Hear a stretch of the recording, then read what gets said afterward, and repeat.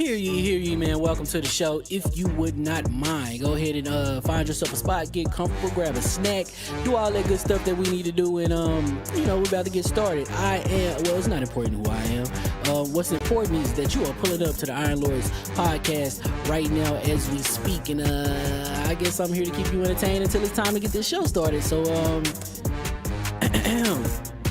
look, y'all done messed up and turned me to an animal, and haters be swearing they real, but come to find out that they really mechanical. And yeah, I be eating these rappers, but that's all a part of me being a cannibal. And they say I'm better than money because you can bank on me being accountable. I know a million rappers that don't want to be on a song with me, that's understandable. I kill a beat and they want to compare me to Freddie and Jason. I'd rather be Hannibal. They be like, why use a video game? Just be original, y'all too dramatical. I know it's random, but I am addicted to flipping the sample and making it flammable. This is that fire. This is that yoga, fire, flame. They think it's arson up in the apartment. They call it department and I get the blame. Still I be running, collecting them rains. You just a target when I'm in the range. I was the hardest to start regardless back when you was messaging people on AIM.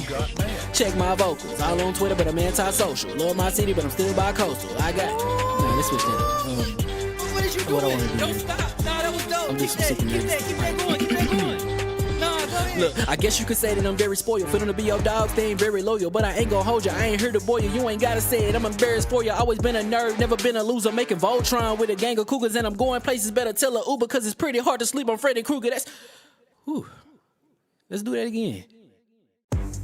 Hear ye, man. Welcome to the show. If you would not mind, go ahead and find yourself a spot, get comfortable, grab a snack, do all that good stuff that we need to do, and we're about to get started. It's not important who I am. What's important is that you are pulling up to the Iron Lords podcast right now as we speak, and I guess I'm here to keep you entertained until it's time to get this show started. So look. Y'all done messed up and turned me to an animal. And haters be swearing they real, but come to find out that they really mechanical. And yeah, I be eating these rappers, but that's all a part of me being a cannibal. And they say I'm better than money because you can bank on me being accountable. I know a million rappers that don't wanna be on a song with me, that's understandable. I kill a beat and they wanna compare me to Freddie and Jason. I'd rather be Hannibal. They be like, why use a video game? Just be original, y'all too dramatical. I know it's random, but I am addicted to flipping the sample and making it flammable. This is that yoga, fire, flame. They think it's arson up in the apartment. They call it department and I get the blame. Still I be running, collecting them rains. You just a target when I'm in the range. I was the hardest to start regardless back when you was messaging people on AIM. Check my vocals, all on Twitter but I'm anti-social. Love my city but I'm still bi-coastal. I got, nah, let's switch that up. What is you What I doing? wanna do, Don't man. stop. Nah, that was dope. I'm just Keep sick of that going. Keep that going. Nah, go ahead. Look, I guess you could say that I'm very spoiled. For them to be your dogs, they ain't very loyal. But I ain't gon' hold you, I ain't here to boil you. You ain't gotta say it, I'm embarrassed for you. Always been a nerd, never been a loser. Making Voltron with a gang of cougars. And I'm going places, better tell a Uber. Cause it's pretty hard to sleep on Freddy Krueger. That's, whew. Let's do that again. Hear ye, man. Welcome to the show. If you would not mind, go ahead and find yourself a spot, get comfortable, grab a snack, do all that good stuff that we need to do, and we're about to get started. It's not important who I am. What's important is that you are pulling up to the Iron Lords podcast right now as we speak, and I guess I'm here to keep you entertained until it's time to get this show started. So look. Y'all done messed up and turned me to an animal. And haters be swearing they real, but come to find out that they really mechanical. And yeah, I be eating these rappers, but that's all a part of me being a cannibal. And they say I'm better than money because you can bank on me being accountable. I know a million rappers that don't wanna be on a song with me, that's understandable. I kill a beat and they wanna compare me to Freddie and Jason. I'd rather be Hannibal. They be like, why use a video game? Just be original, y'all too dramatical. I know it's random, but I am addicted to flipping the sample and making it flammable. This is that yoga, fire, flame. They think it's arson up in the apartment. They call it department and I get the blame. Still I be running, collecting them rains. You just a target when I'm in the range. I was the hardest to start regardless back when you was messaging people on AIM. Check my vocals, all on Twitter but I'm anti-social. Love my city but I'm still bi-coastal. I got, nah, let's switch that up. What is you What I doing? wanna do, Don't man. stop. Nah, that was dope. I'm Keep just that sick of going. Keep that going. Nah, go ahead. Look, I guess you could say that I'm very spoiled. For them to be your dogs, they ain't very loyal. But I ain't gon' hold you, I ain't here to boil you. You ain't gotta say it, I'm embarrassed for you. Always been a nerd, never been a loser. Making Voltron with a gang of cougars. And I'm going places, better tell a Uber. Cause it's pretty hard to sleep on Freddy Krueger. That's, whew. Let's do that again. Hear ye, man. Welcome to the show. If you would not mind, go ahead and find yourself a spot, get comfortable, grab a snack, do all that good stuff that we need to do, and we're about to get started. It's not important who I am. What's important is that you are pulling up to the Iron Lords podcast right now as we speak, and I guess I'm here to keep you entertained until it's time to get this show started. So look. Y'all done messed up and turned me to an animal. And haters be swearing they real, but come to find out that they really mechanical. And yeah, I be eating these rappers, but that's all a part of me being a cannibal. And they say I'm better than money because you can bank on me being accountable. I know a million rappers that don't wanna be on a song with me, that's understandable. I kill a beat and they wanna compare me to Freddie and Jason. I'd rather be Hannibal. They be like, why use a video game? Just be original, y'all too dramatical. I know it's random, but I am addicted to flipping the sample and making it flammable. This is that yoga, fire, flame. They think it's arson up in the apartment. They call it department and I get the blame. Still I be running, collecting them rains. You just a target when I'm in the range. I was the hardest to start regardless back when you was messaging people on AIM. Check my vocals, all on Twitter but I'm anti-social. Love my city but I'm still bi-coastal. I got, nah, let's switch that up. What is you What I doing? wanna do, Don't man. stop. Nah, that was dope. dope. I'm Keep just that sick of going, keep that going. Nah, go ahead. Look, I guess you could say that I'm very spoiled. For them to be your dogs, they ain't very loyal. But I ain't gonna hold you, I ain't here to boil you. You ain't gotta say it, I'm embarrassed for you. Always been a nerd, never been a loser. Making Voltron with a gang of cougars, and I'm going places. Better tell a Uber, cause it's pretty hard to sleep on Freddy Krueger. Whew. Let's do that again. Hear ye, man. Welcome to the show. If you would not mind, go ahead and find yourself a spot, get comfortable, grab a snack, do all that good stuff that we need to do, and we're about to get started. It's not important who I am. What's important is that you are pulling up to the Iron Lords podcast right now as we speak, and I guess I'm here to keep you entertained until it's time to get this show started. So look. Y'all done messed up and turned me to an animal. And haters be swearing they real, but come to find out that they really mechanical. And yeah, I be eating these rappers, but that's all a part of me being a cannibal. And they say I'm better than money because you can bank on me being accountable. I know a million rappers that don't want to be on a song with me, that's understandable. I kill a beat and they want to compare me to Freddie and Jason. I'd rather be Hannibal. They be like, why use a video game? Just be original, y'all too dramatical. I know it's random, but I am addicted to flipping the sample and making it flammable. This is that yoga, fire, flame. They think it's arson up in the apartment. They call it department and I get the blame. Still I be running, collecting them rains. You just a target when I'm in the range. I was the hardest to start regardless back when you was messaging people on AIM. Check my vocals. All on Twitter, but I'm anti-social. Love my city, but I'm still bi-coastal. I got... Nah, let's switch that up. What is you doing? What I wanna do Don't here. stop. Nah, that was dope. I'm Keep just that, sick of keep this. that, keep that going. Nah, go ahead. Look, I guess you could say that I'm very spoiled. For them to be your dogs, they ain't very loyal. But I ain't gonna hold you, I ain't here to boil you. You ain't gotta say it, I'm embarrassed for you. Always been a nerd, never been a loser. Making Voltron with a gang of cougars, and I'm going places. Better tell.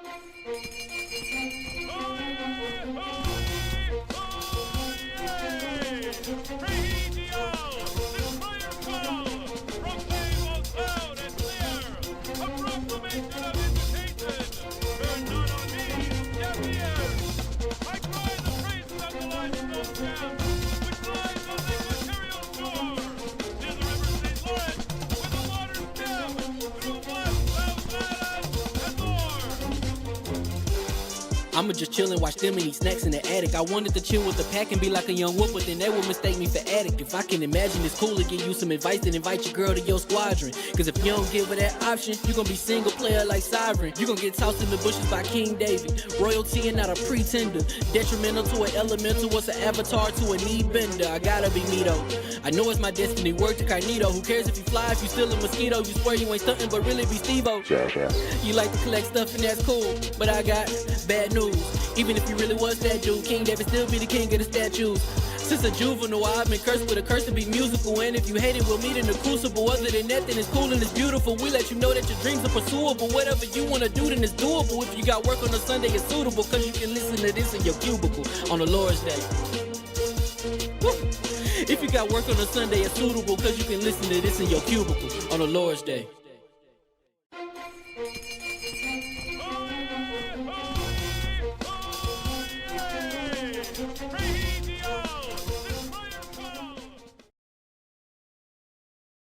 Mics are hot. We'll do a second. We are live. We will do a second mic check. Let's start. Lord Ronald, mic check on a live YouTube. Mic check. Hey, how's it going? Hope it's good. There we go. Lord Gio, mic check. Let's hear you live. Checking it. Check it. 1, 2. Oh, he got bars. The boy can spit. I like that.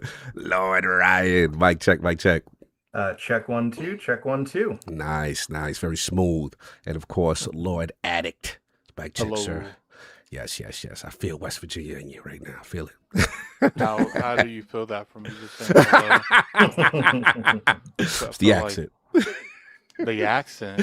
I don't have an accent around here. Oh yeah. You just that's just how it is. All right, I got you. You really haven't heard too many people with That's true. accents around here. What it is, I don't hear anything as a New Yorker. Like you just so used to like that, and when so you Let have my from brother other state? talk for 5 minutes, and then we'll talk about an accent.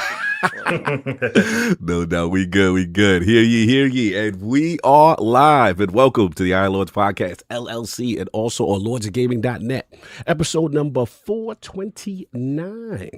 I'm extremely excited about our special guest, and we've got the New York Video Games Critics Circle and the 15th annual New York Game Awards.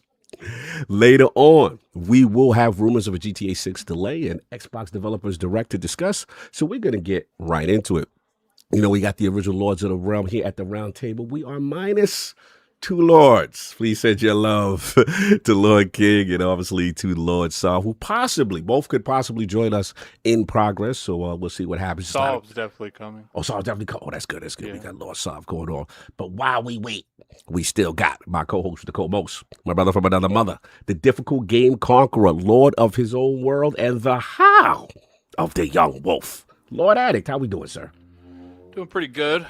I'm gonna keep my intro short. You know, it's funny. Like, What's up? King's finally gone, and normally it would be like I can consume some of the intro. Oh, yeah, the King I like to can't. talk. Yeah, but I can't. So yeah, appreciate everyone coming through. I can't talk about what I'm playing. Ooh, but, are you you know, embargoed? Are you an NDA boy? What's going on here? I don't like that phrase. You guys like that phrase? I don't like that phrase. But yeah, so you know, playing a game coming out relatively soon. That's all. I didn't even look at the anything on the email. So I'm gonna keep my mouth shut just to be on the safe side. So yeah, I might even be able to talk about me playing it, but you know, I didn't read it, so we're gonna move past that. Yeah, so. we gonna respect the reviewers' guides and embargoes and keep our mouths shut. As it, if you don't read it, just shut up. Exactly. That's been it, sir. What are you buying? Yeah, that's pretty much been. Be ready you for know, Fifth finally Addict in finished Resident 2026. Evil 4 and you know, the expansion. Really like that game. That it's probably one of the best, you know, remakes that they've ever made. People on TikTok are harassing me for the definition of remake and remaster. I don't know when that happened, but you know, sometimes the internet always never fails to amuse me on what they want, what they're willing to argue with me about. Yes. So yeah, but it's fine. I got all day. So you know, they eventually submitted. They submit. You going back and forth. Oh, you got time, man. You're a better man than me. You're a better man than me. Now, normally I don't entertain this stuff, but you're gonna sit here and argue with me what the definition of a remake and a remaster is, and say that Resident Evil 2 isn't a remake. I'm just sitting there scratching my head like Capcom literally marketed it as a remake themselves. You can argue with me. You can argue with the company that made it. Like, I think Lord Ronald agrees. I was like, yeah, if the company says it's that, it's that. I mean, that's not. Yeah, just say it. Just say it. Nah, I hear you, man. That's been it, sir. yeah, that's been it. No doubt. And of course, we have the gaming ninja himself, the Shinobi, Lord Cognito. Spread that realness to the realm of the ILP. Not telling you what you want to hear, but what you need to hear. Shout out to the few games I've been playing. I'm playing the Altars on my second playthrough. So just getting that done. I absolutely love that game, man. Alex Jordan, his performances with these different altars is amazing, man. Really enjoyed that. Still been playing a little bit of Demio Battle Marked. Oh, man, still addicted to that game. Shout out to a lot of my LSM fans. We're going to be doing the second campaign tonight in co-op, so that's fun. A little card-based, a little D&D, you know what I'm saying, action. And then, I got a confession, man. Oh, what's that, Ron? What's that, Ron? I saw you pointing. It's my dice bag. Oh, see, I'm new to your world. I didn't even know, like, that's the D20 dice, right? That Yeah. See, I'm new to, I am such a noob. Like, DBO Battle Mark is D&D for beginners. like it's training wheels. That's what I'm playing, right? So I'm thinking it's absolutely amazing. It's card based, but they have a little bit of Baldur's Gate mechanics, right? That you may like, a little bit of narrative, a lot of skill checks. But the cool thing, it's 4-player, it's co-op, it's card based.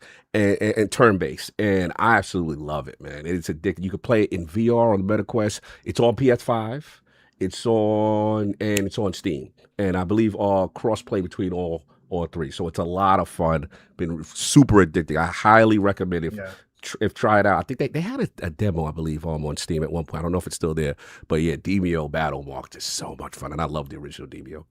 Card based and turn based, you got me.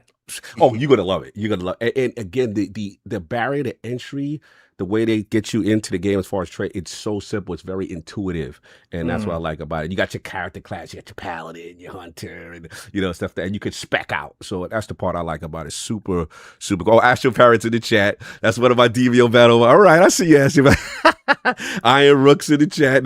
Literally the people I actually play this game with. That's part of my team. Yeah, we hopefully tonight post podcast we will continue the Frost campaign. So we'll do that. And then the third thing is I got a confession, man. I fell back the hole of Destiny. I kind of like that Renegades. Star Wars. All right. Yeah, Man, I retired from Destiny so long ago, man. I was like a 400 hours, like had a clan and then doing the raids.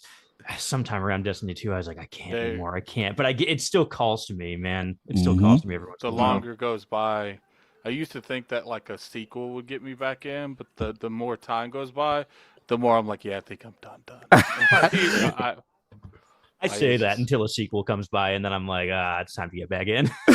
I think like I have this new mentality where I stay away from games as a service like the plague. So I'm not getting thrown back into that. Well, it's a lifestyle, and I've chosen not to do it. I think at this point, I would probably, I would probably choose a variety of other things before I choose to go back into games as a service. Look, man, I ain't never been like into gambling. Maybe that's a proper thing I could go into. Like, there's help for that, man. There's help for that. You know what I'm saying? But there was no help for Destiny, so I was lost. I feel you. The thing about it too is what you realize as a gamer, when you play games like Destiny, when you stop playing games like Destiny, how more productive as a gamer you become and how many more games you can finish because these games take over your life. Oh man, but yeah, that's been it. I've been playing that. Shout out to Sinister. I don't know if he's in the chat. They helped me through the dungeon last night, and it's really good Star Wars collab. I thought the lightsaber was absolutely transformative. You can reflect bullet. It's super OP, like so fun. I'm enjoying that. And then I was going to say, shout out to, I see you. Yeah, those are my Demio guys. Big Bard energy. Yes, my dwarfs are in there. All right, I see y'all in the chat. Y'all being messy. But that's been pretty much all we have. A returning Lord. Is he fresh off the plane? Is that Lord? He got in yesterday. All right, let's get this intro, man. And of course, we have our most technical gaming Lord, the solo gamer who lives for the single player selfish experience, and also the Sostradamus, the Lord of Clarity and Lord Patron of the Iron Bank, the Messiah, Mr. Lord Sovereign, fresh off the plane, or since yesterday I haven't spoke to you. How you doing, man? Basically fresh off the plane. I feel like a truck hit me. I must have caught something in the airport, man, because I am feeling it right now. But pop 2 Advils and let's go. No, I appreciate you, but I wasn't even expecting. I was like, look, you did catch something on the plane. It's called time zones. Yeah, no. I mean, same time zone. It's a 4-hour flight, but airports can be a little grimy. So I don't know. When did you land, brother? When did you land? We got home about 8:00 last night. We got home about 8:00, and then finally, the Odyssey. First of all, welcome everyone. Good to see everyone. Good to see you. Things happening in the world made it so that I could not come home from the Caribbean last week. So I got hung up in Puerto Rico, and most people would be like, yeah, this is fantastic. But, I had to get back to work. And so I spent half the week stressing out, trying to find a way to get back home. And then the last 2 days of the week before we left, I just gave up and just said, whatever. Like I managed to book a flight on Frontier, which I'm not a big fan of, but that's who got me home. And they're not going to get a rating from you. You know what, though? In the past, I've not had great experiences with them because they're very bare bones. Like, it's very bare bones. You're not watching any TV in there. There's no Wi-Fi. We ain't get no water. We ain't get no. You pay for that. You pay for that. Oh, the nickel and dime airlines. And you get free refills should you choose. Otherwise, and they're a little tighter than JetBlue and other lines. So it's we had our pet with us. So that made it that much more complicated. But, 4 hours, we said, it was the only flight I could find that was even remotely decently priced because, I mean, this cost me almost, $1,000 to get back one way. Usually pay that going round trip to PR. Yeah. Right around there. So, but whatever. Managed to get home. We're good. Good. I feel a little bit yucky, but it's okay. It's okay. I managed to spend extra time with the family. So that was good. That's good. I'm glad you got back safe. During all of this madness, have you had a chance to play any games? I did. Once I stopped stressing the first half of the week trying to find flights, I said, you know what? Let me sit down. Actually, no. While I was stressing and waiting for callbacks from airlines, I said, you know what? I'm gonna sit here and just play games. So I finally beat Mafia: The Old Country. Okay. Fantastic. I love the Mafia games. I love the Mafia games, and The Old Country is just look. In some ways, there isn't a lot of there isn't a whole lot special about them in that they're not super unique. The stories are very tropey. They just take parts of Mafia movies and Mafia lore and kind of put them all together. But the characters are endearing. The voice acting is good. The game looks great in terms of them getting the setting correct of like old Sicily. And it's beautiful. It's so beautiful. And then the story, you know, it's always a gut punch, right? It's always somebody trying to kind of be better than their situation, and you know, circumstances make it so that, you know, that's not the case, and you know, you're not able to get the happy ending that you want. But yeah, Mafia is always, I've always loved the Mafia games, and the fact that they have this like overarching universe and storyline with these characters that are present throughout, you know, their entire lives is very, very cool. So yeah, Old Country gets a big thumbs up for me. Marvel Cosmic Invasion. I'm almost done with Cosmic Invasion. Yay, once you get to the end, like you gotta have your characters up, you know, leveled up. The ramp up on the difficulty. The ramp up when it comes to like the boss fights. I'm like, all right, so I'm at Thanos right now. I'm at Thanos. So okay, I know where you're at. Yes. But I mean, loving it. The characters that I'm unlocking and whatnot. You know, I'm playing with Beta Ray Bill. I'm playing with like, you know, Black Panther. I'm a Cap guy, so I'm running around with Cap. I love the fact that you have so many moves that are incorporated from like old Marvel superheroes, like fighting games and stuff like that. So having fun with that. Oh, and another game that had I played it before the end of the year would have made my list. Well, what? Talk to me. Which one? Ball Pit. It's good. Whoa, that is totally a me crack game. Bro. Man, I did not. I said, you know what? I need to play. I had it installed since it came out, and I just had not played it. And I said, let me sit down and play some Ball Pit. I remember I started playing it. It was like 1 a.m. and I was waiting for a call back, and I was sitting in the kitchen at the kitchen table at my in-laws' house. And I start playing it, and you know, it's very quiet there. Apart from you start hearing the roosters and the, you know, the cookies and stuff. And I'm like, oh shit, this is awesome! Language. Excuse me. My mother-in-law comes out. She's like, is everything okay? I'm like, yeah, I'm sorry, because they're so used to it to be like. It's dead silent there in the evenings. Obviously, it's just them two. Gotcha. So, and they're used to all the other sounds. So then you hear me like cursing. You yell No. But it was good. Yeah. So Ball Pit. Yeah. Can't recommend that enough. Fantastic game. Yeah. No doubt. Real quick, so before we get to introduce our guests, you want to get a couple of super chats and then we set. Yeah. You know what? Give me a moment because I haven't even opened YouTube yet. Nah, you good. I can do intros and then we can get that out. It's up to you. I'm opening YouTube really quickly. It'll be a second. Do intros real quick. Okay, no doubt. All right, so we will do intros. We got some patient guests that have been waiting. So I want to introduce three lords. The first being an executive director, a true educator as 2023's Teacher of the Year, and a skyward passion for the Zelda franchise. A second lord whose editorial talent spanned over 2 decades, a games critic in the purest sense, and a fellow avowed lover. I like that. And a third lord whose mentorship, passionate writing, and developer interviews are truly as breathtaking as the environments in Ghost of Yote. Love that article, by the way. Live from New York, and all kind enough to make their appearances in the realm of the lords. My circle brethren, Lords Ryan O'Callahan, Giovanni Colantonio, and Ronald Gordon. Gentlemen, how we doing? Doing great. Nice. Thanks for having us, man. This is a blast. Absolutely, Ron. How we doing? I'm glad someone read my Yote article. Oh yeah, I had to read that, man. I had to read. Yeah, you killed it. You absolutely killed it. I love what you had to say about that, and I like that you're also a fellow Tsushima fan. We're big Yota fans on it and Tsushima fans over here. Let me bust my mask out. Yota. All right, Yota. All right. Okay. Correct me if I'm wrong. Yota. Okay, I got it right. Tsushima's okay. No doubt, man. So we got all that. Real quick. So as far as games, real quickly, gentlemen, we'll start with you, Ryan. What have you been playing? Have you got a chance to play any games with all this preparation for the Critic Circle and Game Awards? Yeah, I mean, like my usual bread and butter is like long, big story arc games, but between like November and now, I don't have like long chunks of time. So like I've been playing Yote, have not finished Yote. Like I'm still pretty early in it because I want to like have a day where I can sit down for like 5 to 6 hours and get a big chunk and do a whole story arc and not be lost in the middle.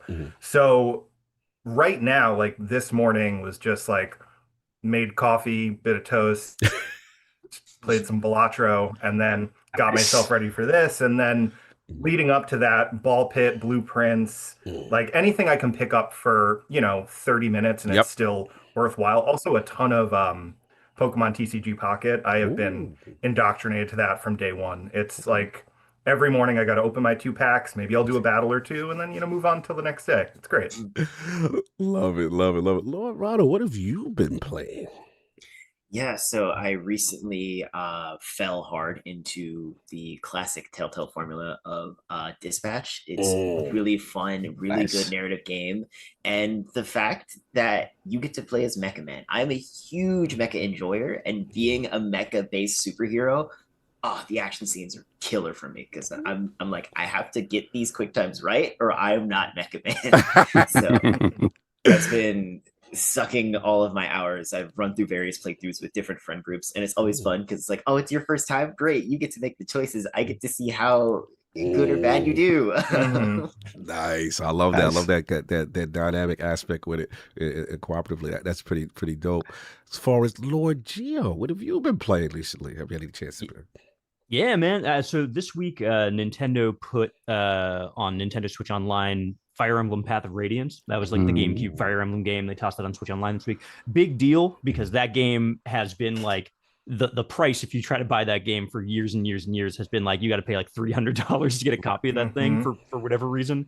And I like had a copy of it back in the day that a friend lent me, like before I knew that it was a rare game. Too, for some reason, they're all What's expensive. That? Always, yeah. Like... It's bizarre, right? And I like had a copy of it back in the day that a friend lent me, and I just like never played it, and then I like lost it, and now I'm like, oh, the man. Pokemon games for GameCube are all like $200-$300 too. Yeah, it's wild, man. It's so wild. I've been like collecting retro games recently, and like going at like PS2 games and going back through and being like, man, it's how much to get Silent Hill? It's like crazy. But Fire Emblem Path of Radiance, really good one, man. Just like been playing that because we got new Fire Emblem coming out hopefully later this year. I think they've said Fortune Sweep. So like been going back into that and like, man, those games are good. So just good. So good and hard, man. That's a tough game. Yes, very much so. Shout out to Don Otaku, our resident Nintendo fan in the chat. He said all 3 guests are playing excellence. He approves of all the choices. Pass the test, man. That's been it, Lord Gio, as far as the games? Yeah.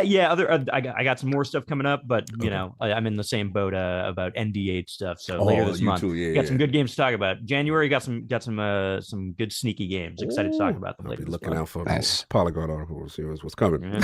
Coming. All right, no doubt. Lord, so you want to get a couple of super chats and then we'll set the rules of engagement. Yes, sir. All right, we have the Iron Rook $5 super chat. Be ready for Fit Addict in 2026. Oh yeah, I heard it's time health is wealth, brother. I heard he's gonna put you through it. Yeah, no, that's fine. Road to Cologne. Let's make it. Let's just gamify it. Yeah, we gotta get ready for Gamescom. It's not even that. Like, so he's essentially gonna tell me what I can eat.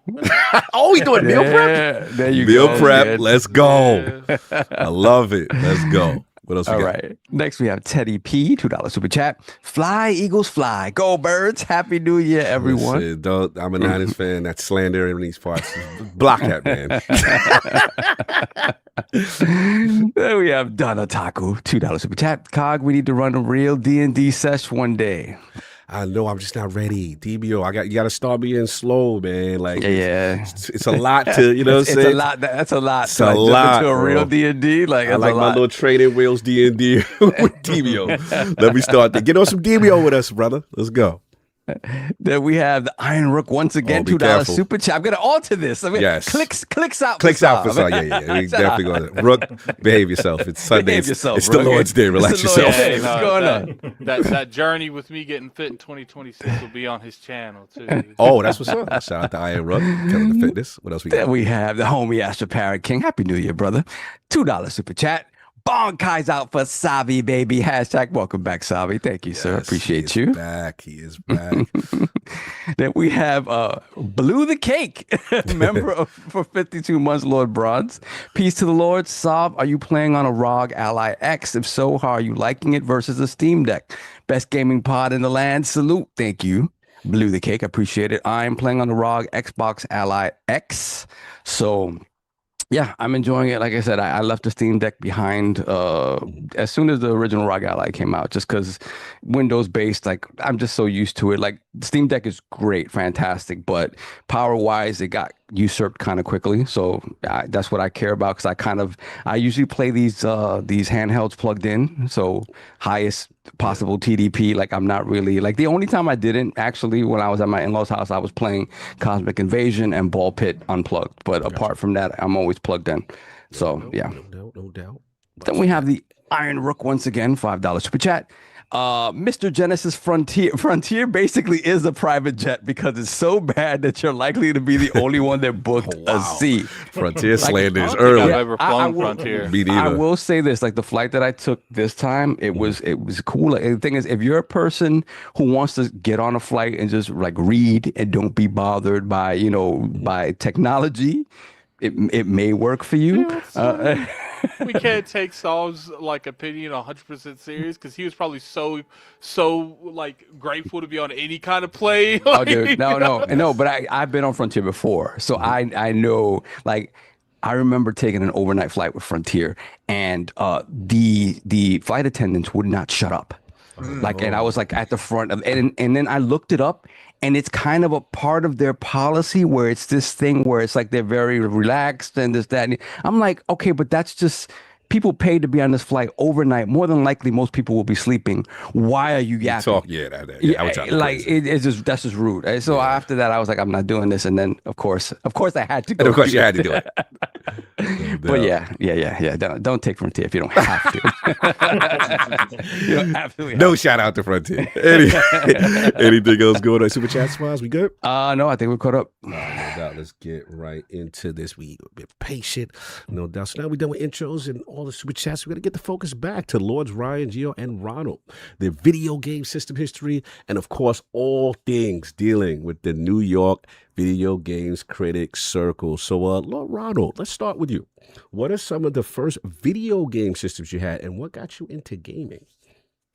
So growing up, I was one of those kids who like lucked out if you got a console. A lot of the stuff I had was either owned by my older brother, or we managed to get it from like a family friend or somebody. So I believe my first console, it's like hazy in the start of my memories. It's either the N64 or the PS2. One of those was in my house first, but I played both of them at the same time.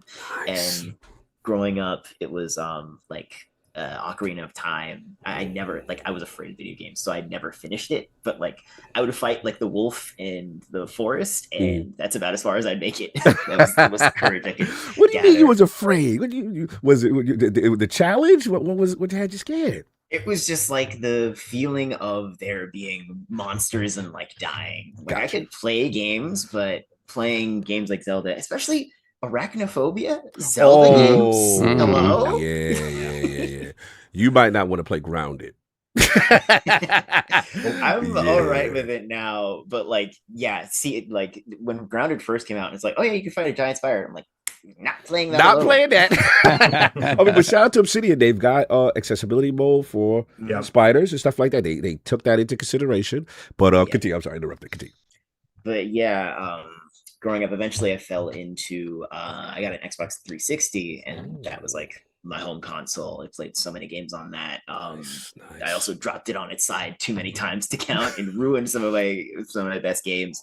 But it was a lot of fun. And it made me like all around, like I bounced around too many consoles to be like a console like purists, even Mm-hmm. now I have both the Xbox One X and the PS5 like right next to each other. Okay. And got my Switch back here. All right, so we got with everything. The Hori grips. Yeah. Okay. I haven't gotten the Switch 2 yet because this is also dead. I haven't charged this in like a month. Yeah. No, any PC gaming in any of this? I'm just curious. Yes, Dispatch I play on this laptop I have, which was graciously given to me by the Circle. Salute. I need one of the perks of I working need for to get on that Dispatch. Yeah, Dispatch is really fun. Whole lot of Steam games out there. Steam is just amazing all around. It's where I play I have a list of all my games. I played most of the Yakuza games either on Steam or on this laptop, and it was an amazing experience. Did you do any did you do Infinite Wealth? Or the later ones, the Like a Dragon series? Okay. Yes. I just beat Infinite Wealth. This has been, funnily enough, a 8-year stretch of Yakuza games I've been playing, and I just finished in 2025 alone. I think I finished 5 of them because I started the year in 5, then I went to 6, then I went to Gaiden 7. Nice. And I also did Judgment and Lost Judgment and Infinite Wealth. So that's actually 8 games I finished in 2025. He was in Camarocho. You was doing it. I know Camarocho more than I know my own scene. What's funny is when we just shout out to the Road to Tokyo that the Realm helped us get to last year. It's funny now playing the video game. It feels like home. When I went to Japan for the first time, I'm like, okay, I know this. I know because you play the game so much and really. Kabukicho is just Camarocho. Yeah, I'm like. It's so hilarious. No, that's dope, man. That's me when I drive down the Henry Hudson Parkway now. I'm like, oh, I swung past here as Spider-Man. Dumbest thing ever. It's so true how video games kind of breed that familiarity with places that maybe you not physically have been. It's hilarious. Great gaming history. Anything else? Or before I get to Lord G, I just want to make sure I got all your games in that's part of your history. Not as many, of course. Play Dispatch, play Yote. Nice. Also play lesser known games. There's one game that has really stuck with me recently called Look Outside. It's a RPG indie. It's pixel based.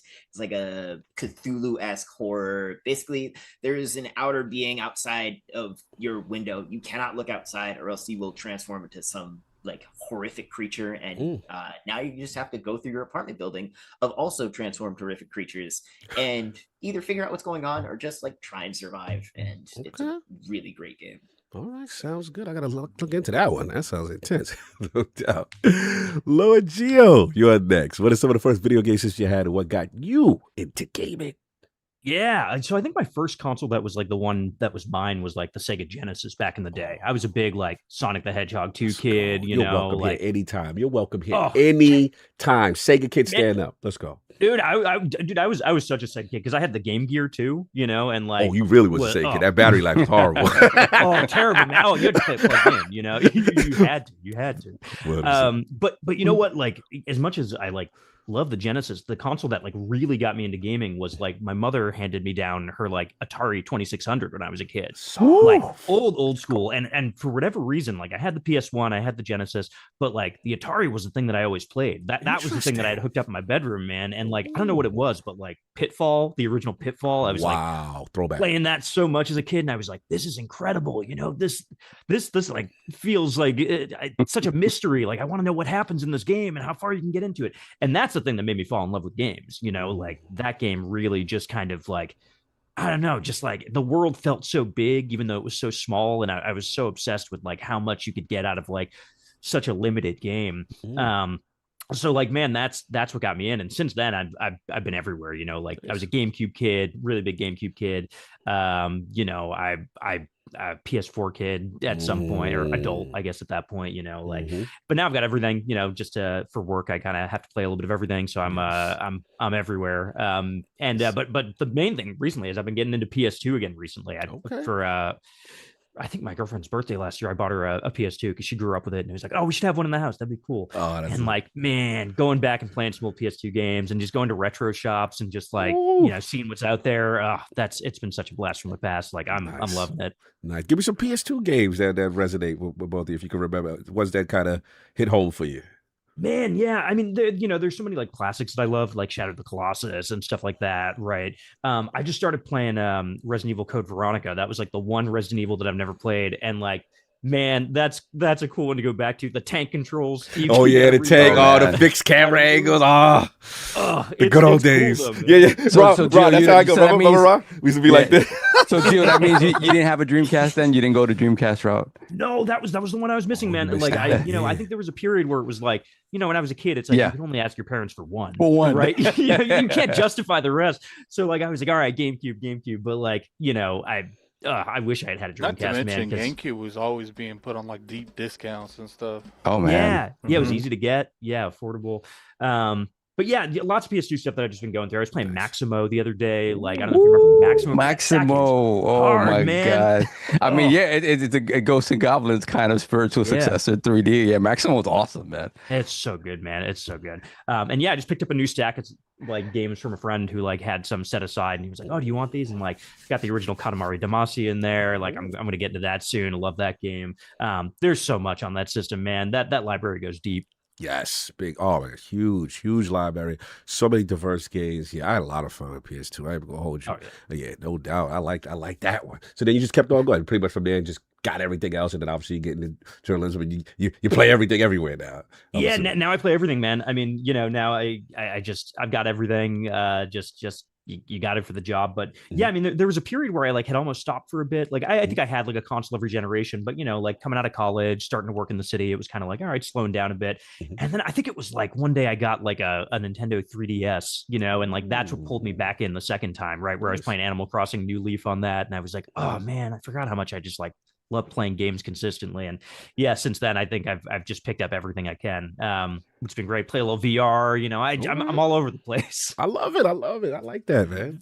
Wears many hats. I respect it. I try. No doubt. Lord Ryan, that's interesting because we've done your amazing games history before here in the realm. ILP was at 337.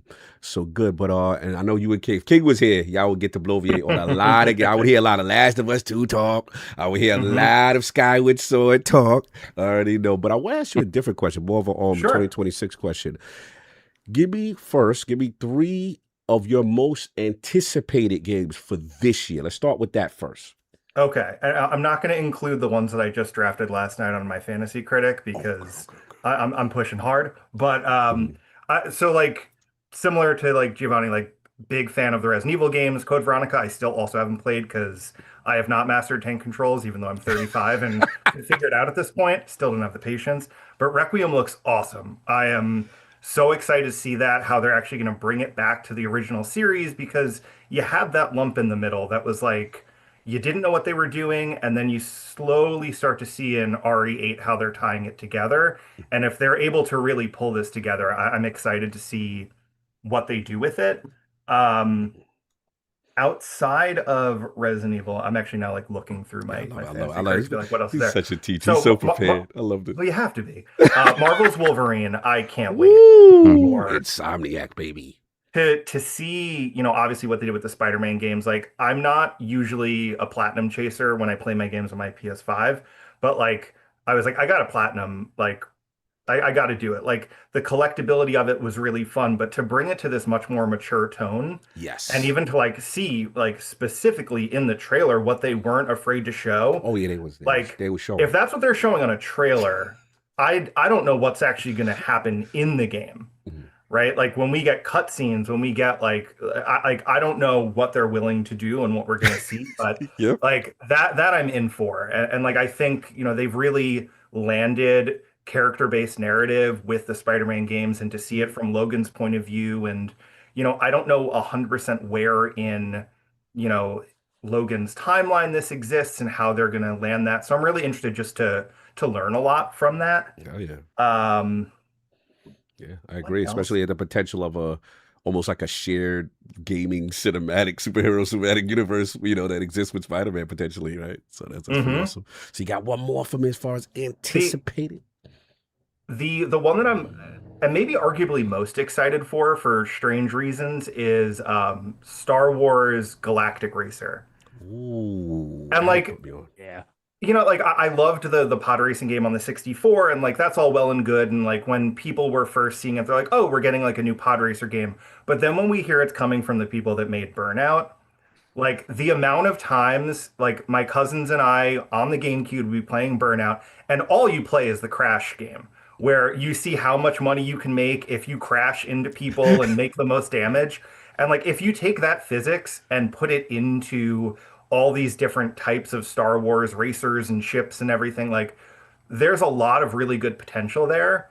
Like if it lands, like I can't wait to see what that looks like because like I'm a huge Star Wars fan, but like my favorite thing in Star Wars is droids and ships. So you put me in this world, like I'm ready. This is gonna be cool. Fire, fire. If it was, I gotta shout Attic out. I missed out on that 64 game, and I believe at the award show that they showed, they announced that game. And Attic, you was the one that told me about it, right? And there was just like one specific character that used to terrorize y'all. Yeah, Give me the Sabova. backstory. Yeah, What was his name? Sabova. Saboa? Okay. So pretty much what I see. He was in Star Wars Episode 1. Yeah. Gotcha. No, I'm talking about in the game per se, like how much of you was like he was an antagonist, terrorizing people, and you had that rivalry. Every time he was in the race, it was like I got to beat this dude kind of race. No doubt. Oh, man, so good. I like that choice. And then the bonus question I have for you, as far as in 2025, all right. What game you felt deserved more love? Ooh, that is a good question.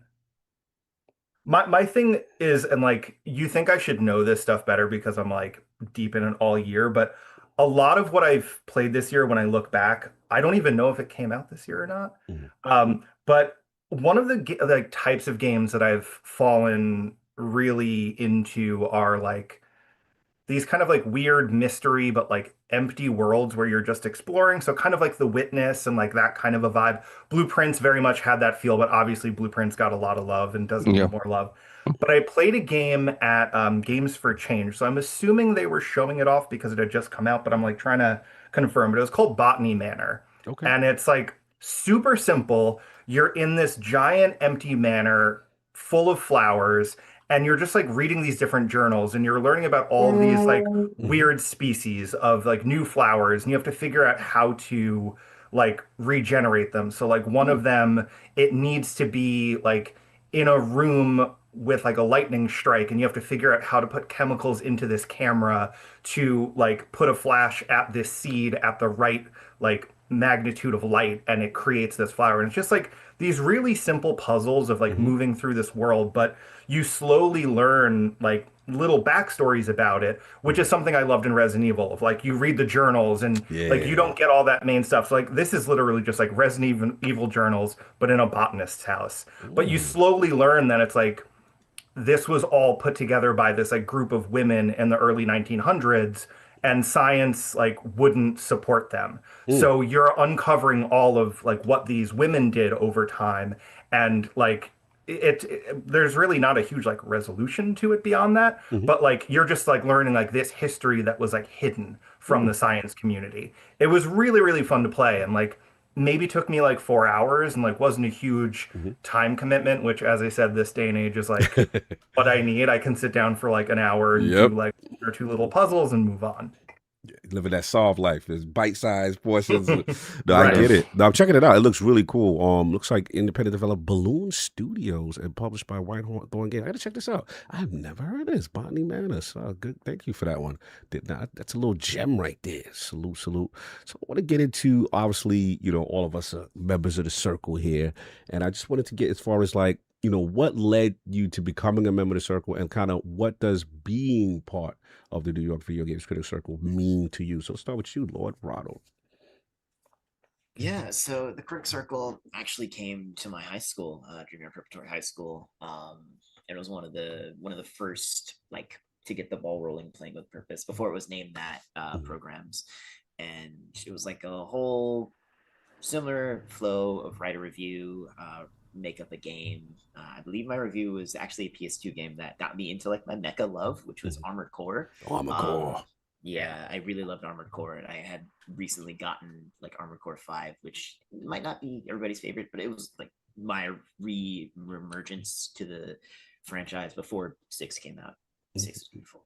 But yeah, it was a really good time. It showed me how to write a review and what it meant to like say more about games than it was fun, like to talk about why I enjoyed it, where my levels are, what personal connections I can make with the game. And since then it was review writing, getting paid for that, going to events to write up about them. It's just kind of snowballed into now I'm helping see a lot of it. I'm helping train our new interns or eventually new interns on the same thing that I learned about how to write your review, how to get your thoughts on paper.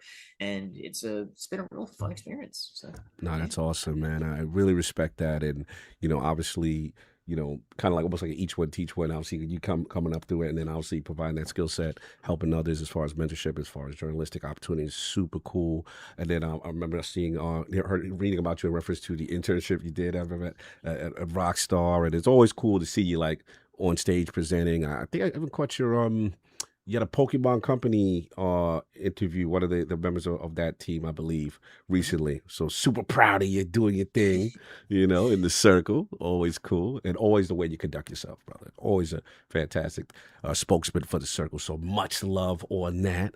Lord Gio, Mr. Accomplished Editor here. Saying Lord of the Critique and all that good stuff. What led you to the circle? Yeah. What it was for me was it was a couple of years ago, and I was still working at Digital Trends, and I went to the Circle Awards one year just because, like, for work, it was like, oh, this is in town, I should go check it out, just journalistically, right? And I remember, like, I didn't know much about the Critic Circle at that point, right? I knew they did the awards, but that was kind of it. And being in the audience for that show, it must have been like 4 years ago at this point, and learning what the Circle actually does, like beyond the awards, right? And learning like what they were doing for the community and what they were doing for New York, I was like, oh my God, I had no idea this existed. And like, I come from like a film background, man. And like, I there's like a New York Critics Circle for film and all that stuff. And I was like, I had no idea this exists for gaming and that they were doing such cool stuff for the city. And so I think it was like a couple months after that, I was at some sort of press event, and I bumped into Harold Goldberg, the legend. The legend. And I recognized him from the awards, and I was like, hey man, like I'm Giovanni, introduced myself, I was like, I was at the awards, really love what you guys do, if there's any way I can kind of help or whatever, because I'm local. And Harold was like, sure man, sounds great. in his very Harold way. That's so Harold. That is so Harold. Yeah, it was just immediate. Like, I thought it was going to be like an application process. I was like, no man, sounds good. But yeah, like, and so I've been in the circle for like 3 years now, and like, I'm just, it's such an honor. And getting to kind of like help with the awards this year a little bit, help with the nominations this year, and getting to help, with some of these initiatives that the circle is doing with education. I'm so proud of it, and that work is incredible. A lot of people just see the awards, right, and they look at the list of things nominated, and they're like, oh, did the thing I like get nominated? But like, when you watch that show and you see what the circle actually does, like, it's such cool work, man. So cool. See, all the work that's put in behind the scene is pretty amazing.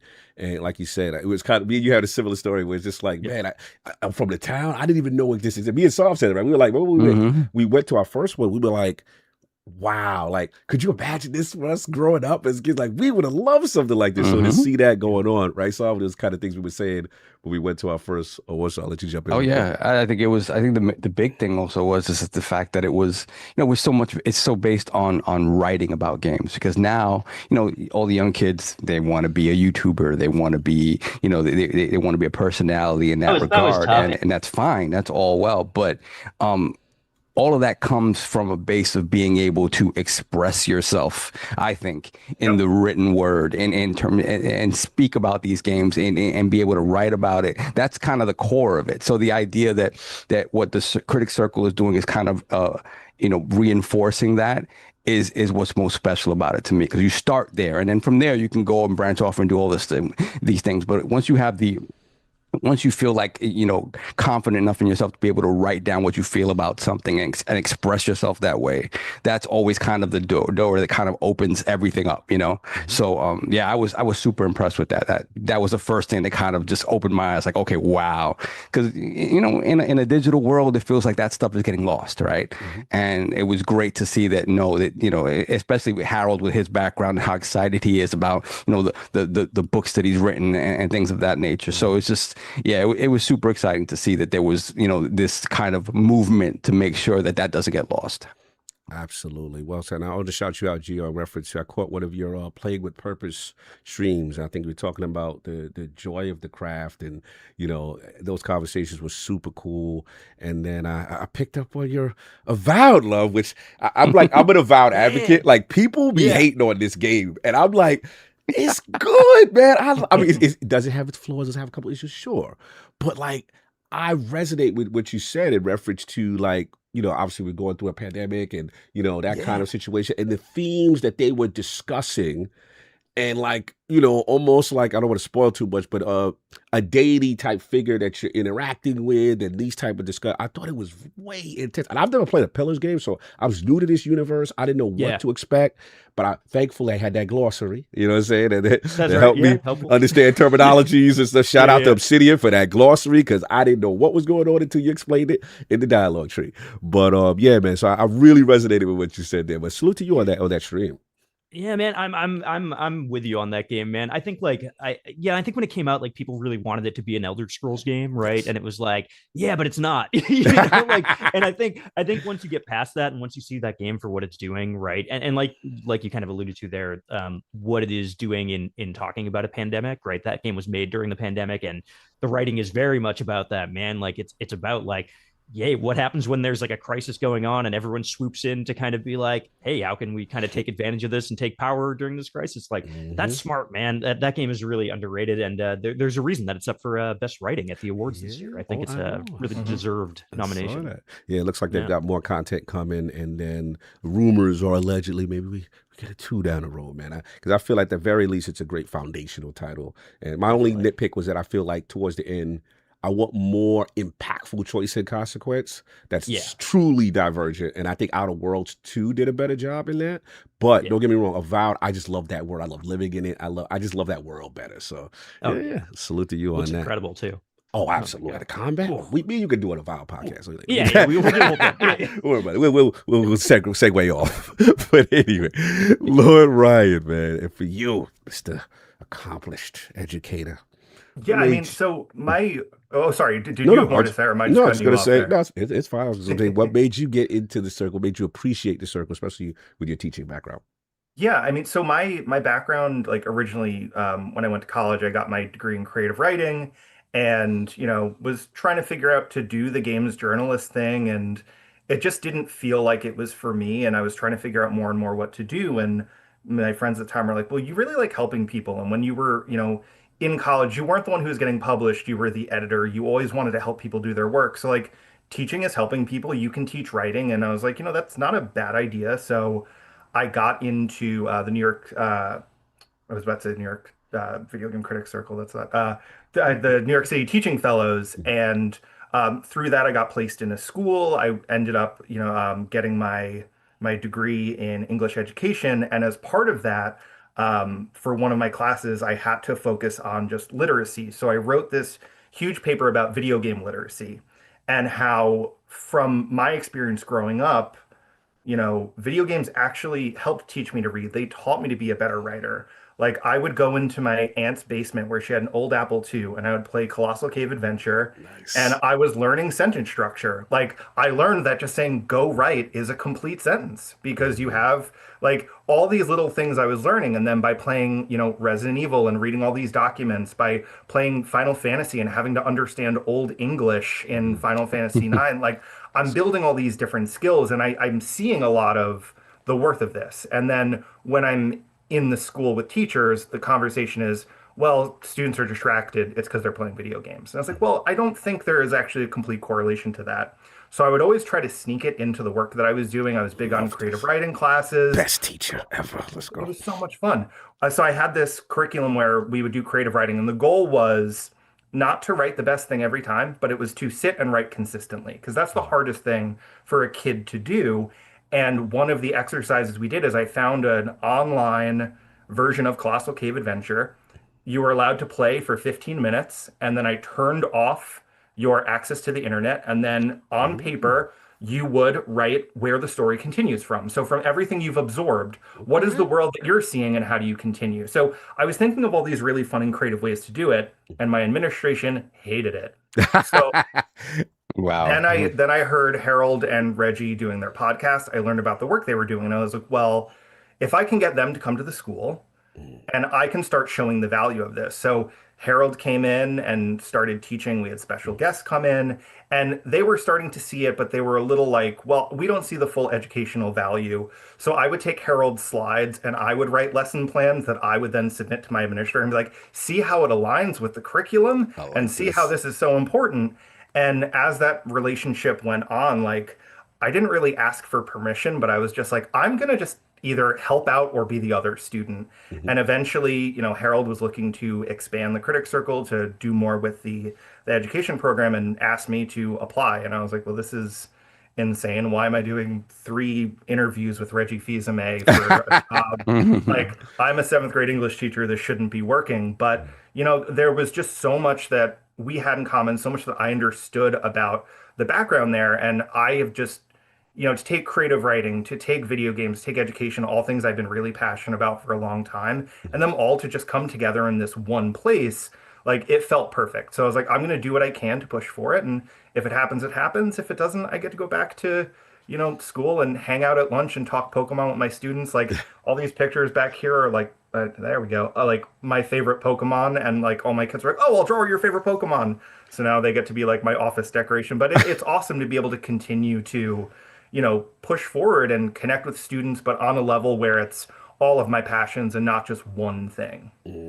That's awesome, man. And I know, Saul, we talked to Ryan last time he was on, and how impressed we were, with incorporating, what he's doing as far as gaming into education. Because again, the era we came from, which was those damn video games. And I mean, you can still see the resistance to this day, right? Like, it's just not, the higher ups aren't really seeing it, and that's a sad thing, because like any job, I think, hands-on experience with what you love, it gives you the overall best experience, and B, it just allows you to, you don't feel like you're learning, right? You don't feel like you're being forced to learn something. Right. You're just absorbing something that you love. It's a sad thing that's kind of like the way the administration sort of feels about that, but Yeah, it's incentive. Like, I know how to read because I wanted to find the Kokiri sword at the start of Ocarina of Time. there you go. If I didn't know how to read those signs, I was done for. So, that's how it works. Yeah, absolutely. I always call it like you sneaking in a cool way for kids to eat their vegetables with something they get. What I'm saying, that they really appreciate. You know what I'm saying? Kind of thing. That is super cool, man. No doubt, no doubt. So, Laura, I'm gonna actually stick with you, and I'm sorry, unless that was you. You wanted to say something? No. Got you. Yeah, I wanted to stick with you. Let's transition to the main event here. And obviously, what we're here for, one of the biggest things going out with the circle right now. You got GG Fest, and obviously the 15th annual New York Game Awards. So, for those living under a rock, Lord Ryan, explain to the realm, what is all of this about? What is this fest? What's going on with the Game Awards? So, yeah, I mean, we're celebrating our 15th year, and as we talked about the awards coming off of the 14th, we saw a couple things. We saw that we had a lot more viewership online. We had over 500,000 viewers on the stream, which is huge, and it's showing that it's saying something. But then when you're in the room, there's a different feel. And one thing that we really see, especially as we're getting guests who are buying tickets, whether we have friends and donors and volunteers and nominees who are all coming through, there's a shared passion for not just video games as like a consumer product, but as an art form, right? A lot of what we've been talking about with the writing side of things. But when we're teaching our classes, we teach the different elements that have to come together, right? It's not just the writing, right? There's writing, there's sound design, there's acting, there's gameplay, and all of these things come together to make one really unique product,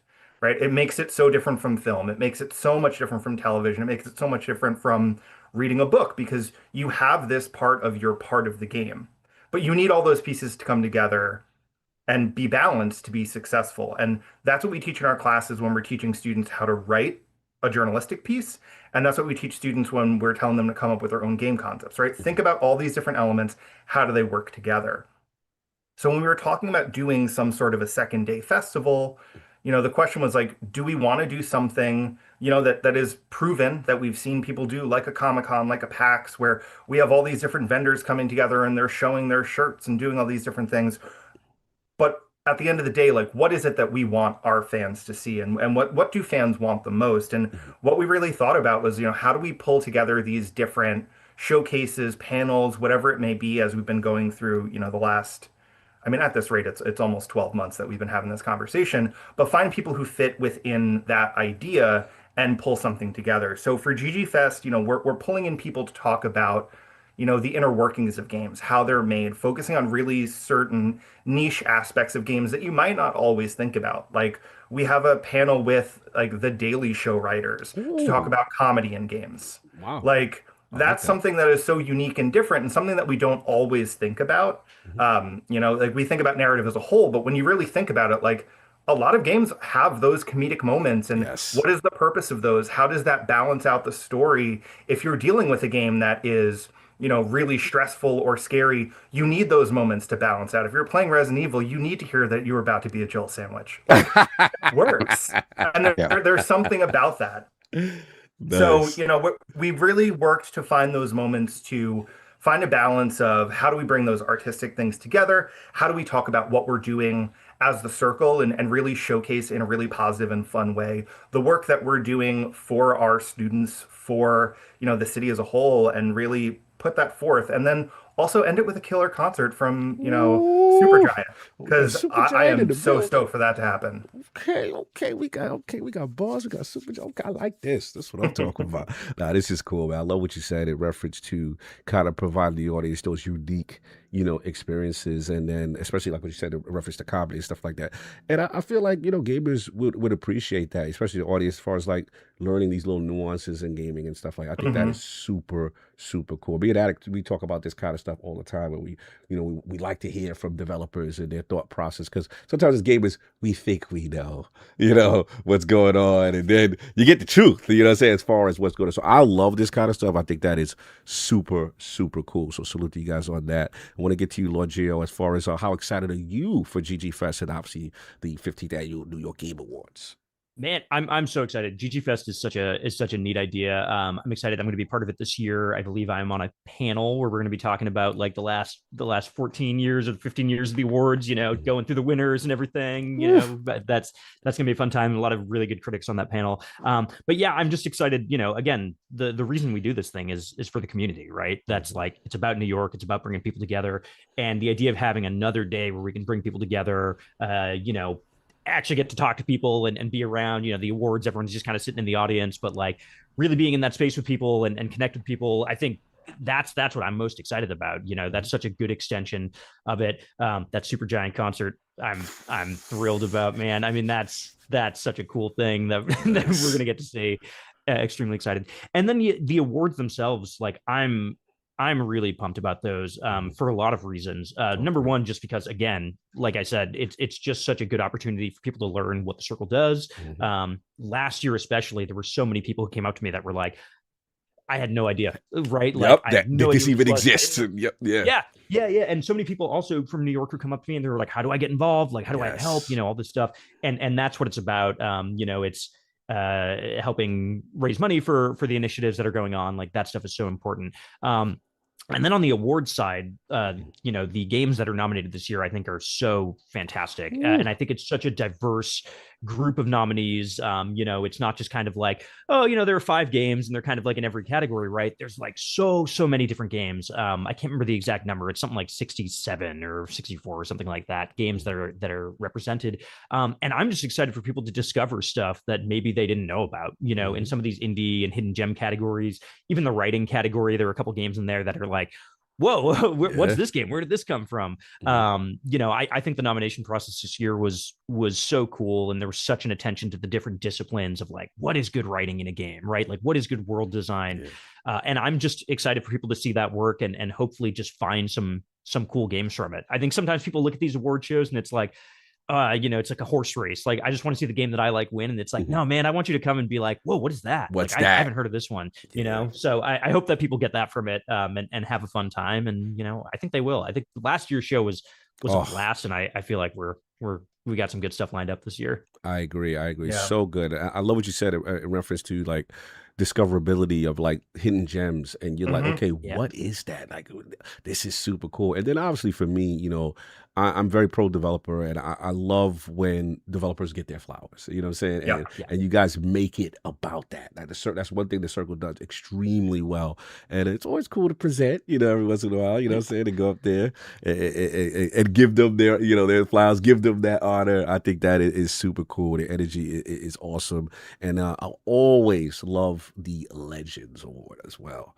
You know what I mean? That kind of that standard of excellence, and you know, it was super cool. Obviously, we had the legend, you know, Sam Lake, and you know, I was there for the Phil Spencer Award as well. It's just so cool because I think, like, you know I'm getting older, Saul, but like we're getting to that part where we are losing our luminaries in gaming, and you know, it's that expression. You want to give people their flowers while they're here. You know what I'm saying? I understand their appreciation, their contributions. You know, obviously we lost the great Vincent Bella this year. You know, we last year technically, but you know, it's tough out here. You know, kind of thing. So let's give people a fight. I think these things are necessary. So salute to you guys on that. And then obviously, Lord Ronald, for you, man, I wanted to talk about like your appreciation for it, and what are you excited about as far as the GG Fest and the Game Awards?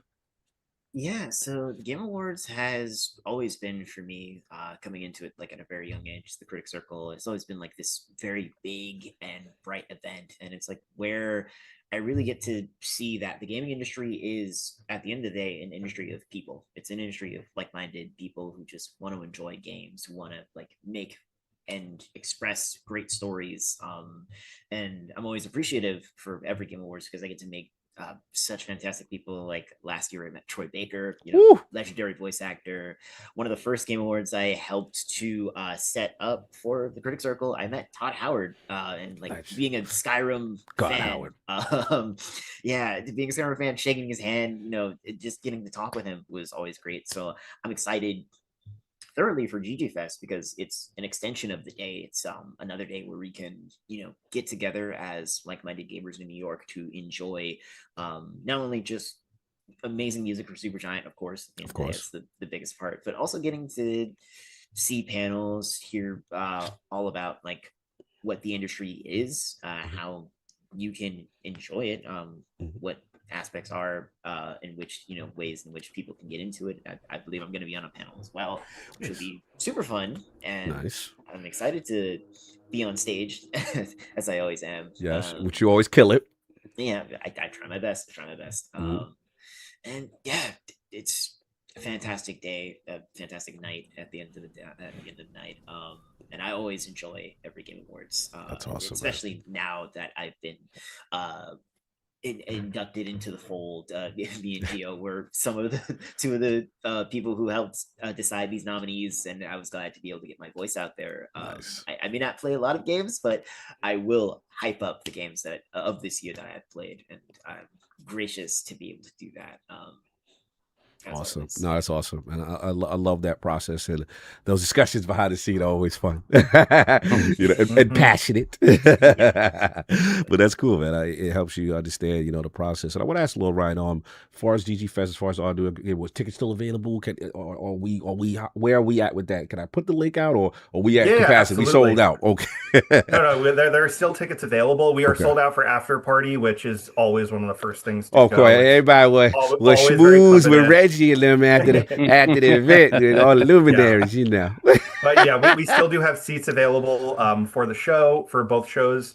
So you can go to nygamecritics.com. There's a link right on the top of the page to get those tickets. I got you on the Eventbrite right now, putting it in the chat as well. Awesome. I love that. Thank you. No doubt. Another really exciting thing, just talking about nominees, is we did add a new award this year. Okay. So we have now the Excelsior Award, which is for the best New York made game. So, Gio was talking about how, it is a community event, and, within the names of our awards, we're referencing, New York City, but now to really put forth New York as an entity and really think about the people making games. Because since I've come on board, or even like since back in 2023 won the award, the mayor's office always attempts to talk about, this growing industry within the city. And then 2 years ago and last year, we had the state come in and start talking about how the state is really working to make sure that New York State is part of that. So to be able to pull together this award and really showcase the people in our area who are making games, like I learned Ball Pit is from Brooklyn. From the town, baby. Yeah. That's from the town. Like, why wasn't I aware of that? Like, that was one of my favorite games of the year. So to be able to really put the highlight on that and really award someone within our community for the work that they're doing is just an even more exciting part to add to the show. Nice. No, that's awesome. I absolutely love that. And seeing the strides there. Obviously a bias, it's the hometown, but we got to get spotlight on it. I think it's great with the Excelsior Award and what you guys are doing there, and obviously the contributions from everyone to to signal boost this stuff. This is super, super important. So I put the links there, those in the chat. If you're local, you could attend. There's the Eventbrite. If you are not and you want to donate, I'm putting that as well in here. It should be pinned to the top of the chat. Again, the Critic Circle is always dedicated to kind of help development in journalism and underserved, communities. I think that is super awesome. It's honorable, and it's something that we need to do and bring some spotlight to. So I'm always very proud to be a part of the circle and get a part of this and amplify this as much as possible. A couple questions before we wrap. I wanted to get in reference to the tough one. This is the tough one, son. When we ask all the ones in the realm, the toughest, the hardest question of the day. The toughest of the tough. The toughest of the day. You ain't never get a question more challenging than this. Ryan already knows, so he's got the cheat code. About that. Well, let's start with Lord Ronald first, man. I need your top 5 video games or franchises of all time. No particular order. You ain't got to rank them, but just need 5. Okay. So top 5, here we go. My number 1, let's see. My number 1 will have to be Like a Dragon. Ooh. Fantastic stories all around. It's given me 8 years of just amazing experiences. Learned so much. And I for one am a huge RPG fan. I love this. So Yakuza, okay, we got Yakuza on it. Now I got to ask you a very important Yakuza question. This is a sub question in the question. All right, Kiryu or Ichiban, where we at with this? You got to pick between your kids. This is not a very important sub question. This is very, very critical. We got to see what side you land on, man. This is a little controversy in these streets, Yeah. That is just seeded by Cog and no one else. Look, I may have a hometown bias with a certain person, but I need to ask these questions. So. Playing through all of the games, I can say that Kiryu held that spot for the majority of them. I love Kazuma Kiryu as a man. He is a role model and an idol. But I like a butt. I like the butt. I like that. I like this. In a world fueled by corporate greed, fueled by cruelty, fueled by stepping over others just to benefit yourself. Let's go. Ichiban Kasuga looks at those who have been forgotten, those who have been looked upon as less than human, and he smiles and says, "You can do better." I love Ichiban. I feel it. It feels like a circle also character. Got mental issues. Never mind, he's delusional that he thinks he's playing Dragon's Quest. Belongs in a straitjacket, to be honest with you. Never mind how he visualizes the world when he's fighting. It's the cause. He's like a circle member. All right, so we got Yakuza. I love that. The chat is teasing me. All right, so we got Yakuza. Give me 4 more games or franchises. Any order that's important to you. All right. Another one that's important to me, I mentioned it before, Armored Core. Mm. Growing up with it, it was like challenging. I still have yet to go back and like beat Armored Core 2. But like I've been playing through like 4 and 4 Answer. I've like really liked 5 and 6. Fires of Rubicon was everything I needed in my life when it came out. So Armored Core will always be there in my heart. I like that. So Armored Core. That's unique. I like that. That's number just 2D. 3 more. All right, 3 more. I will have to give it to Skyrim. I would say the Elder Scrolls. I haven't really played like Oblivion or the ones before, which I would love to. But growing up with Skyrim, like hours upon hours upon hours just gone because you could just do whatever you want. There's like so many quests. It opened my eyes to RPGs, and like even now today I get like RPG sort of burnout because like, oh, there's all these required quests and everything. But like, when are the moments when I can just go and fight a whole bandit camp and not have that be linked to anything? I don't really know. So, Addict, do we approve? Skyrim for Lord Ronald, we approve? Yeah, because Skyrim's always the GOAT. Okay, we approve. Until a couple games came out, Skyrim's my favorite game of all time. Oh yeah. So which guild do we Fighters Guild? What we doing? We Dark Brotherhood? We Thieves? Any specific guilds we like? They may be simple, and it may just be a quick way to like become a werewolf, but I love the companions. They're just a rowdy bunch of like fighters. At the end of the day, you can have a bunch of, you can have as many different variations as you want. And also, I love werewolves. Nice. Me personally, I'm kind of tired of vampires. I want werewolves everywhere. There need to be werewolves everywhere. I need more excuses to be a werewolf. And werewolf in Skyrim? Yes. No diseases? Hello? Yes. Lot of advantages to that. Yeah. For sure. So So all right, so we got 3. What else? Give me 2 more. All right. So next up, I'm like looking at my my Steam games to get like an idea, and one that just like popped straight in my mind, BioShock. Oh, The original BioShocks 1 and 2. Amazing. I love BioShock 1 and 2. I also really liked Infinite. I don't know how a lot of people may feel about it. You know, the storyline can be a little confusing. I, for one, enjoyed the heck out of Infinite when I played it. In my earlier days, I had a lot of fun. So nice. BioShock will always hold a special place in my heart. Classic. One more. Would I want to live in Rapture? No. Would I want the planets? Not at all. No. Yeah, we good. But BioShock is great. One more. Last but certainly not least, it might not be everybody's like cup of tea. Doesn't matter. This is your baby. This is your list. Your child. You love this child. What got me into Monster Hunter was Monster Hunter World. Sure, it was the Americanized, like everybody can play this version of Monster Hunter. I loved it. I loved Monster Hunter World. I have over 1,000 hours in Monster Hunter World alone, and that's like my most played game probably of all time because it grabbed me and it never let me go. And then when Iceborne came in, I was like, you're just never gonna like life's over. The ball and chain. So, Monster Hunter World is my favorite, and I love it. Nice. Even now, getting into Rise and Wilds, I'm like, doesn't feel like World. I want to go back to World. I want to go back to the feeling I had in World. I feel you, bro. I feel you. No, amazing list. Shout out to Capcom, man. That series, it is epic. I'm scared of that game because I already know I got enough games to try to steal my life away. So, but yeah, salute to y'all. Like that game is amazing. It's always good to see, what they do and how the community receives it. So good choices, Lord Gio. You are up. No pressure. Top 5 video games or franchises. Man, I keep a list of this because it always comes up, so I gotta have it on. I gotta have it. So I'm good. I'm good. You like Lord Ryan? Yeah, he ready to go. Oh, yeah. You got it.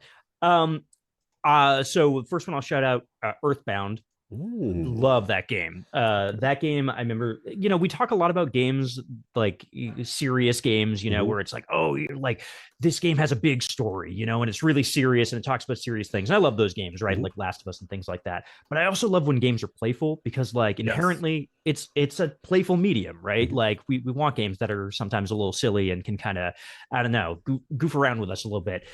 Earthbound does that so well. It's so funny. It's so playful. It's so lighthearted, but like it gets you, man. Like that game gets emotional, and like the ending of that game, man, it still sticks with me. Love that one. Nice. I like one that. One of my favorite RPGs of all time. Woo. Love that one. Okay, I like this.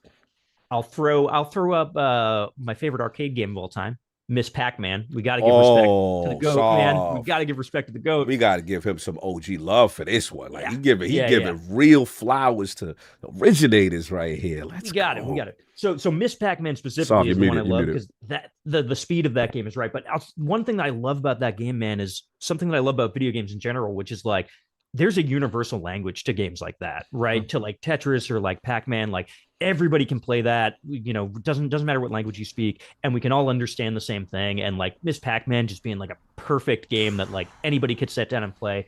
One of my favorite experiences was I was in like a Paris airport at some point, and they had a big Miss Pac-Man cabinet. And I just like sat down and started playing it. And these like French kids came over and they were like watching me play it. And, you know, we couldn't speak to each other, but I was like, oh, this is so cool to have this moment, man. And that game, I love that game. I played anytime that's in an arcade cabinet. It's like, oh, give me $5.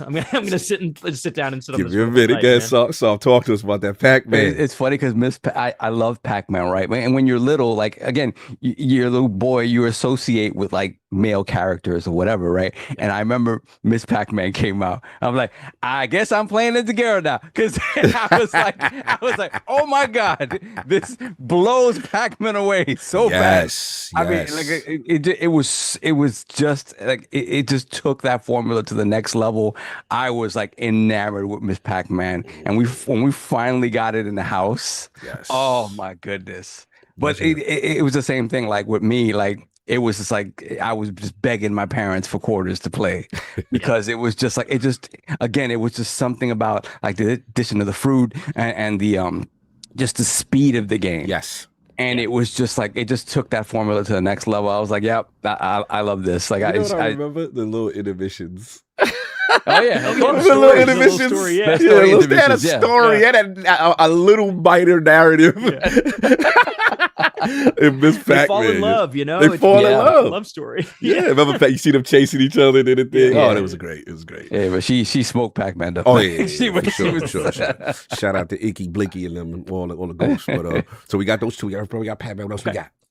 Yeah, you know, I'll throw in. It's kind of like everyone says this, but I'll make a good case for it, which is Ocarina of Time, Legend of Zelda. Love that game still, and the thing I love about that game, man, is sometimes there are pieces of literature where it's like, this is canon, right? This is like so foundational to literature that like all writing came from this, like the Canterbury Tales or like Shakespeare or whatever, right? Like basic storytelling where you're like, man, this is like writing came out of this.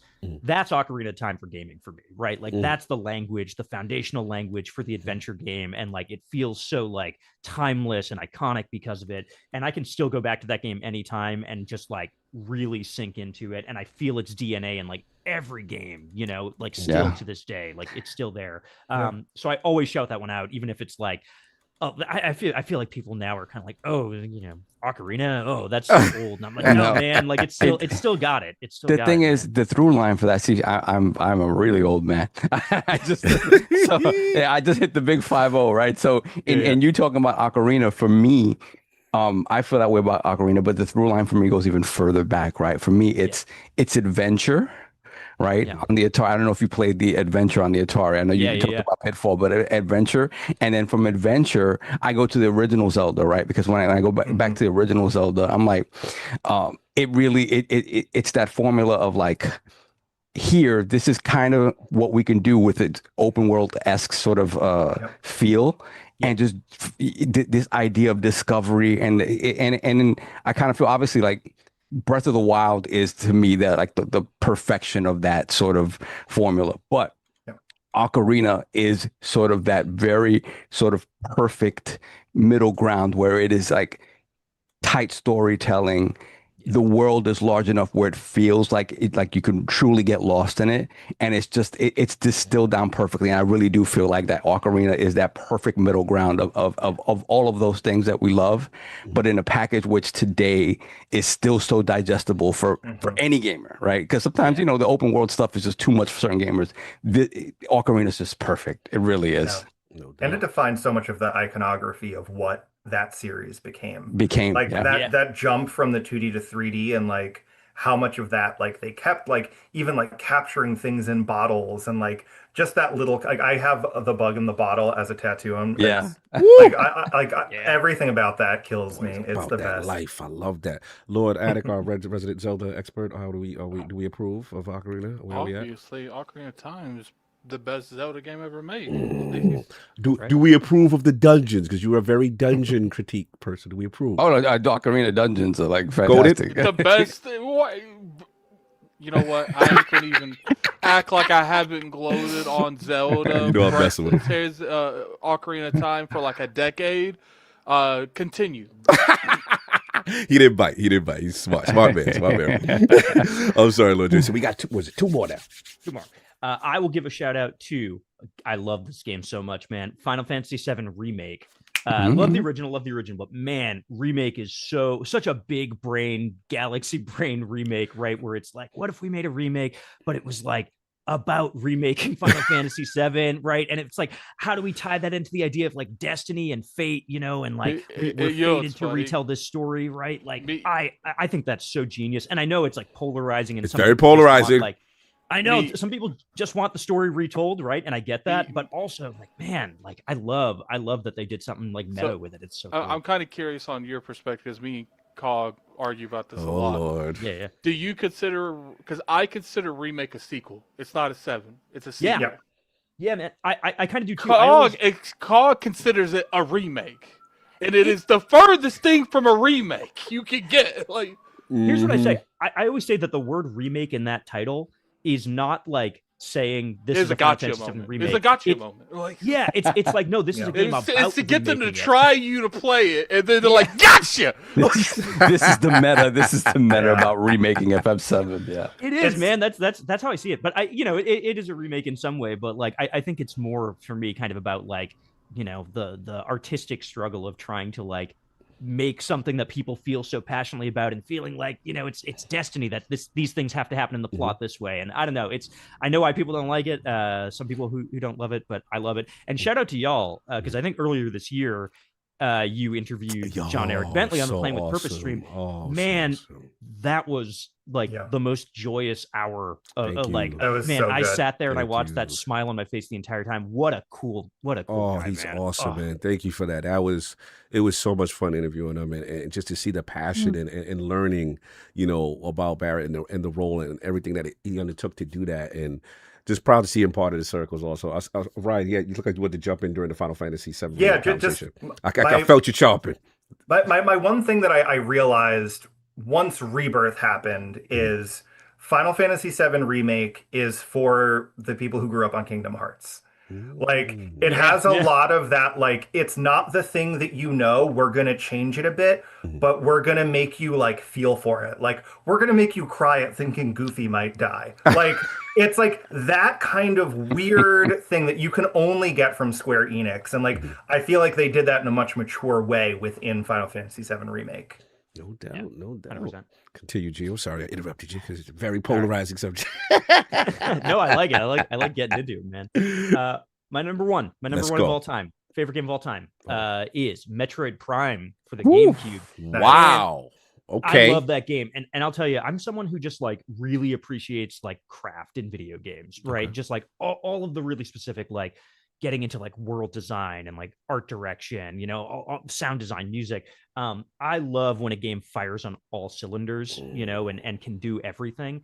And like, I challenge anybody, right, to find a game that is like running at 100 in every single field, right? The music in that game is unbelievable. The design, like figuring out how to do first person platforming and like scanning things and making that work. That's incredible. The level design is so iconic. Like I can remember all the maps in that game, from my head, just and the sounds of them and everything.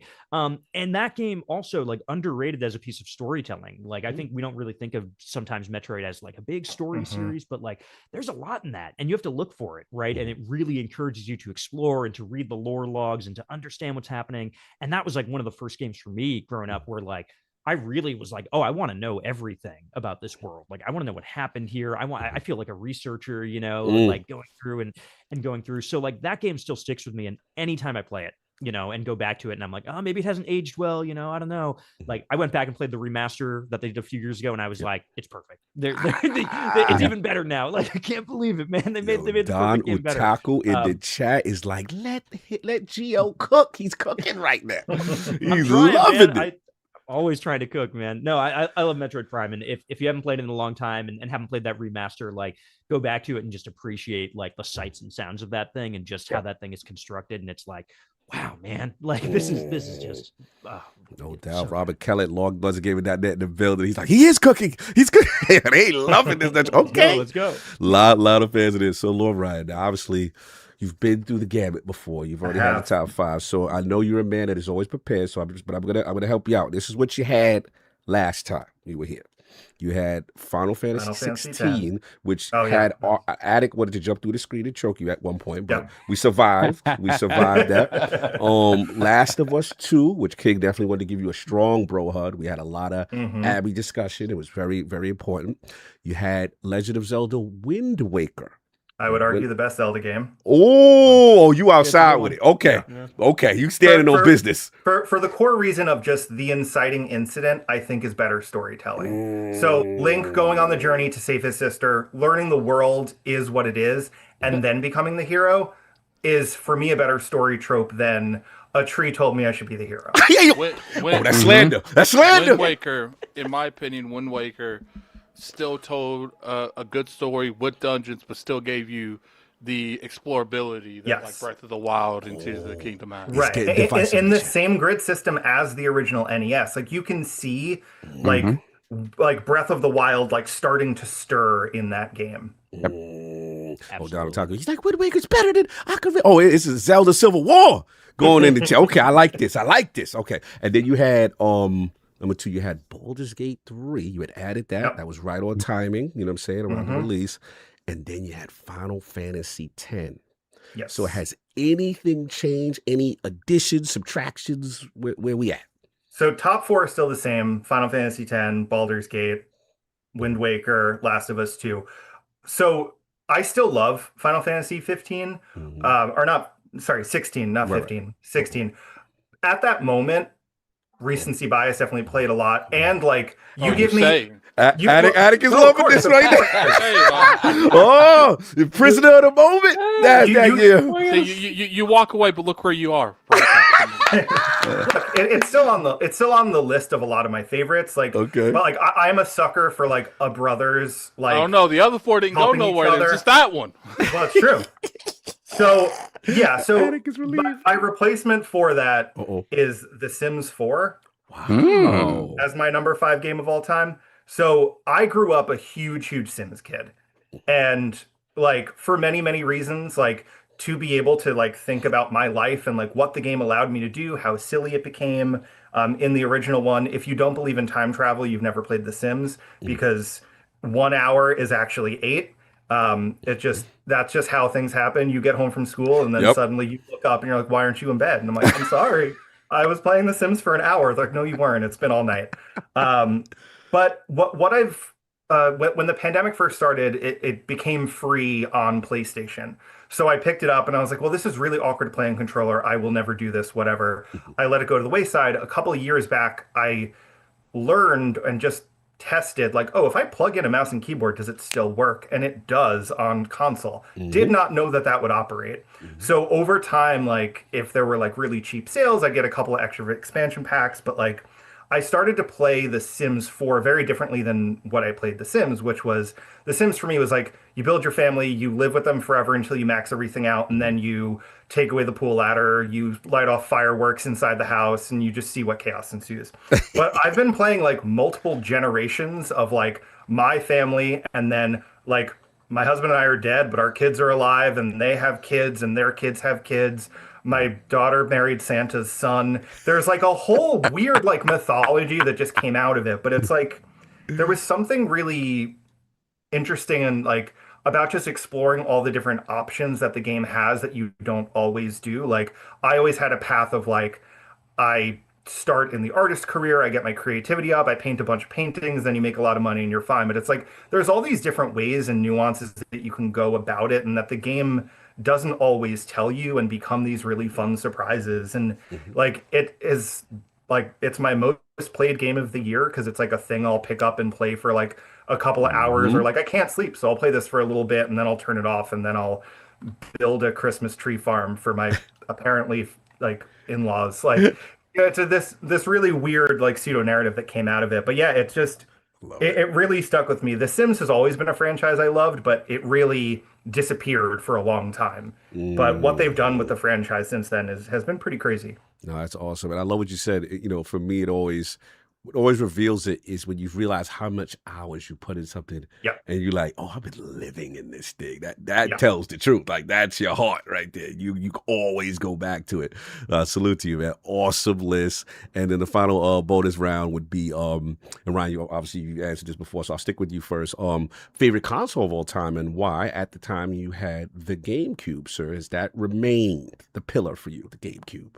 Yeah, it has to. Like it's so hard to escape nostalgia, I think, but it's also, you know, looking at a lot of the games that came out, like we were talking about with Wind Waker, like you can really see the stamp of like where certain games went on and really built out further and further. But it was just like the perfect time in my life to be a really big fan of games. And then shortly after that, like, you know, the Wii came out and that was fun. That was a lot of like hanging out and playing with friends, but it wasn't like my core me playing games. And then I went off to college, didn't play games for a bit. Yeah, I think GameCube will just always be there for me. Like Paper Mario, Thousand Year Door is like a core game that will never leave me. Mario Party 4 and like the entire Mario Party franchise are just like have a grip on my life that I don't think will ever go. And there were just a lot of really fun, like silly games like Simpsons Hit and Run or the Simpsons Road Rage, were like games that I just put so much random time in because they were available in there. And I think there's that moment in time. And I don't know if that's something that really kids have nowadays, because I think there is so much open to them. But it's like, you know, when you have a system and you're 11, 12, 13 years old and you have 3 games, you're playing those 3 games. Playing them 3 for a while. I couldn't go on like, you know, free to play Nintendo eShop. It was like, that's the biggest thing too, is like even if kids want like games that are paid, like it's kind of a hard sell to convince your mom or dad to buy something when they know for a fact, well, you can just play Fortnite with your friends. You don't have to play that. Sure. That's a good point. That's a good point. Good point. Now, great stuff, man. I love that choice for you. Lord Gio, favorite console of all time. And you know, why? usually GameCube is my answer. Usually it is. But for the sake of keeping the discussion different, I'm going to throw out a curveball. I'm going to throw out a curveball that is probably going to be controversial. I don't know. We like that. A lot of consoles that I love, and I've talked about a lot of them here, right? I think the PS2 is one of the best of all time. I think the 2600 is incredible. You know, the Genesis is underrated. I'm going to throw this out there. Is it time to start having the conversation? And I feel like it's always been too soon, but is it time now that we're in the Switch 2 era, to talk about the Switch as the best console of all time? Is it time to have that conversation? I mean, because like, you know, it feels like sacrilegious, right? Because it's like, no, but the Super Nintendo, man, or like the GameCube, or all these old things. But if you think about the Switch, right, like how many incredible games were on that system that like reinvented and revitalized a lot of classic Nintendo series. That stuff is all great. But the way that changed the way that we game, right? The way that changed the barrier between handheld and console gaming, and like you see everyone following suit, right? You don't get the Steam Deck without the Switch, right? Talk to him. You don't get all these things without it. So like, I don't know, man, like that thing has changed my life. Like I play everything portable now.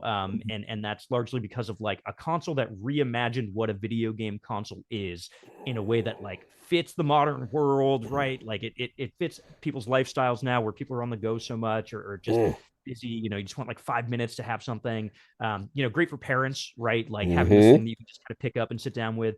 I think it might be time to start having that discussion now that we're like in the Switch 2 era, the generation's done. Is the Switch the best of all time? I don't know. The numbers, the data tends to lead your way. It's true, right? You got a lot of data right now that's showing that. I mean, man, that is a strong argument. And I'll be the first to admit, you know, again, growing up as a Sega kid, but I remember when I saw the advertisement for the Switch and I'm like, that's gonna work.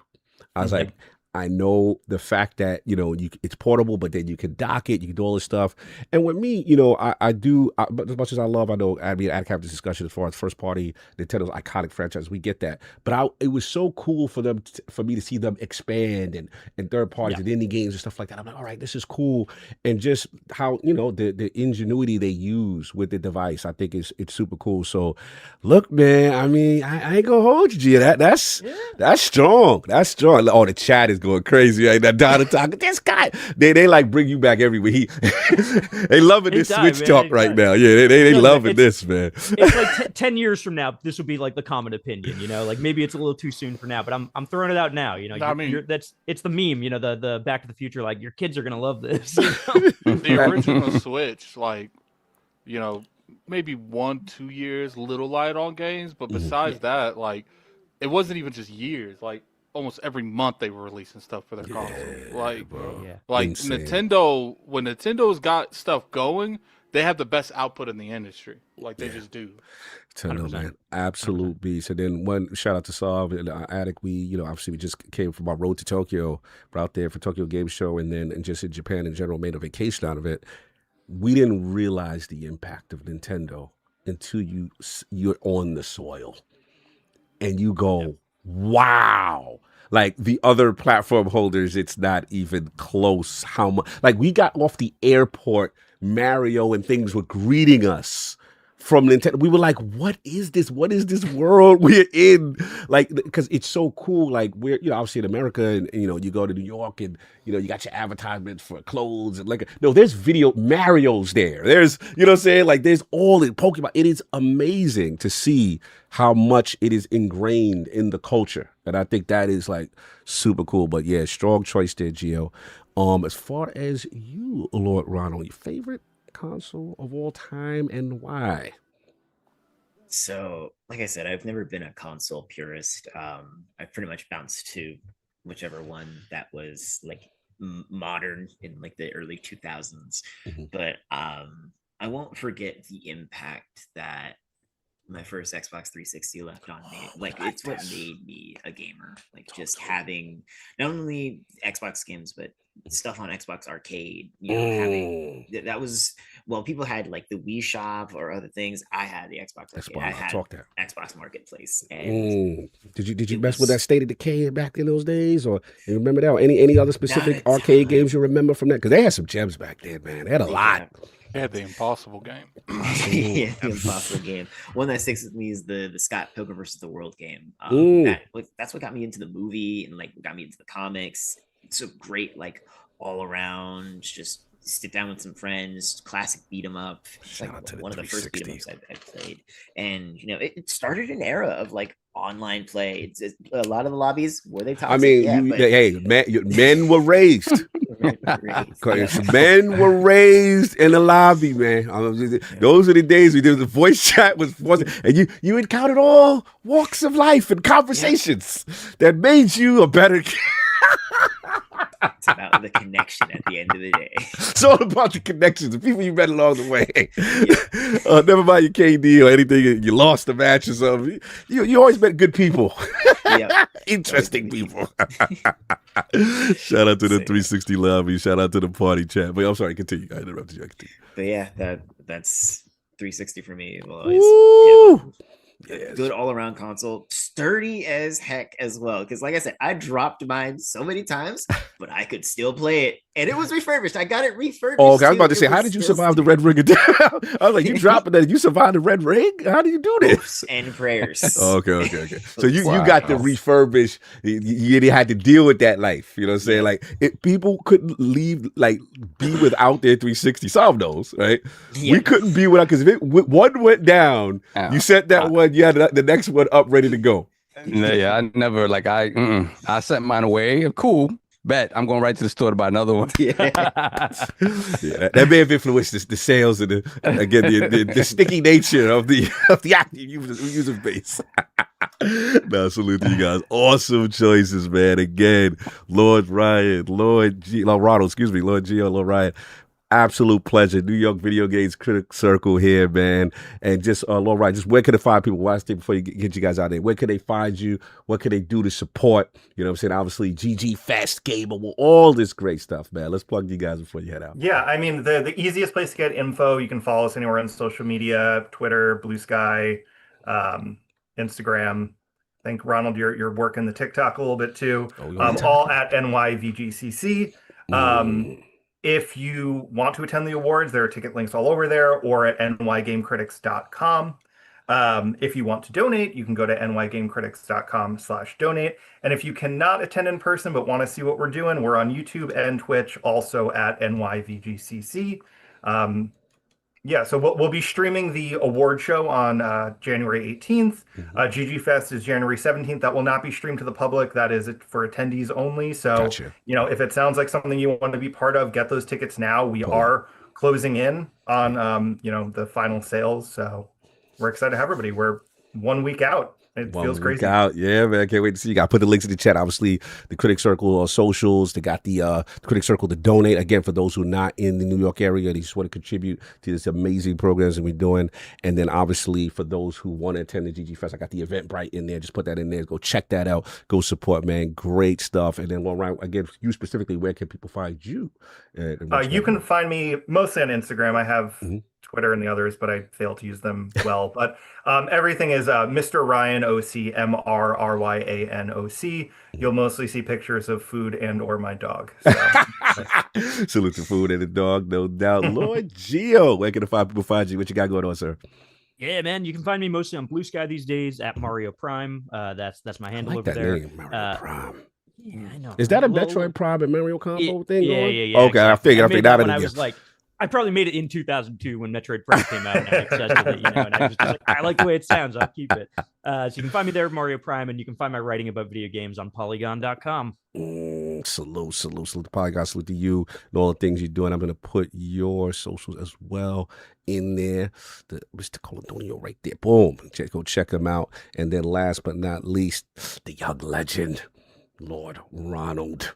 Where can people find you? What you got going on, sir? Yeah, so you can mostly find me wherever the Critic Circle is. On Blue Sky, I believe you can find me RRG3. Nice. On Twitter, Ronald Gordon 18. You'll see, and I'm sad. It completely slipped my mind. I'm sad I didn't mention on my Twitter is mostly Monster Hunter, but also just so much Gravity Rush fan art. If I could amend anything, it would be to put Gravity Rush somewhere in that list of my top fives. We can do that. We can do edits. You know what I'm saying? Don't worry about that. And also come back too. You know. Yeah, I'd love to come back and talk about Gravity Rush. No doubt, man. Absolutely. You can find my articles, please. nygamecritics.com, where most of our Critic Circle work goes up. I always love talking about games. So love it, man. And again, I was really, love that that argument with goes to Yote, right? I got my pronunciation right, so am I doing it right? Is it Yote? I always butcher this. It's Yote. I swear to God, I did read it, even though I mispronounced the name.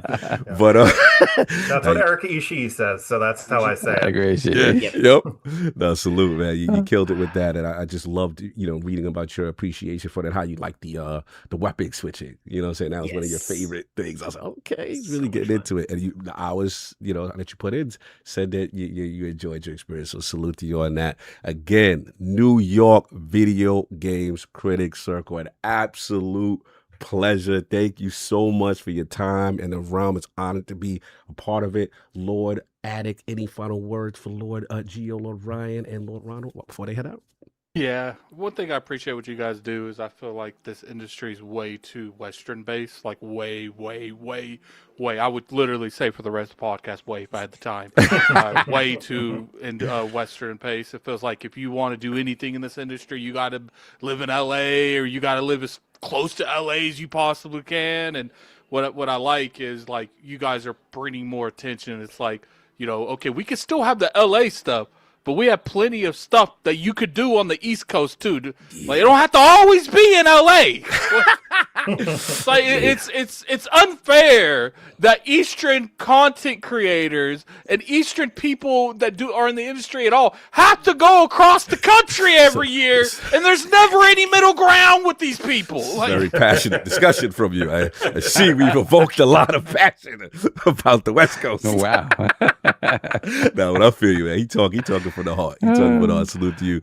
Lord Saul, man. We want to send our outros out to the circle here, the legends. No, thank you guys for coming through. I just love the fact that, like, to Addict's point, like, the New York Video Game Awards and the Critic Circle year in and year out is continuously, continuing to grow, continuing to expand. GG Fest is yet another, again, another step in that sort of journey to make this, again, to put the East Coast and gaming and what you guys are doing with the Critic Circle on the map in a way where the entire industry is taking notice, because I really do think that it is super unique and it's needed. Again, it's absolutely needed. I love the fact that you're taking this sort of kind of boots on the ground approach with our youth and teaching them kind of what it takes to be a writer in this space and what it takes to be like a personality in this space, and just teaching them a different appreciation for the games that we love. Because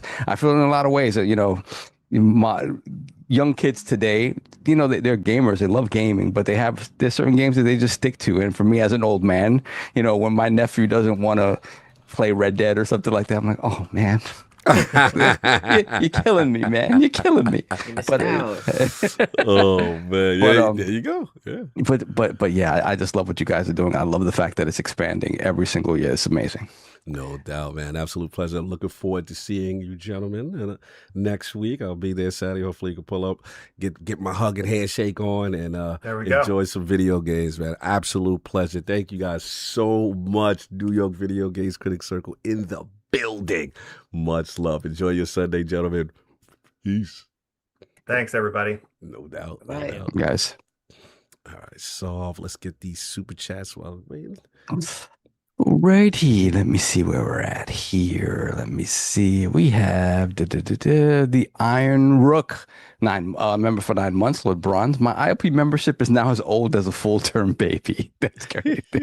Shout out to Iron Rook. Shout out to the Rook. Shout out to Rook again. Let's put the crest in the check for the Iron Rook for gifting 10 ILP memberships. Shout out to Rook. Shout out to Rook, man. That's love, bro. That's love. And let's put the crest in the chat from perhaps one of those new members, Lord Bronze, Jericho 1697. Shout out to Jericho 1697. And then paying it forward, Jericho 1697 for gifting another ILP membership. Appreciate that. Thank you so much. Then we have the Silver Squire, $10 super chat. Hey, Cog, I heard you mention a sugar issue at the docks. You should try the carnivore diet. My wife and I have been doing it for 4 months. I've lost 30 pounds and feel mental and physical clarity. Okay, yeah. Rook is putting me on to something right now, too, to help me out. Rook is couldn't be more against it. Yeah. Rook got some stuff cooking, but I appreciate the love. There's being against it, and there's what Rook's is that it is what Rook's on. Yeah. Nah. He's not about that. Yeah, but I appreciate y'all listening. You know what I'm saying? I'm working. I'm trying to be better. This is the year I got to work on the sugar. I mean, I got the warning like, yo, fam.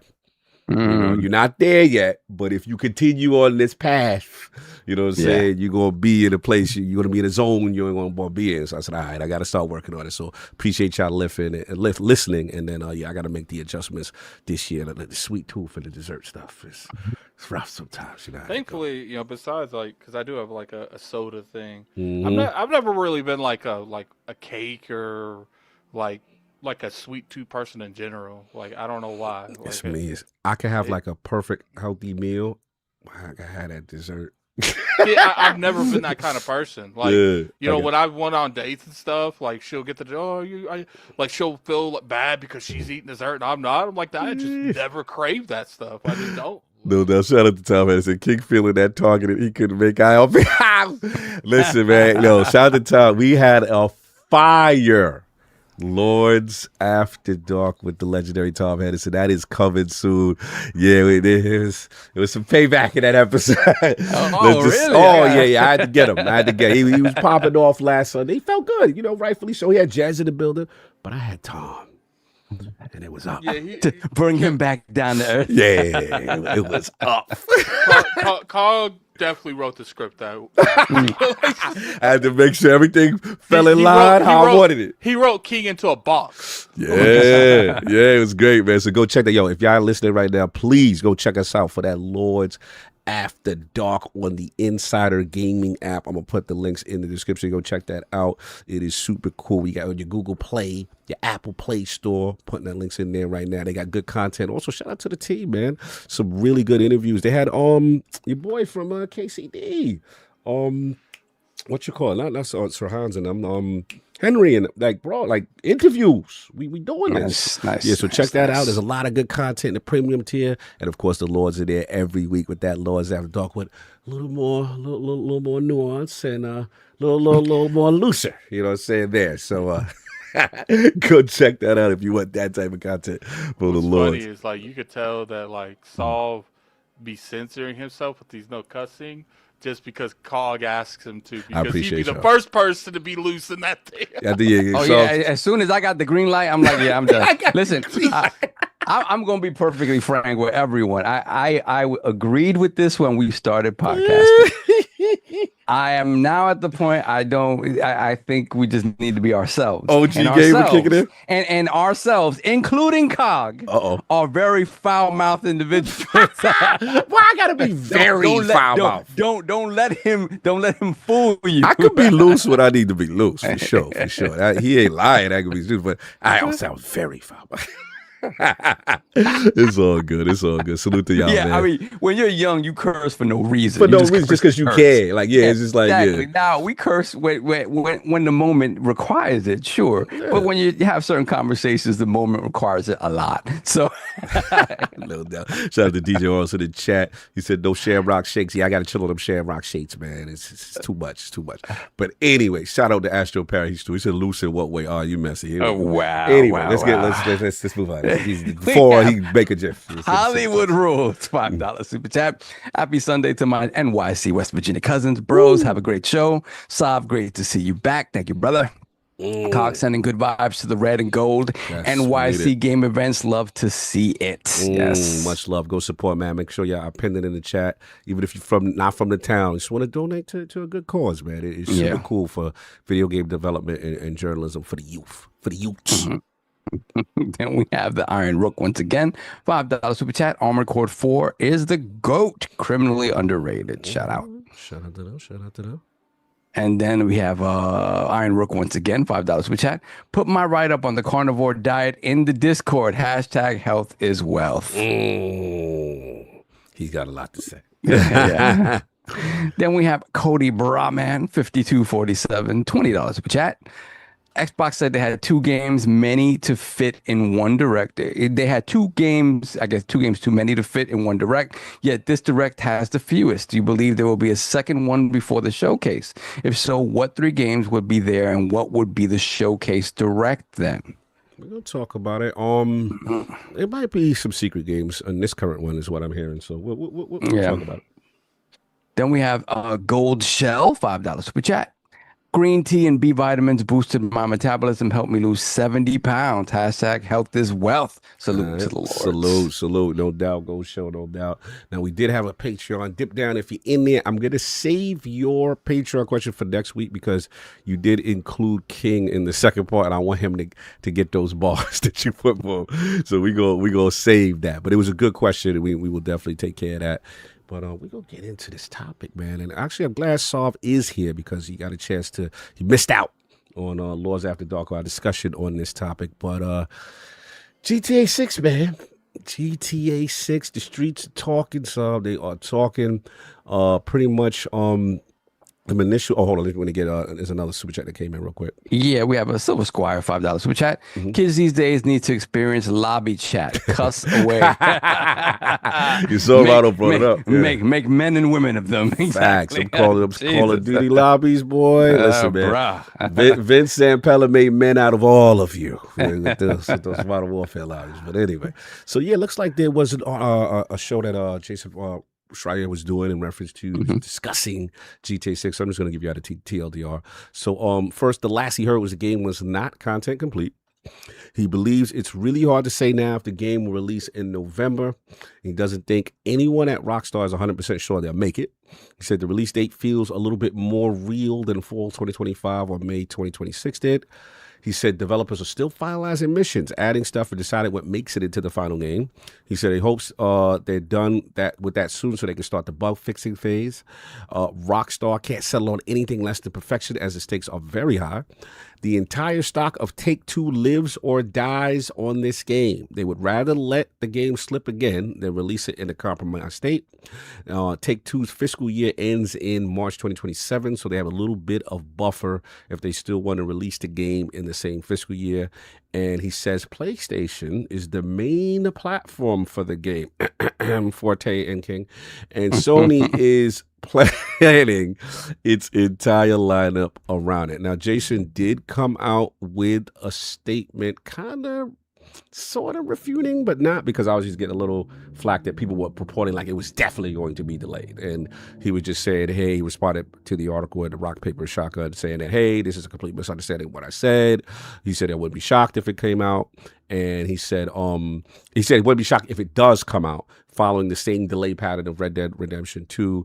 And then I think because of the all the the announcement regarding reporting, the stock price, the Take-Two stock was down about 4.25 that afternoon because of the rumors, of regarding his reporting on what he said he actually didn't say. So a lot of stuff. I would actually start with you, Saul, because obviously we did very fire Lords After Dark with Tom Henderson on that. There's a lot of bars in that, but we didn't get Solve on that. And I'm curious to see where you at with this GTA thing, man.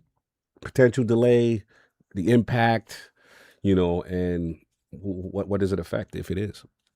I mean, for me, I'm kind of done. Like I don't understand why I keep putting dates on it.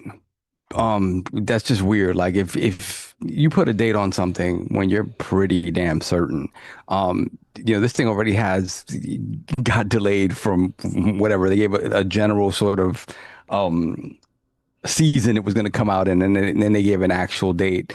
And that's a year out from when that initial sort of window was. So I mean, the game's just not ready. It's like, stop putting dates on it. Just go away and don't say anything else until you're pretty damn sure it's going to come out. And then I'll truly be excited for when it comes out, because damn sure that when that game does come out, I will mysteriously come down with something. That sickness healing, that work sickness is real. And that's just what it is. I mean, again, GTA has become this GTA releases have become this moment in gaming. And for me, Rockstar releases in general, it's just like, hey, you always have to be grateful you're alive to see the next one, because it's just like they're literally kids, who might be old enough to play GTA 6 who were not born when 5 came out. Like, that's crazy, because I know me, like, if I'm 12 years old or 13 years old, whatever, even though I shouldn't be playing GTA, I'm probably playing GTA, right? So there's going to be plenty of those kids that were not alive when GTA 5 came out that'll be able to play GTA 6. That's insane between game releases. But it is a moment. It is a moment. It is moments like this that we don't really get in gaming anymore, especially as an adult. To feel that excitement for a game release or a console release, it kind of reminds me of when the Switch came out. I was so excited about what the Switch was going to be, excited for Breath of the Wild and stuff like that. As an adult, you don't feel that excitement anymore. So just for me, release this game when it's ready. I will be super excited when I know it's really coming out. But again, I don't blame them for wanting to have the game come out in its absolute, as perfect as you can get. Nothing's ever perfect. A game this huge, there will be bugs. Something will break. But for me, a game this big, minimum, I think you need a year of play testing. A year. I mean, content complete, and you're just testing for bugs. At the same time, obviously, they're building GTA Online. We don't know what that's going to be, right? I know, I would think that they want it to be, they want you to probably have the single player game for minimum a month out, right? Have people play that, buy that, whatever, before they introduce online, right? But they want it to be ready in that window, though. Right. It's not one of those things where you probably don't want it to be a year out or even 6 months out from the release of the base game. So for me, you know, every delay they have also gives them more time to keep working on that and have that ready to go from whenever they want it. So end of the day, I'm not mad at them. It's going to be the biggest the biggest entertainment release when it happens on the planet, and probably ever. So you want to get it right. You want to, you know, put your best foot forward and have the game be as, you know, as close to their vision of perfection as possible. And their vision of what makes a great game is pretty high up. So no one moves the bar until Rockstar drops the next game. That's just what it is. I mean, it really is what, you know, it really is what it is. Like, you know, they set a paradigm and then they break it with the next release, and that's kind of what it is. So yeah, whatever. If it gets delayed into 2027, so be it. No doubt. And then the question we got to ask you, we walks about ourselves. What's that price looking like? What we thinking? You thinking that? I think 80 makes sense. Okay. I think 80 absolutely makes sense as a base price. I don't think anybody. King sat on 100 and then he ran from a bend the knee because he didn't want to sit on that 100. They're not gonna. There's no reason to do it. It's the same way. Same way. Then he tried to use words like early access. You know, we already know all of those side ways to get to 100. There will be I will pay. I will gladly. If you tell me if we don't get a code for the game. There's probably definitely going to be an $80 version, and then they're going to be like, "Yeah, but you give us 100, you can play that 4 days early." I'm paying 100.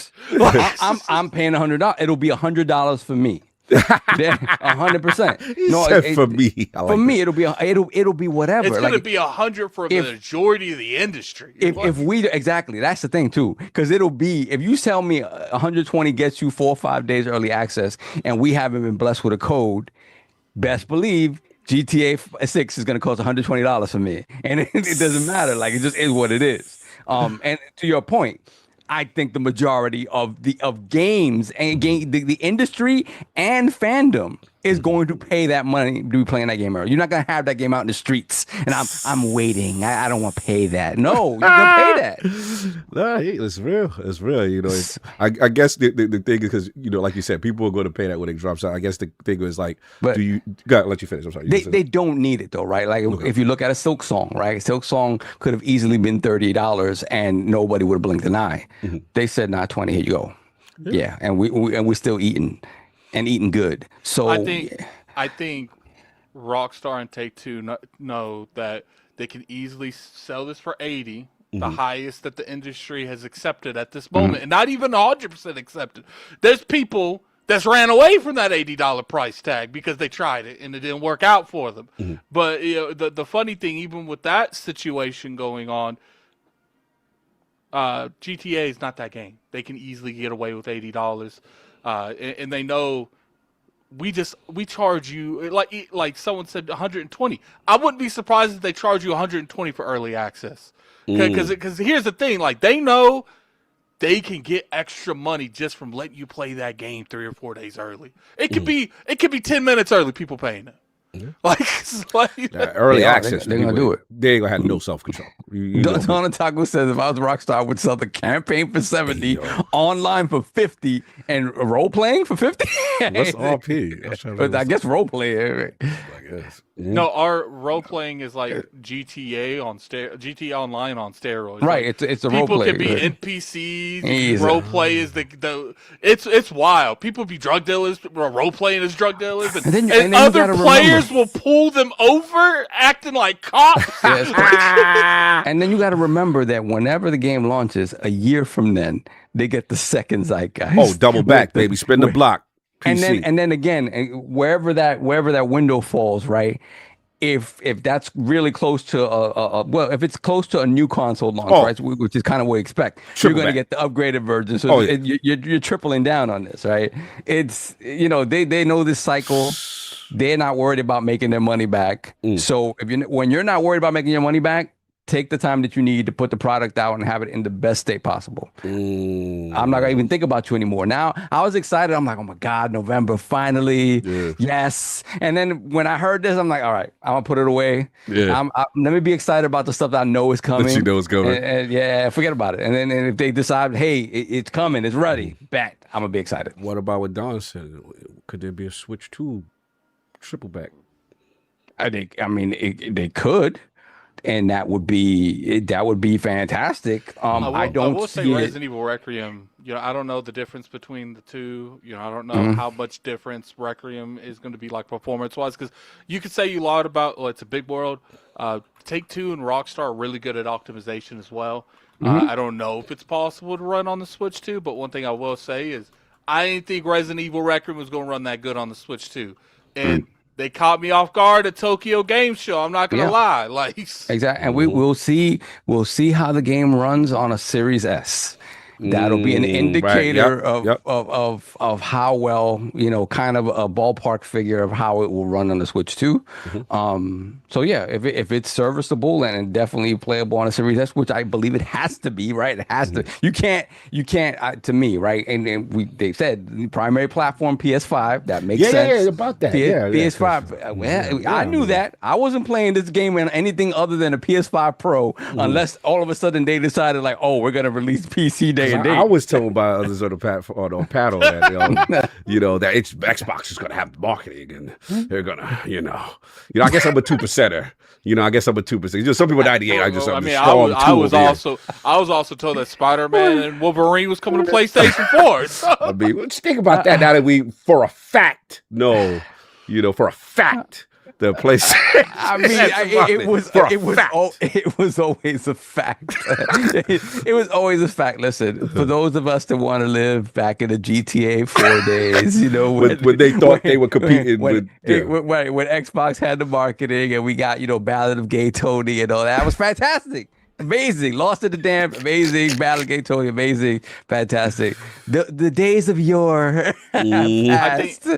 And right now, again, barring any craziness where they're like, PC version coming out day and date, the most powerful platform that this game will be running on is a PS5 Pro. And it would make sense that if there's marketing to be had, or if there's going to be a narrative around what platform plays this game best, it will probably be a PlayStation. The chat bad with me. They said nothing's a fat cog. They can still have the marketing. They're going in on me. Let's act like Sony can afford the marketing. There is a better chance that Xbox outselling the PlayStation 5 and 5 Pro this generation than that game being marketed by the Xbox hardware. Ain't happening, puppy. Not happening, puppy. I will see you. I will see y'all on my PS5 Pro. It is what it is, man. Now we had to get those balls off of that. And then you said, so you think, again, based on with the Switch question, a lot of it, see how the the Series S runs. Because we hearing, according to Giovanni, this thing is extremely CPU bound. And we are not supposed to be expecting 60 frames for nothing on console, is what I'm hearing. For nothing on console, again, the PS5 Pro is a nice leap in graphical fidelity and GPU, but CPU is very light in terms of improvement. So looking at that, you're not really going to be, unless they have the time to optimize it up the wazoo and find some miracle way to apply, FSR 4 or whatever. Whatever, a new version of PSSR that allows you to upscale it from an even lower base resolution, you're not touching 60 FPS. It would be great if they could do a 40 FPS mode with, 120 hertz VRR. That'd be nice. I don't see 60 right now. That's going to be reserved for that PC version and, when the inevitable next gen versions of whatever. It is what it is. But again, a pro version of any console, it was, in order to maintain continuity, was never going to have a huge CPU jump. You just can't do it. Like GPU, yes, you could. We saw it with Scorpio, and we've seen it with PS5 Pro and the PS4 Pro as well, right? It's so yeah. Yeah, that's it. I'm praying for a 40 FPS mode. That'd be lit. Especially if PS5 Pro could do that. That'd be actually super lit. That'd be nice. Lord Addict on this GTA 6 thing. Now you got a chance more to sit on it. Where you at? I still think it's coming out this year. Okay. I think that the context of the reporting could be taken in a variety of ways. I think just a leaked email, like I said on the when we did the thing with Tom on Lords After Dark, that I feel like there's a variety of reasons that could lead to that kind of language. Doesn't necessarily mean anything's getting delayed. Remember, something that was said that, sometimes games don't come together till 4 months before it launches. That's real. So, if it got pushed back, would it surprise me? No. But I do think it probably is still aiming for this year. Does that mean it makes it? There's a variety of things that could delay that. And Take-Two and Rockstar know that they're one of the few companies that it doesn't matter when they're delaying, you're still buying it. So fact. that money is there. It's just when they decide to open up the club and take the money before you walk in. No, real quick, Shizno Elite in the chat said, I also remember what people saying Red Dead Redemption 2 wouldn't run full 4K too. Red Dead 2 was a PS4 Xbox One game. It's not running at 4K at anywhere near 4K on those consoles. Pro, yes. Pro, yes. Scorpio, yes. They fight hard, man. They fight hard, son. No. On let the base me know consoles the that it was PS5 built gonna have that for, 60. You're gonna have to bend the knee when the PS5 come outside. The Pro come outside. Got to bend the knee. Yes. Those base consoles are not running Red Dead 2 anywhere near 4K. No, we will see what's going on, but I'll jump in at it unless you got your ball. You get finish your balls. No, I mean, look, I agree. I just that game is too important. It's just too important to them. They have to be airtight. When you listen to the reporting and, obviously still adding stuff, they're still bug fixing, this thing's going to come down to the wire. The cool thing is they got that window from the fiscal year, right? They got a little bit of window. So even if it does have to delay, they can still get, their bread. And then I think selfishly, I wouldn't mind the delay, to be honest, because the way I look at it is, which is going to lead into the next topic is, Halo gets a shine. I'm looking at who this affects the most. Yeah. And there's one publisher that has like the greatest output for the whole year and has to kind of worry about their big releases being around, this game. And again, please, if y'all have not listened to, y'all better listen to Lords After Dark, because Tom Henderson was spitting. And, we get the impression that there are certain big releases that if GTA comes outside, they moving. You know what I'm saying? Regardless to what our friend, our good brother Lord King says. You know what I'm saying? There are people who are going to move. They are not playing that game. So I think it's one of them things where it's just like, again, if it's ready, it's ready. I'm not going to say don't release if it's not ready. Of course, they're going to make their money. But if they need more time, they'll take it. And I think Xbox will be happy with their lineup. You know what I'm saying? Getting out of the way of that. You don't think maybe Insomniac was it Wolverine is this year? Potentially they wouldn't be mind to happen to get out the way. Look, it's a beast. It's its own thing. It takes oxygen from I don't care what game you are. It takes oxygen from you. Yeah, period. Unfortunately, like that happening. Me selfishly is like a Fable fan, especially Fable does come out this year. What's looking like it. I would prefer Fable to not have to contend with the GTA 6. But the thing is someone's contending with it. Facts. It don't matter what it comes out, because most likely if it gets delayed, it's probably being delayed an entire year for holiday of next year. And Xbox's games next year is going to have to deal with it. So sooner or later, someone got to deal with the meteor hitting the earth and killing the dinosaurs. It's a fact. And my thing is, whenever that date is, think about that month or 2 weeks or whatever it is, that marketing rollout that you got to deal with for that. Like that in itself that is coming is going to be, bro, it's going to be crazy. So yeah, salute to that. And yeah, we'll see what happens, but it's pretty much all I got on it. So unless you guys boys want to get these super chats on? Yes, sir. Let me see. We got a few more. We got the Iron Rook, $5 super chat. My only worry about delay is if it injects chaos into all other releases on the slate. I think, I've said this before, I think they're pretty good about, once they determine they can't make the date, we'll hear about it sooner rather than later. There'll be a decent amount of time between when they tell us and when the actual, November. I don't think they'll wait till, a week or two out and be like, we're moving it. I think we'll find out by June. Yeah. Yeah, hopefully. No doubt. Because a GTA release is not going to be a couple of week release delay. Like it's not. If they're delaying, it's going to be fairly significant, I would say. Yeah, a whole year. Yeah. You think if they get delayed, you think it'll be like a year? Yeah, whole year. 6 months to a year, I would say. Okay. I would say another whole year is like wow, but I don't think they're going to delay that just to hit like a spring thing. They're going to want that holiday thing. Yeah. But what about the fiscal though? I feel like Take-Two is still very into that. We sell on the holiday, we make the most money we possibly can make. No doubt. Hello? Is that a new Donald Choco chat that came in? I just want to make sure we didn't miss it. yes, we got Donald Taco. Yes. Okay, cool. Donald Taco, $5 super chat. Xbox has enough releases to be like Nintendo and sit on releases until they have a slot, but they're always just putting games on top of each other. It is true. Sometimes you feel like, they had made these statements about having this cadence of like every quarter a big release, and it doesn't feel like they stick to that, right? Like they finally have the games to sort of fill that out, and it feels like they don't necessarily stick to that. And sometimes it feels like they stack games one on top of the other. There's reasons behind it, right? I don't quite understand it, but I do get the idea of getting out of the way of certain games.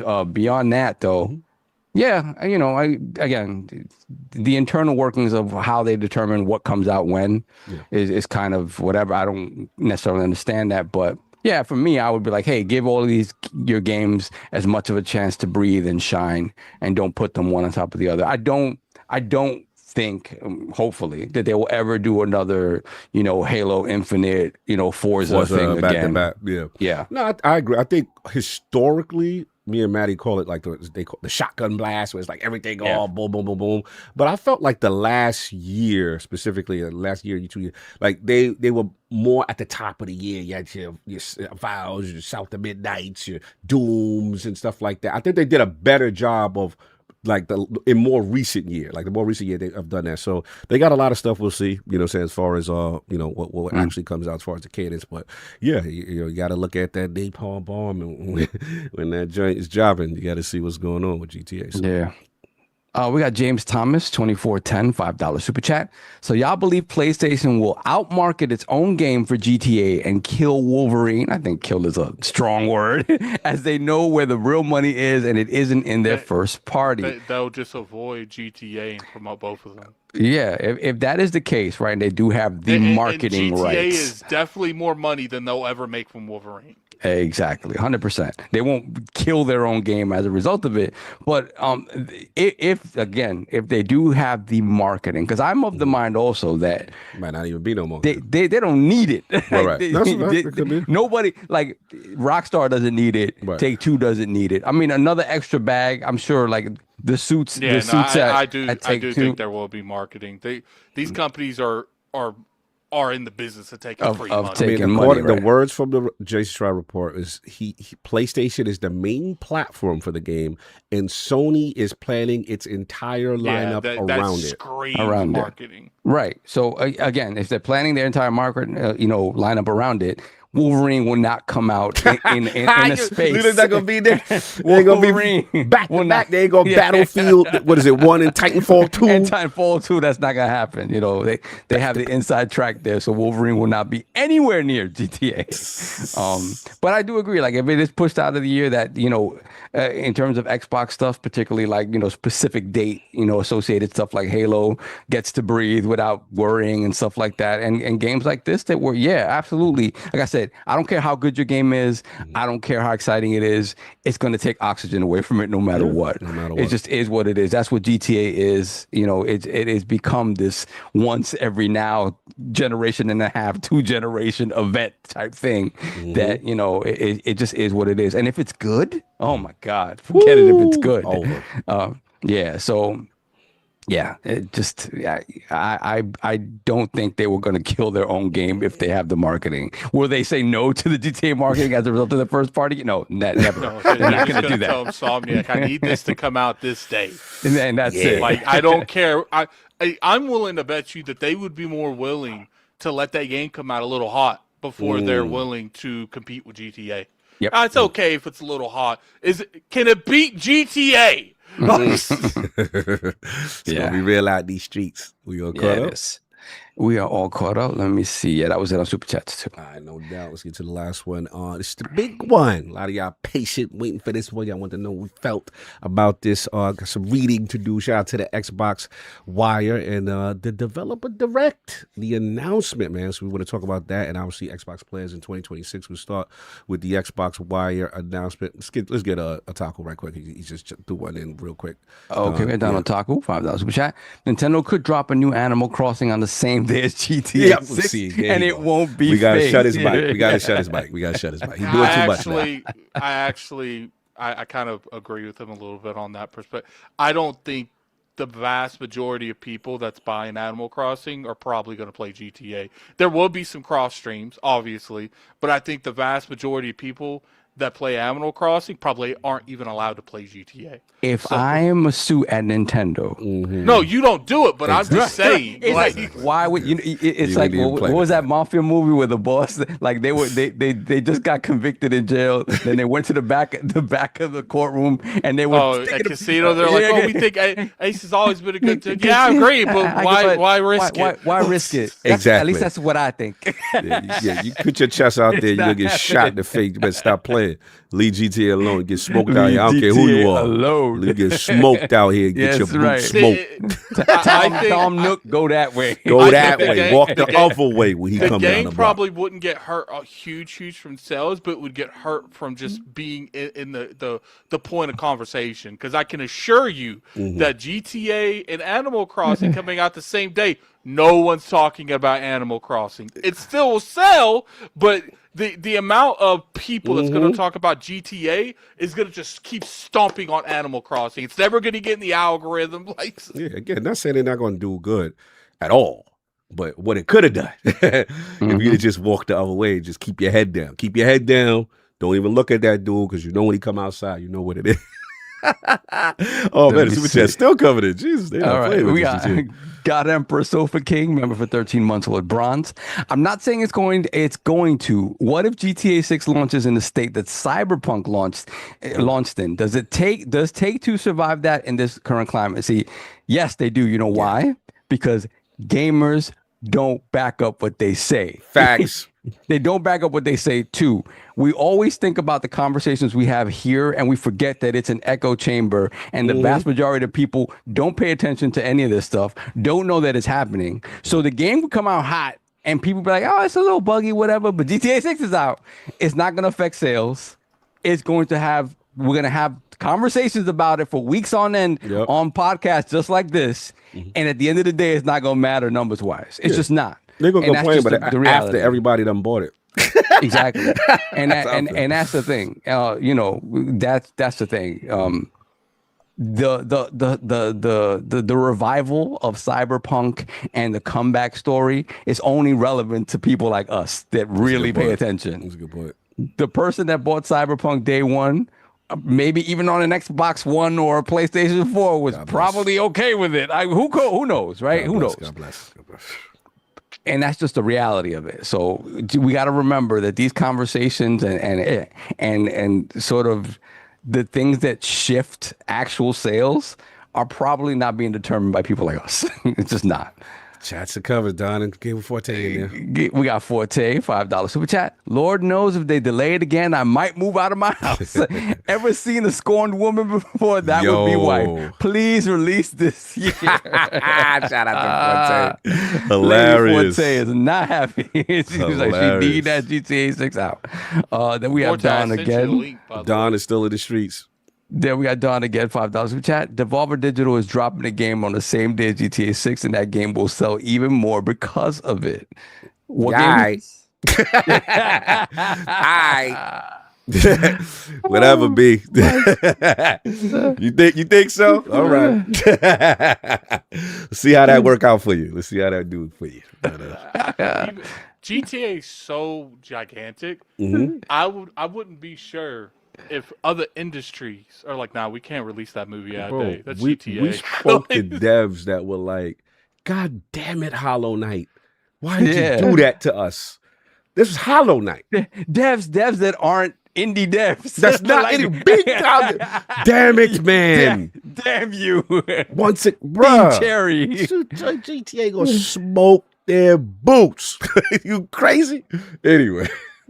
Back on focus. We go with super chats because they spicy on that one. Somebody said something. I said something about come on my back. I don't know what this is about. Okay. Yeah, it is what it is. Shout out to Revan. I don't know what you're talking about. Anyway, so look, Developer Direct, y'all. We got the Xbox Wire post. It's going to you on January 22nd. It's returning. Watching Fable, Forza, Horizon 6, and Beast of Reincarnation. So this says 2026 will be the incredible year for Xbox players, and you might even call it a fabled year. Well, they ready for Addict. They got the marketing out. And they was like, they ready to celebrate January 22nd. Presented by the game creators themselves, Developer Direct will once again give you an inside look at not just the games, but the studios working to bring them to life fittingly for Xbox 25th anniversary year. That includes the return of some of our most legendary franchises, which rub shoulders with a brand new title from one of Japan's beloved studios. The show includes not only one, but two titles from Playground Games, with the UK studio bringing us a first extended look at Fable. This was cool to kind of read that because it's been so long. As well as the debut of gameplay for Forza Horizon 6. We'll also be taking a trip to Tokyo to visit the legendary, I don't like how that said this. We're taking a trip to Tokyo to visit the legendary Game Freak. I don't like the way that sentence read. I didn't like that. Offering a that was extra, y'all. Offering an in-depth look at Beast of Reincarnation, and then they talk about obviously the time, and they talk about a little bit more for each game. So Fable. Playground Games welcomes players back to the fairyland tale of Albion with the first in-depth look at Fable, one of 2026 most anticipated titles. Devs from the Playground team will unveil the magic and mischief that awaits players in this fresh new beginning for the franchise, including a first look at stunning, and they use the words Addict, gameplay. Of course, the core themes of Fable will be there. Choice, consequence, drama, action, British humor, and of course chickens, all reimagined for existing fans and new players alike. And then we got Forza Horizon 6 Playground, and getting big Playground is outside, y'all. We'll share a deep dive on the much anticipated Forza Horizon 6 as the open world racer takes players to the beautiful and contrasting landscapes of Japan. Road to Tokyo in the building, y'all. The segment will deep dive into a very first look at gameplay, including reveals of new features and how Japan comes to life in this stunning new installment. And last but not least, Beast of Reincarnation. Join us as we delve into Game Freak's intense one-person, one-dog action RPG. For the first time, Game Freak will reveal details of our protagonist, Emma's innovative plant manipulation actions and gameplay with her canine companion, Cool. In Beast of Reincarnation, a profound and dangerous world unfolds in post-apocalyptic Japan. Discover the development secrets beyond its creation in Developer Direct. I want to shout out Shuhei Yoshida. He was tweeting this developer direct and specifically shouting this game out as well as Game Freak themselves. So he's excited about this one particularly. But yeah, we got the announcement, and then I want to give you some more bars from my very own Jez Gordon. Windows Central was in the realm last week. He was previewing for you, setting us up for this, man. So this is Xbox in 2026 in general. So they're calling it the Four Horsemen. They're saying Fable, Gears, Halo, Forza, all in 2026, and that they will show off these games. They said one of Xbox's more intrepid teams may be also ready to show off what it has been baking. So this could be a rumored fourth game for the developer direct. Some rumors are alluding maybe Double Fine might be back outside again, spin the block.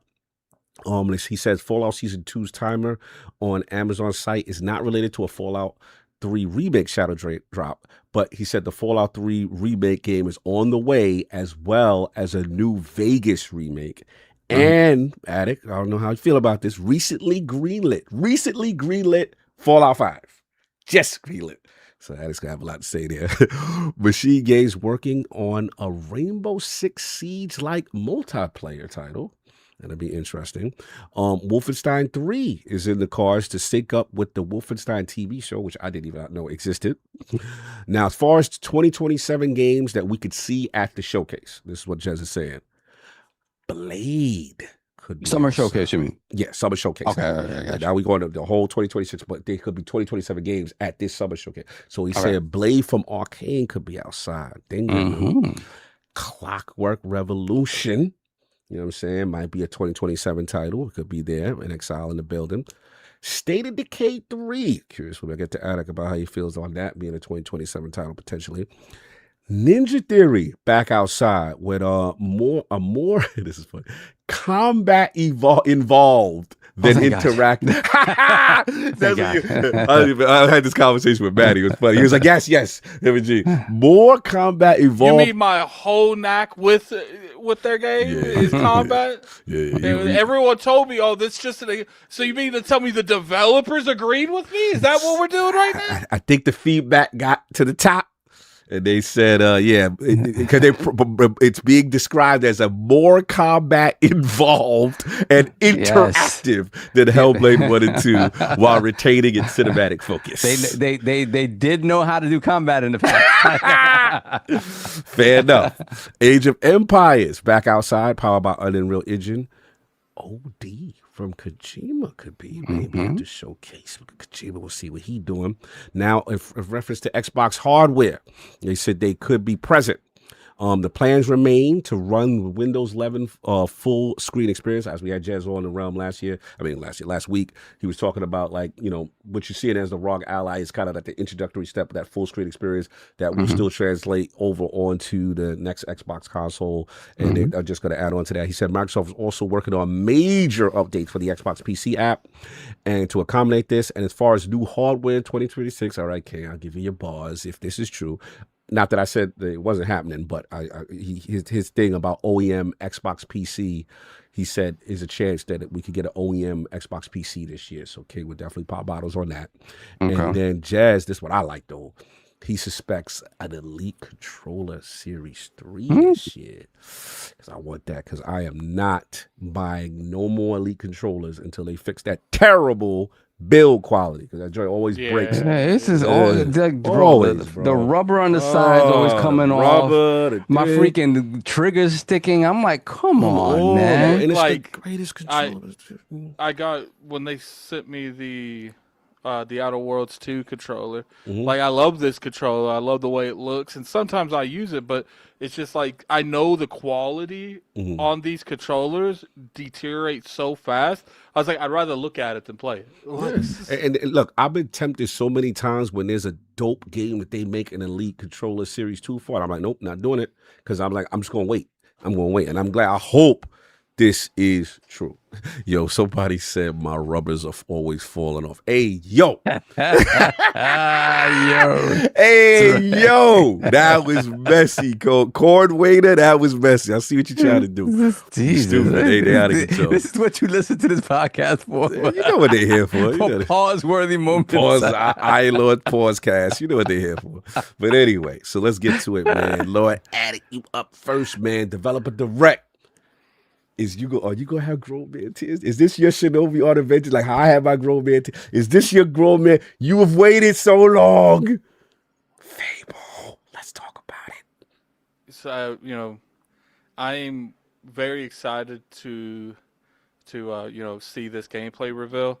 Unfortunately, as much as I'm excited too, I know that I'm gonna be looking at that damn screen with a magnifying glass. So we'll see if they're Attic approved.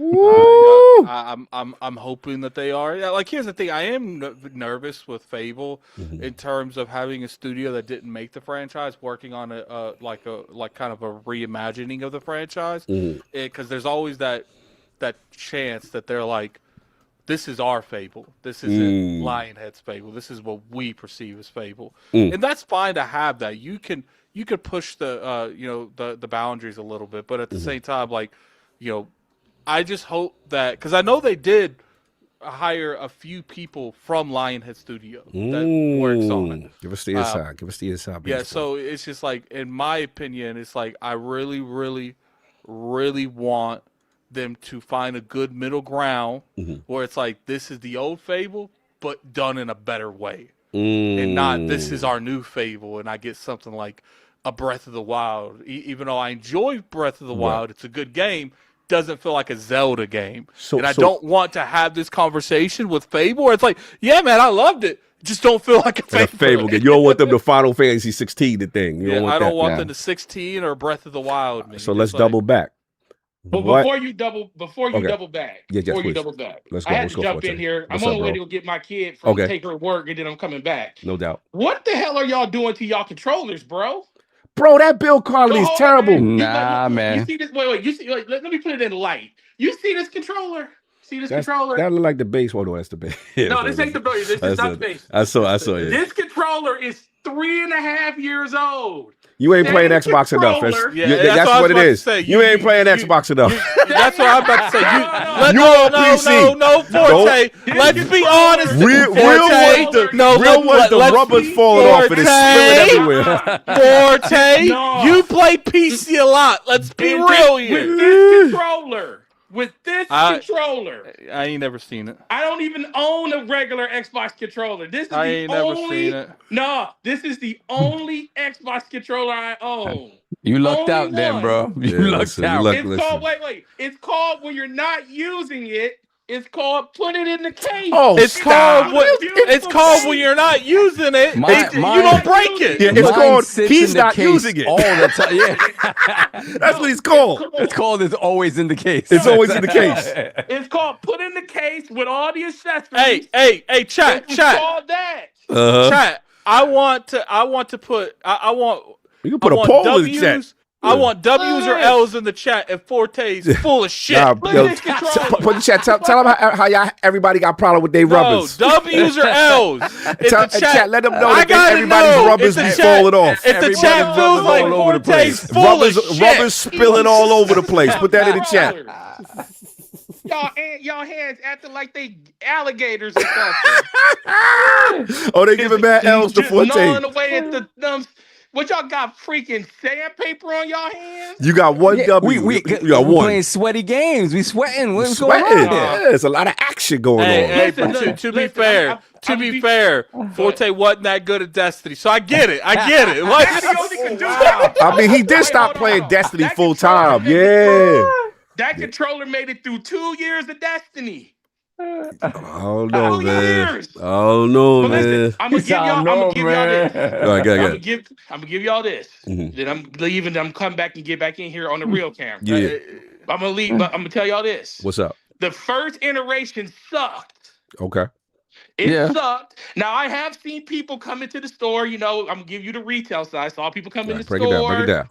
I'm like, their controller looked like it's been chewed up by an alligator, and I'm like, what happened? Mm-hmm. But I'm not, I'm not gonna pass judgment on them. I'm like, y'all just And you're like, what happened? I sweating- just played it. I used it. y'all sweating a little too hard or something. Oh my Lord. Try hard coming out of your pores. I Oh my understand that. Lord.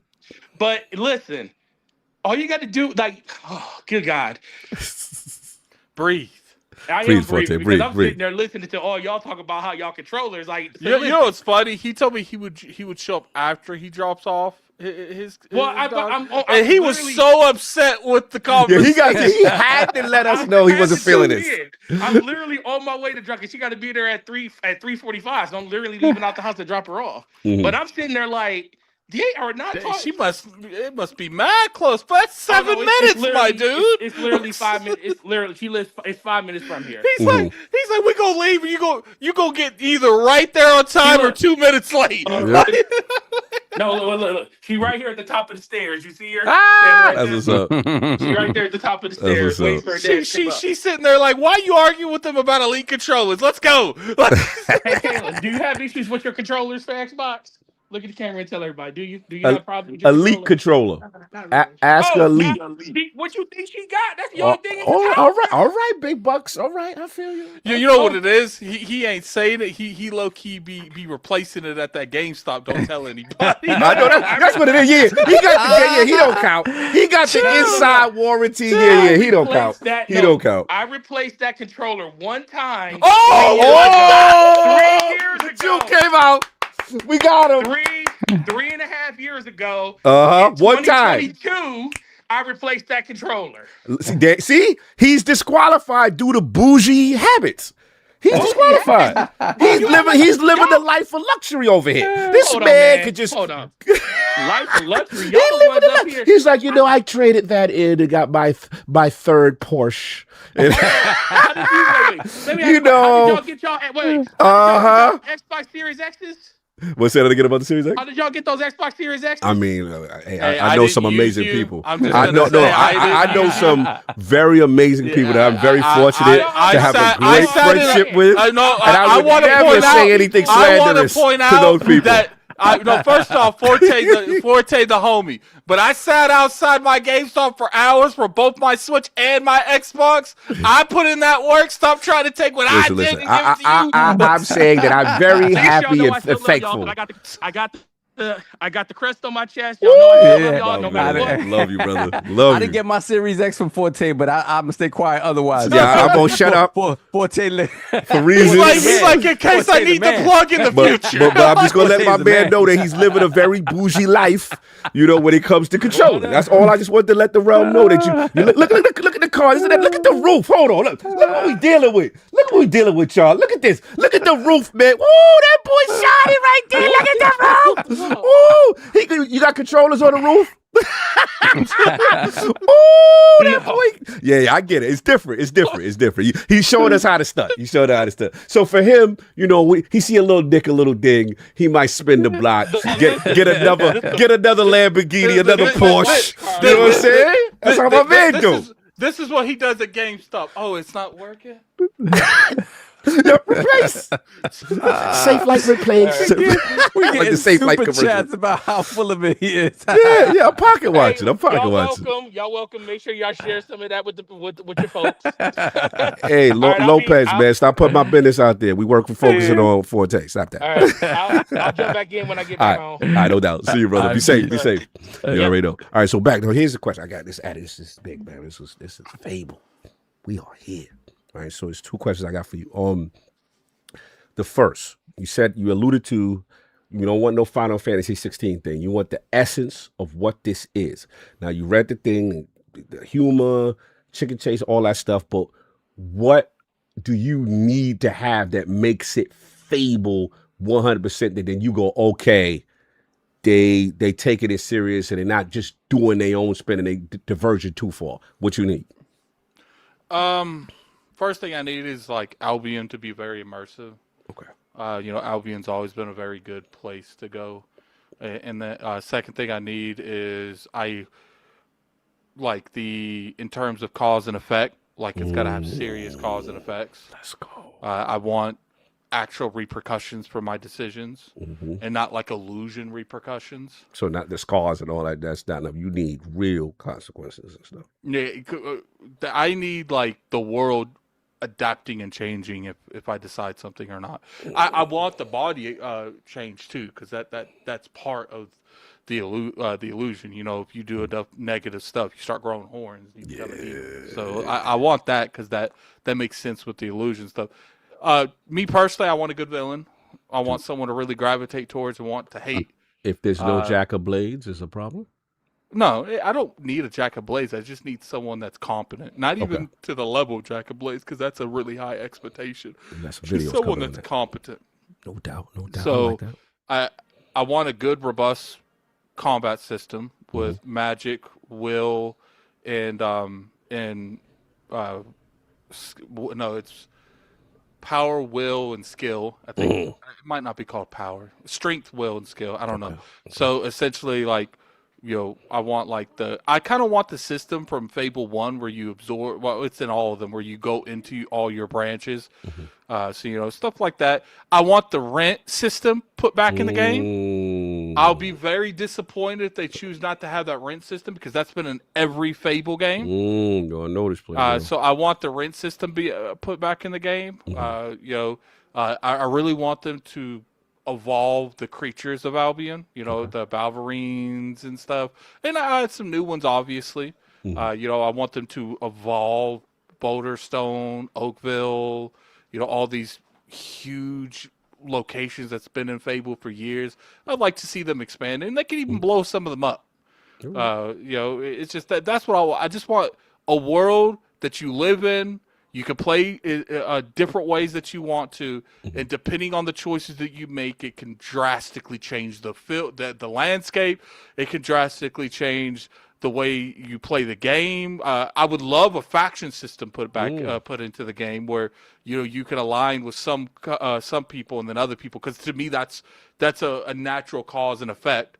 Where if you rock with people more than other people, some other people ain't gonna like you. Right. I would also like the you know, if they're able to put like there's like scenarios, and I think it's Fable 2 and 1, where you could pay money or sacrifice people. You want to get the F? Yeah, I remember that. If you do enough of that, like you get like rewards. There was one thing in Fable 1 where you could pull Excalibur, so I'd like Easter eggs like that, where you need to master all of your physical attributes to be able to lift Excalibur out of the sword. So that was cool. You know, it would be cool if they gave us Easter egg like in-game bosses, where it's like, look, this is going to be your own thing, but we understand, like, people like me that like you know, Jack of Blades, we're going to give you an Easter egg boss fight with him. That it's definitely not lore based off our lore, but you know, we're going to give that to you. Now, obviously, that's like pie in the sky type of things. But I would lose my shit if I was able to, like, you know, have situations like that. I want a rival. I would really love a rival, kind of like they did on Fable 1. You know, see, here's my perfect thing is like I would like a mixture between Fable 1 and 2, where it's like the rival from Fable 1, the combat and stuff from Fable 2, the magic system from Fable 1, the cause and effect from both Fable 1 and 2, because they both had really good situations like that. I'm not hearing no Fable 3. I'm not hearing no Fable 3 shout. Because Fable 3 didn't really evolve anything. It did everything okay, but it didn't evolve the brand much. You know, there was situations that they pretty much put you in Fable 3. They were like, we're going to put all these choice consequences throughout the game, and we're going to tie them all to money at the end. And I wasn't really a huge fan of that. It wasn't bad if you had the money. Right. But they pretty much insisted on you from the start getting right into real estate. Where it's like, you know, because when you in Fable 2 and 3, like, you could have a house almost at the beginning. Because in Fable 1, you had to go physically to the places to get the money from your real estate. I don't want that. Keep that in Fable 1. In Fable 2 and 3, it was based off the clock on your system. So like every 5 to, like, you would get money when you got back on. Let's say you stopped playing for a couple of days.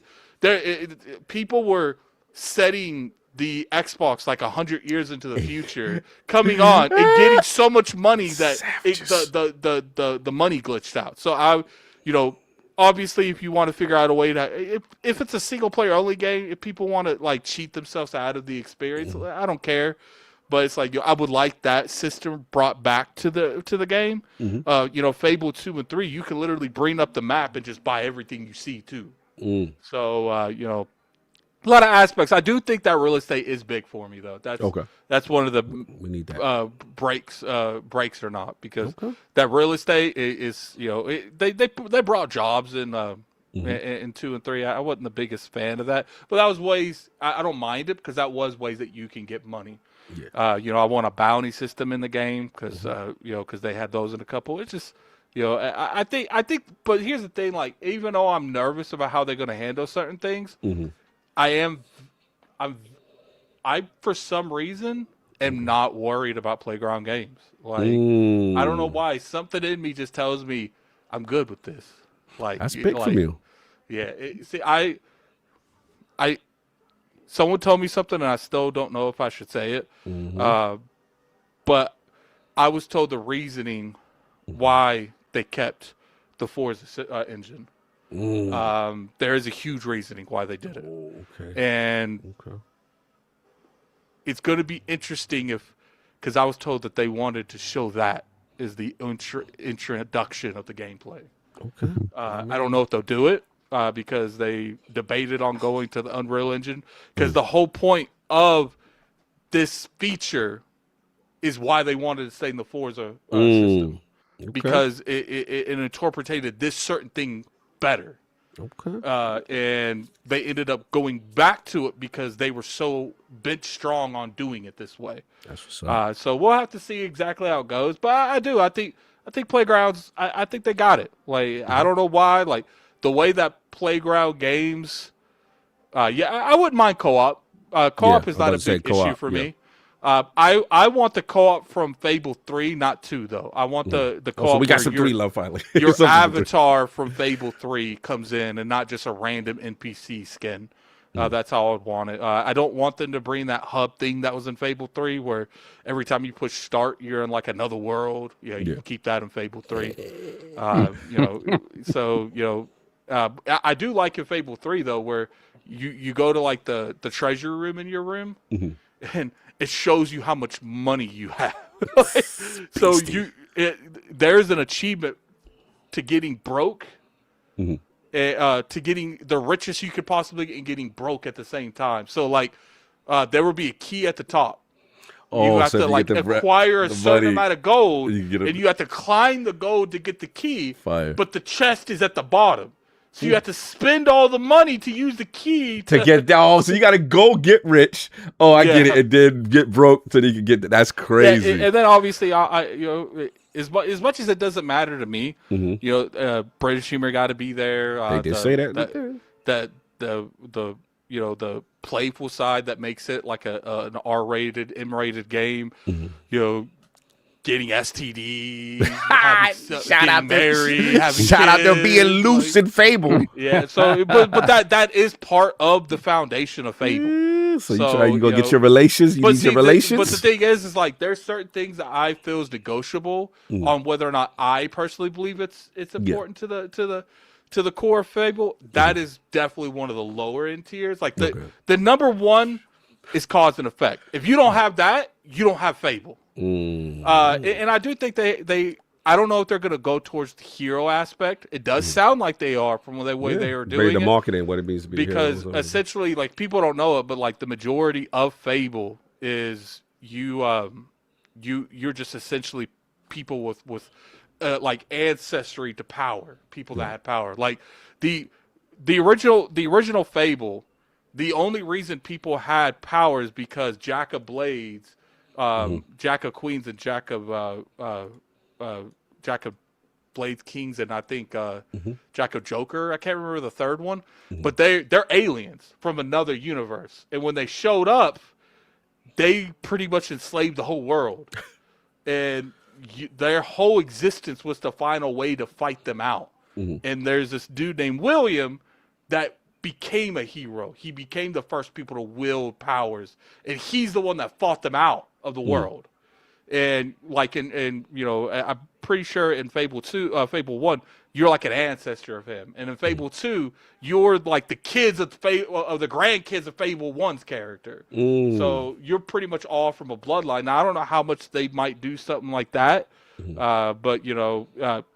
Like I said, like there's a lot of lore stuff that goes into the Fable stuff. Back for this. So, I hope there's still polygamy. He said it was hilarious. You can have a wife in every town in one of them. Yeah, you can. See, and I want some. If they do that, because they probably will do something like that, I want it to go extra. I want your wives to be able to find each other out. Right? Yo, they'll come up to you to like surprise you with something and be like, "What is this?" Oh, and Game of the Year. Game of the Year. Oh, that's Game of the Year right there. They do that?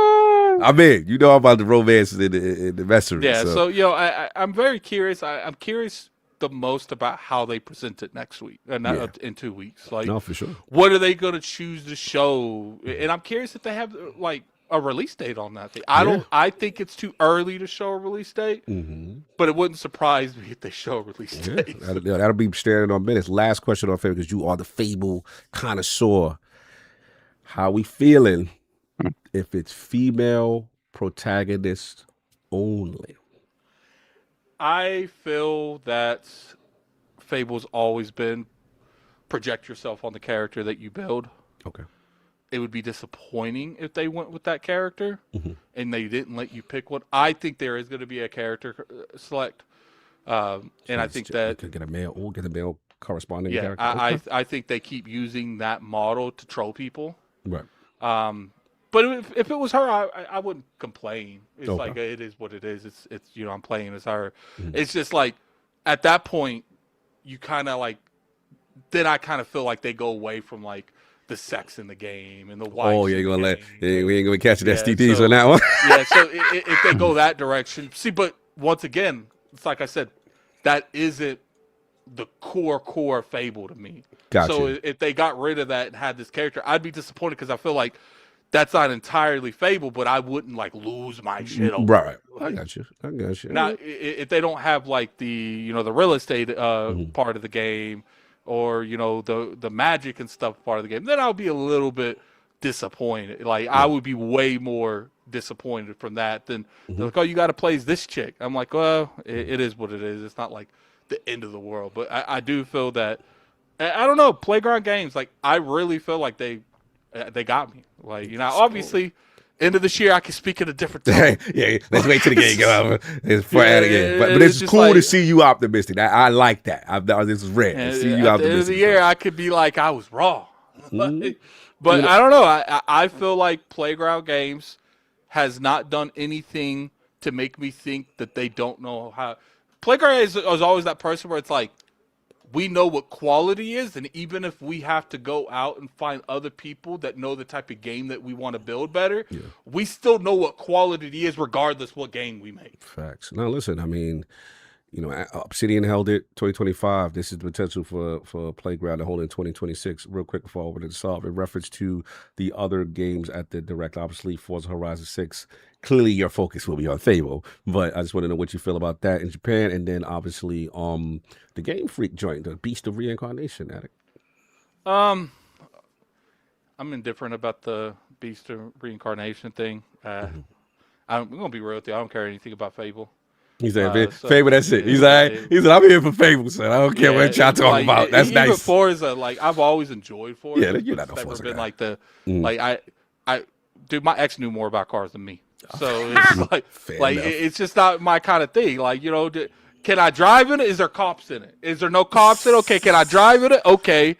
Now it is in Japan, so I'm a little bit more enticed to be excited for that particular thing. And I am going to play Forza. I'm going to enjoy Forza because I've enjoyed all of the other ones. It is one of the racing games that has always excited me. Yeah, because I am the definite you got like people's perception of definition of a casual racer, and then you got me under that. So like I'm not even like excited to like play a racing game. Like I played Ubisoft let us play the Crew, and they kind of like bit off the entire the formula that made this game, and that game was fun. Yeah. But I was just like, I mean, look, like people are like, oh, you could race cars you would never own. Even if I had the money, I probably wouldn't own them. It's like, can I get to point A to point B? Oh, you can't go 100 miles an hour. I don't want to go 100 miles an hour. Like, listen, man, as long as I can see Haneda, we drive past Haneda. You know what I'm saying? You know what I'm saying? It's fine to drive past the little train. What was that joint? No, see, those are fun. See, that's why I like Forza Horizon, because they do off the wall stuff that no one really tries. Mm-hmm. They like let you race. Yo, let us race the train. Let me race the KK train. They did JK, the KK. What was our train, Saab? What was our trains? The JK and the let me race the KK and the JK. So come on, man. They got to do that. No, I feel you. So we at with that. So Saab, man, open up to you. Obviously, we got the direct. Last I forgot this the other thing. Secret game or no? Yes. Okay. Got you. So your secret game, okay, got you. All right, so what's up, man? Fable gonna be here. I never asked you, what's your connection or none? You kind of like me, kind of like not as much a connection to it.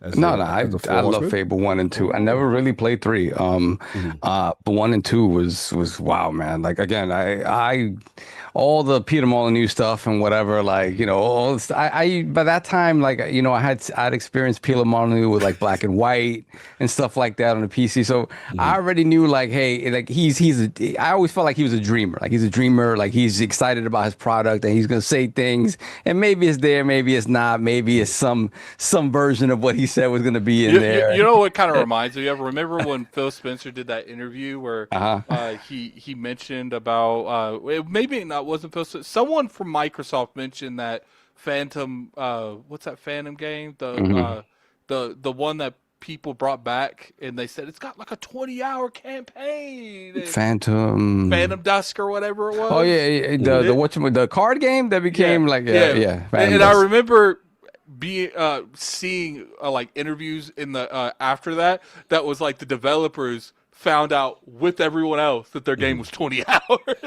It's like Peter sitting there saying stuff on an interview, and the developers of Fable was like, "Oh, that's in the game? Okay, sure." Like, yeah, Phantom Dust. That's what it was. Populous, like I already knew, like, I'm not worried. I'm not worried for me. So in doing that, like I went into Fable being like, okay, cool. Like if this stuff is in there, fantastic. But if not, it still looks like a cool, like, you know, single player sort of action RPG. And yeah, Fable 1, especially going back and playing like the Lost chapters and stuff like that, like an anniversary. Fable 1's great, man. Fable 1's great, and I enjoyed Fable a lot back in the day. So I have and then 2 came out, and it was even better. And then you had the dog with you, and it was like, I love Fable. So for them to go back to it, for me, like as soon as they announced it was Playground, I was like, yes. Oh, he was good. He was good. I was like, Playground. Look, obviously, you know, Playground is known for making Forza racing games, right? Did one of these. But that Forza engine in terms of creating like foliage and creating like forest-like environments, to me, like I was like, okay, the engine is there. It's just a matter of how they manipulate it to be able to make an RPG and whatnot. Yeah. But in terms of just the level of quality that they're used to putting out, I knew, you know, taking on Fable wasn't going to be this throwaway thing for them. Right? I knew they were going to bring in people who'd worked on the game before or had just a keen understanding of what Fable was.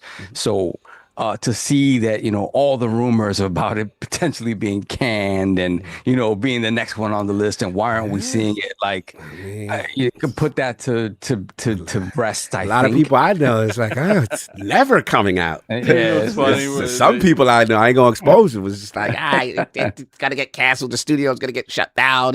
That game is not real. Well, they're not shutting down Playground games. Like, Playground games not getting shut down. According to the streets, Lord's a game and check. You know what I'm saying? Gotta put you back. I gotta come get you because I want your knees. I want your knees on this. Playground is arguably their kind of GOAT, right? And if they hit with Fable, oh man, it's just that tweet that the studio said. Mhm. I don't know why. It just that was so much confidence, and it's like, Yeah. okay, Yeah, all you know, right, let's and see. you know, And then Matt Booty was like, for oh, years, like pretty much, Yeah. I can't wait to show you, and they keep telling me no, and I'm Yeah, like they oh, would tell okay. him no. That's what I was like. I remember that conversation at a PAX Mhm. West years ago. He was like, "Yo, we got to show this. This looks so, whatever." And listen, I get the whole, some people were worried about because every time they show it's like a quick cut as Yeah. opposed to just a full on. I get that part, but people legit. I guess what it is, people love this game so much, and they're so worried that it just.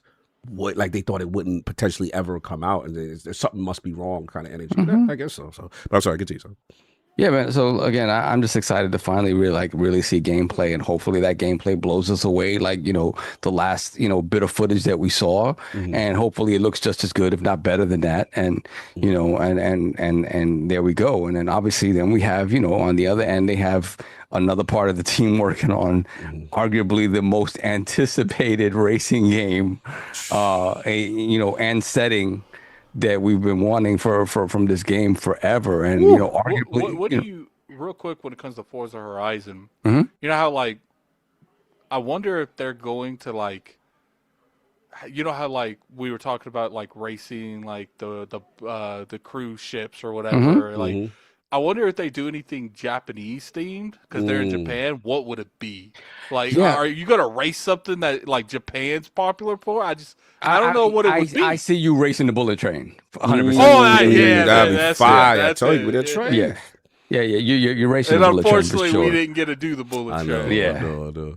I see you doing that. For me, what I do hope with this game is I have no doubts in my mind it's going to be Racing great. Like, Gundam, I could see that. true. Correct. Yeah, you could Correct. definitely go do stuff like that, right? For me, I do hope they change up a little bit of the Horizon Festival sort of. Okay. What do you do in the festival, man? Like I would love it if you get out the car, right? Like They got do out the car something. before. They got out the car in what you call it, but it was you didn't show you. Yeah, It was like wasn't some really. exploratory quick thing. Well, no, it wasn't. You can't really get out the car. You get out like when you found like a barn find or something like that. They show a Right. cutscene. Yeah. But you're not getting out of the car, No, I right? could have sworn that 5 you could get out. Am I bugging? Nah, I'm sorry. Continue. I know you could. Is there something? No, it's not important. But yeah, I want stuff like that. Like evolve the series in that way as well, right? Like obviously the driving. Photo mode. That was the only time. It was Okay, it's just photo mode. Okay.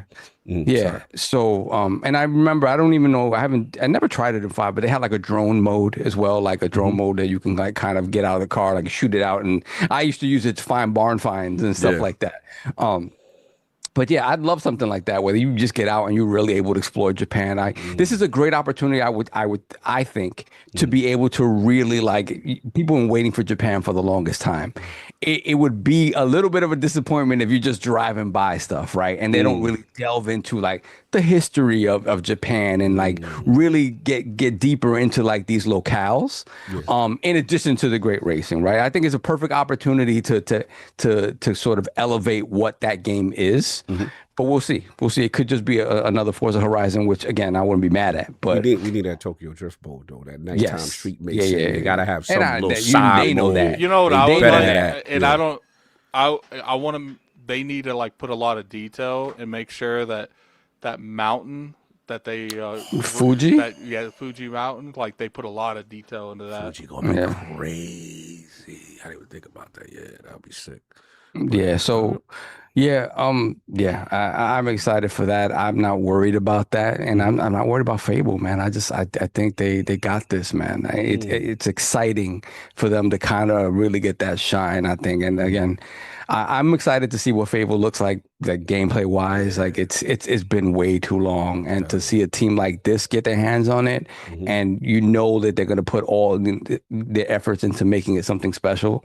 And they're a British team, right? So they understand the humor. Everything we've seen so far points to them understanding what Fable is. I like what they wrote in the Wire post. Yeah. To me, I was like, okay, again, we got to see the game. Yeah. But at least it looks like you got core sensibilities the way they wrote it. But yeah. And then whatchamacallit, what's it called, the Beast of Yeah, Beast of Reincarnation. Reincarnation. Where you at with that? Game Freak. I mean, with Game Freak, right? It's like on one end, like I get mad with them about the what seemingly little effort they put into Pokemon games and things of that nature. This looks good. This looks good as a as a single player, kind of companion, lone wolf kind of thing, RPG. It's cool because in a year where Phantom Blade Zero is a PlayStation exclusive, the combat here looks like it's cool, and it's not necessarily going for the Souls type stuff where that kind of pushes some people out in terms of wanting to play a game like that. So if it kind of hits that middle ground like Phantom Blade Zero is, which again initially a lot of people saw Phantom Blade Zero and was like, hey, it's another Souls game, like I can't play this. Now it's like it's more of an action game, it's more accessible. So I just feel like that opens it up to more people, and this feels like that type of game. We'll see. We'll see. It looks good. It looks good, and we'll see if this deeper dive into it really gets people excited about it. Yeah. So excited to see more than anything. Even like I would have been over the moon to see Forza 6 finally, and I am. Yep. But it is Fable that I'm just like I need to see this. I need to see this. Because again, it's like you go back, like Perfect Dark is canceled. This is a game that you've been rooting for since you heard they were bringing it back, and I'm glad they're finally almost at the finish line. You know what I mean? And it's coming, and there's no more sort of speculation about it getting tanked and things of that nature. So excited to definitely to hear that. Secret game, yay or nay? On the showcase. See, there's always a secret game. There's always something that pops up, right? And they said there's speculation that it might be a smaller new title from an Xbox studio and not necessarily a third party thing. I know we've seen third party stuff. Maybe Double Fine. Double Fine with I mean, what can it be, right? Jez kind of alluded on Xbox to something. I'm trying to get his words wrong. I'm probably gonna butcher. It was something like not a fighting game, but like something with the play fighters or something. I don't know, some very unique thing that internally they're extremely excited about. But again, I could be wrong and I could be misquoted. I mean, cool. So. Yeah. I mean, again, Keeper, I kind of felt Keeper got kind of tossed under the rug a little bit and didn't get the shine that it deserved. What is it called? Killing, Kiln by Double Fine. One Bad Mother. Salute, brother. Good to see you. Yeah, that's the strong rumor. They saying it's Double Fine. Okay, cool. It'd also be a perfect time to give some shine to like remastering Fable a little bit, maybe, if that's been do a works, little old right? school. Oh, okay, okay. Bring it back. Obviously, Fable 2 and 3 are not on PC. That'd be nice to get those on PC. Maybe they've been working on that behind the scenes. That'd be nice to sort of get people into the Fable mood. Even though this, for all accounts, it seems like this is somewhat of it's kind of a reboot. Like I would hope. Be crazy. The hidden game is a Fable 1, 2, and 3. And as of now, gamers. Yeah, exactly, right. So we had heard something about Fallout 3 and Fallout New Vegas remakes or remasters, and so that's been kind of nixed. I'm thinking maybe Ninja Theory, maybe Project Mara. Is that the they say we'll get into the rumors. They say that potential. What's funny? I mean, we don't know, but they apparently, I forgot about Mara. I forgot they had that project. You know what I'm saying? But there's another project. I guess that's the more combat interactive one. But yeah, I forgot about that. Yeah, good call. So who knows? Like, the fact that it's coming, potentially coming from a first party is cool. Obviously, it doesn't feel like it's one of their, the bigger first party games that we're waiting on, like a State of Decay 3 or something like that. And they're saying that it's something new, right? So that's exciting. That's exciting. I'll just be excited by whatever it is, but kind of at a loss of what it could be. Like I said, Project Mara is something that pops up. Obviously we know that, the Black Rock is known for working on multiple things, but they, to add another thing to the slate would be bonkers. Yeah, I don't know, man. I don't know. It's exciting because again, we've been surprised by, that one more game a few times, and then, and it's usually something that's kind of imminent, right? It was we got a Hi-Fi Rush and things like that. So last year Ninja Gaiden came out. So. Ninja Gaiden, yeah. It was like, okay, let's go. Like sick. So yeah, if it's on that level, that'd be fantastic, bro. But yeah. We showed 2 games. You said they only showed 2 games. They could. I mean, What again, if happens they show 2 games? if Oh, they 2 give new like games. Oh wow. if Fable isn't getting any sort of other deep dive the rest of the year before it comes out, they could spend a whole lot of time on Fable. Like if you think about it, Fable and Forza breakdowns of those 2 games By themselves. like really. Yeah. So, and again, if they're super excited about this Game Freak game, like that could be it, and whatever the 4th secret game is could be a quick one more thing, a quick overview or trailer, and that's it. But I could definitely see the bulk of this really being focused on Fable and Forza, and it being kind of Playground's moment to shine. Yeah. I could see that. For Yeah, sure. that's the vibe I got. I'll jump in. Yeah, because Matt Booty kind of alluded to it. Like this is where Playground shows out. So, the long anticipated, vibe I get is that they understand the assignment that from a gameplay perspective, you have to show a lot of this game. People have been waiting a long time. Everything before looked amazing. The cinematics looked great, but they were always quick cuts, right? If it wasn't a cinematic, which looked amazing, lifelike, like one thing about these cinematics, I was blown away.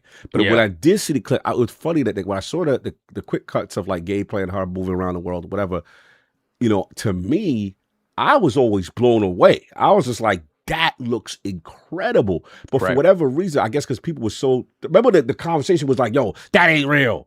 It can't look that good. That was the first thing. People were like, nah, that's it. Man, people hating immediately. And then the next thing it transformed into, well, they got to show, they're scared of the gameplay because they're not showing it in a continuous fashion. And I get that part. They got to show, gameplays, menus, hopefully, a loop, But a they mission. did use the words deep dive. Right. So the fact that we doing that is a good sign. And ultimately, look, the vibe is it's coming. Now the question is going to be the release date. Will it be this year? For me, I am curious about the female protagonist thing. Not that I have any problem with her as a character, but I do agree with Attic that part of me feels like the essence of Fable is having, it was just a male or female option. You know what I'm saying? And I'm just curious if they debut the male protagonist, if they have, like they kept it under wraps all this time.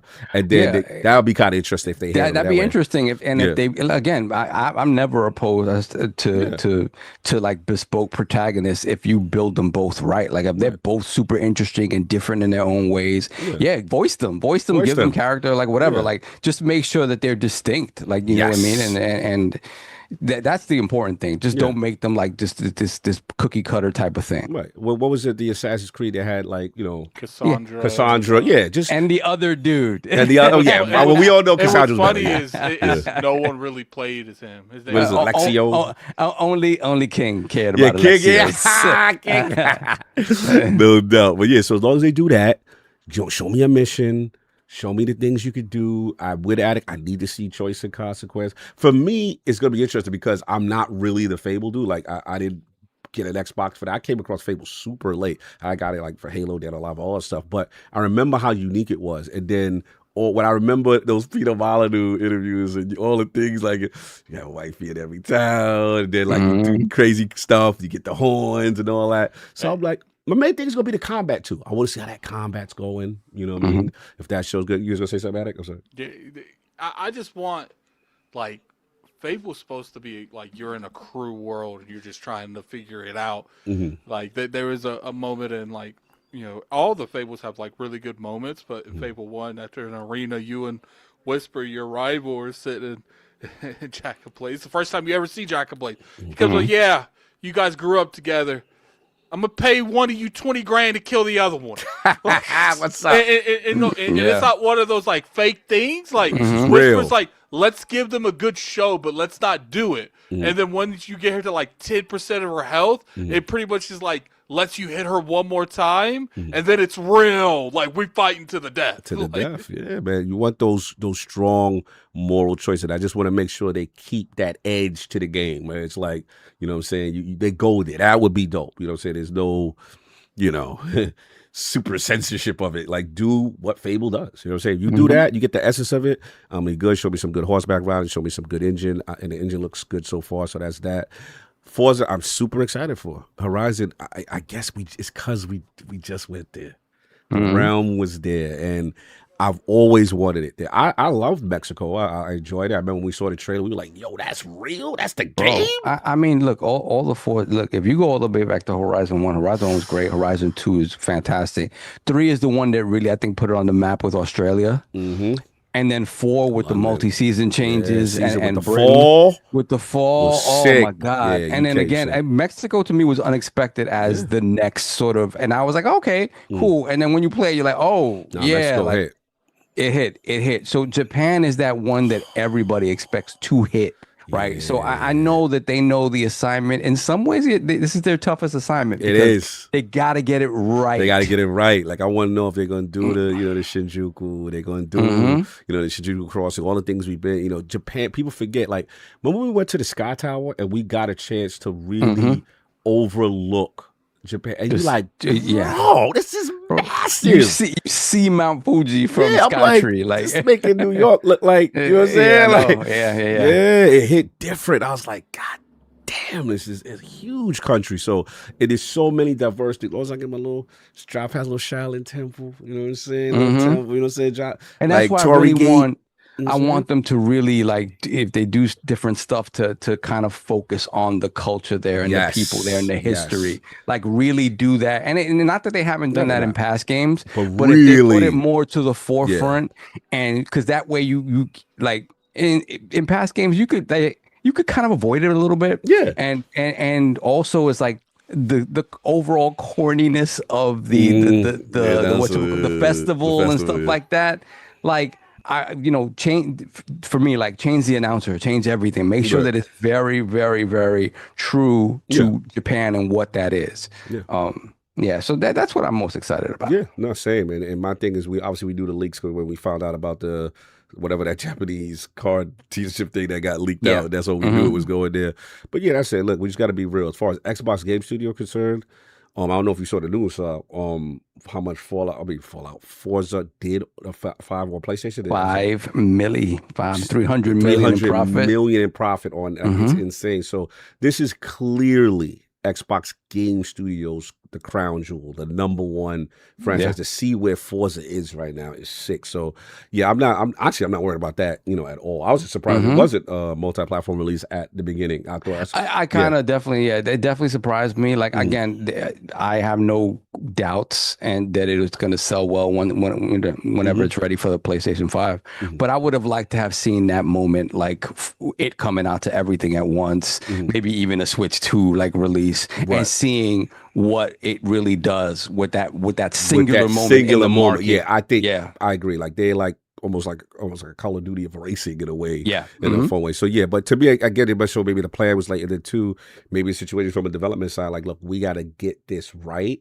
And then do it. So yeah, it is. But I agree. It's interesting that this one, is like that. So you got that, and then Beast of Reincarnation. I don't know what to expect. I don't mess with Game Freak games. I have no. I'm going to be new to seeing what's going on. It looked cool. It looked interesting. All I cared about was Shuhei. Shuhei was like, yo, y'all better pay attention to this. So got my attention. So then the other stuff, as far as the I just finished with the what Jez's article in reference to 2026 rumors. Obviously we assume there's going to be a bonus game there, probably what you call it, a Double Fine's game or whatever. As far as the Fallout, he's saying the Fallout remakes are going to happen. That's big, you know what I'm saying? Hopefully they can get that out around the time of the show. That'd be good. Machine Game's working on a Rainbow Six Siege like multiplayer title, and Wolfenstein 3 is interesting to me. Maybe that could be it, right? It's obviously not Wolfenstein yet, although I'd freaking pass out if that was it. But maybe that could be it. Yeah, could be it. As far as the showcase, man, if they show me some Blade, that'd be dope. Clockwork, I don't mind if it's 2027 because they got so much, man. You figure Gears E-Days this year. Between E-Day and Fable this year, it's just so much in the calendar year. So I don't mind Clockwork going to 2027. I don't mind State of Decay 3. As long as they're showing them at the showcase, and then especially State of Decay, that's the one I'm worried about. Like, bro, where y'all at? What's going on? I'm terrified of y'all, and I love that game. So I'm nervous. So you got that. The Ninja Theory, yes. They heard the complaints. They went a little too graphical fidelity. Like... I know. Get back to the essence. You, Addict, especially Gene. Gene is definitely on the man. anti. Like Yeah. people forget, man. Like whatchamacallit, Heavenly Sword Yeah. at the PlayStation 3 launch, right? And whatchamacallit, Enslaved. Obviously, people have their thoughts about whatchamacallit, the what the heck is it called? Which The one? freaking crackhead Dante. Oh, got the name down. Oh, Blanket. Yeah, I know you're The talking Devil about. May Cry. Devil May Cry. Yeah. So their version of the DMC, which I thought was cool and unique. Apart from the Dante design, I was not a fan of that. But so they can do combat. They can absolutely do combat. It's just I get it. Beautiful games. I really enjoyed Hellblade 1. 2 was a sight to behold, but I just want more core gameplay. No, I get it. And I think yes. that's fair. So for me, I'm just excited that because that was a studio at one point, I'll be honest, I was a little worried about. But I was like, all right, cool. Well, they're showing their value. They still got projects. They still got more. And then if this new joint, if they want to show that, fine. People forget about Replaced. That's supposed to be this year. I got my eye on that. Yep, I'm looking on Replaced. They got so many games. Replaced has a date though, right? Yeah, I believe so. So you got that, and then just give me my Elite Series 3. Kid can have his OEM hardware that I'm not really too interested in, to be honest, unless it's something crazy. But no, they got so many games. I'm super lit. But that's it for me as far as the rumors with Jez. What is this OEM thing that King is on? So basically, the bet was he believes that this is the original bet that he twisted last week. That I'm gonna let him rock, but I gotta correct for the record.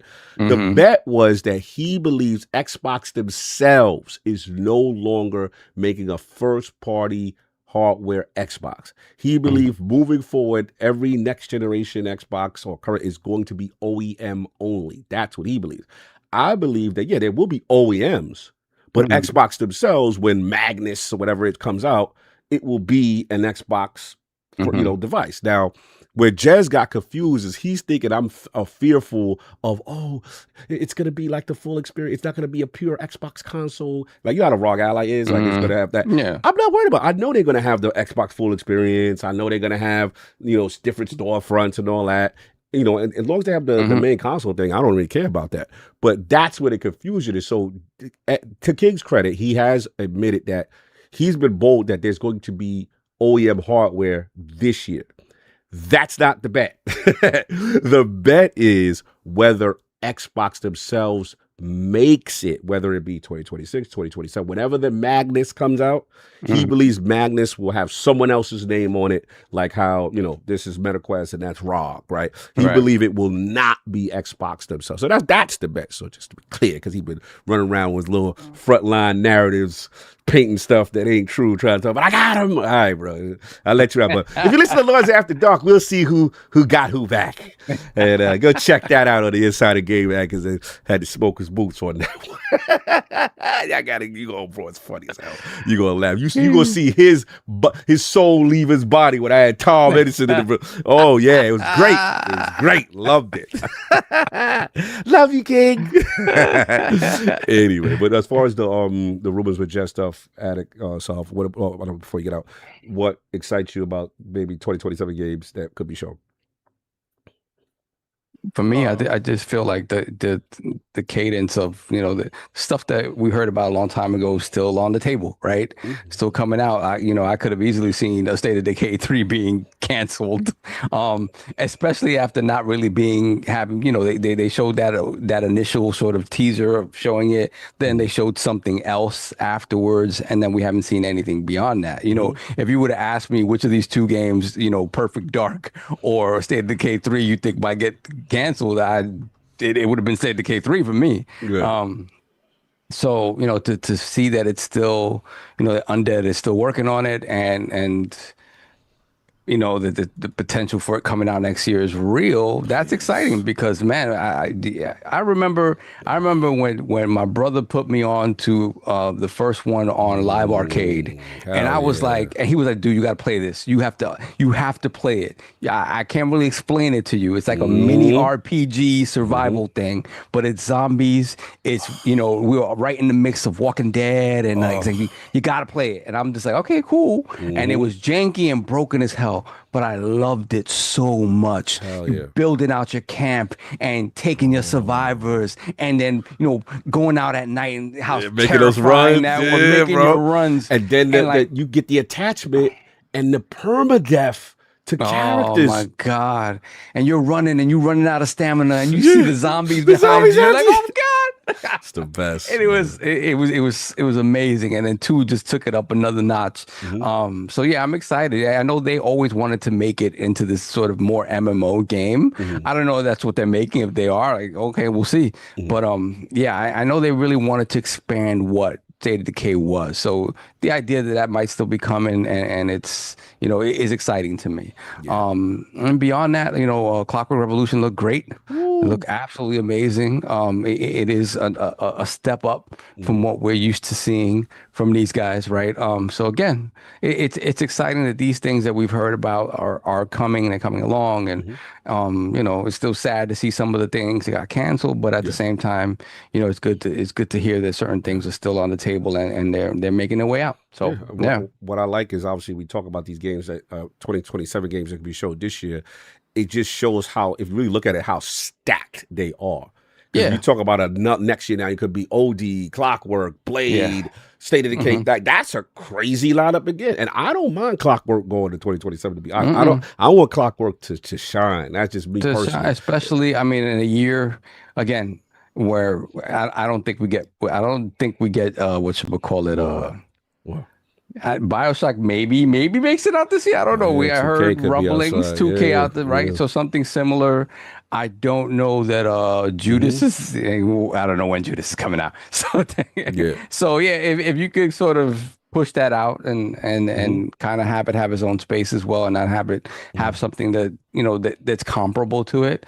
Although again, that game looked super unique. So I'm just give these games all the time that you need, right? For me, in this point of change for Xbox and shifting into something that's less hardware focused and more focused on the software and the ecosystem, it is imperative that with every release you get a good game. Like, it doesn't have to be a 10, it doesn't have to be the greatest game ever, but we need 8s and up. Like that's really, listen, I won't be mad if Fable tries to hit that. I mean, I wouldn't be mad. Oh no, like again, I would love to see that 100%. Like I would love to see that, because again, we haven't had that. In a year when like Forza Horizon 5 won Game of the Year from IGN, but nobody else really thought about it in that category, though it deserved to be there. But I would love there to be no questions asked.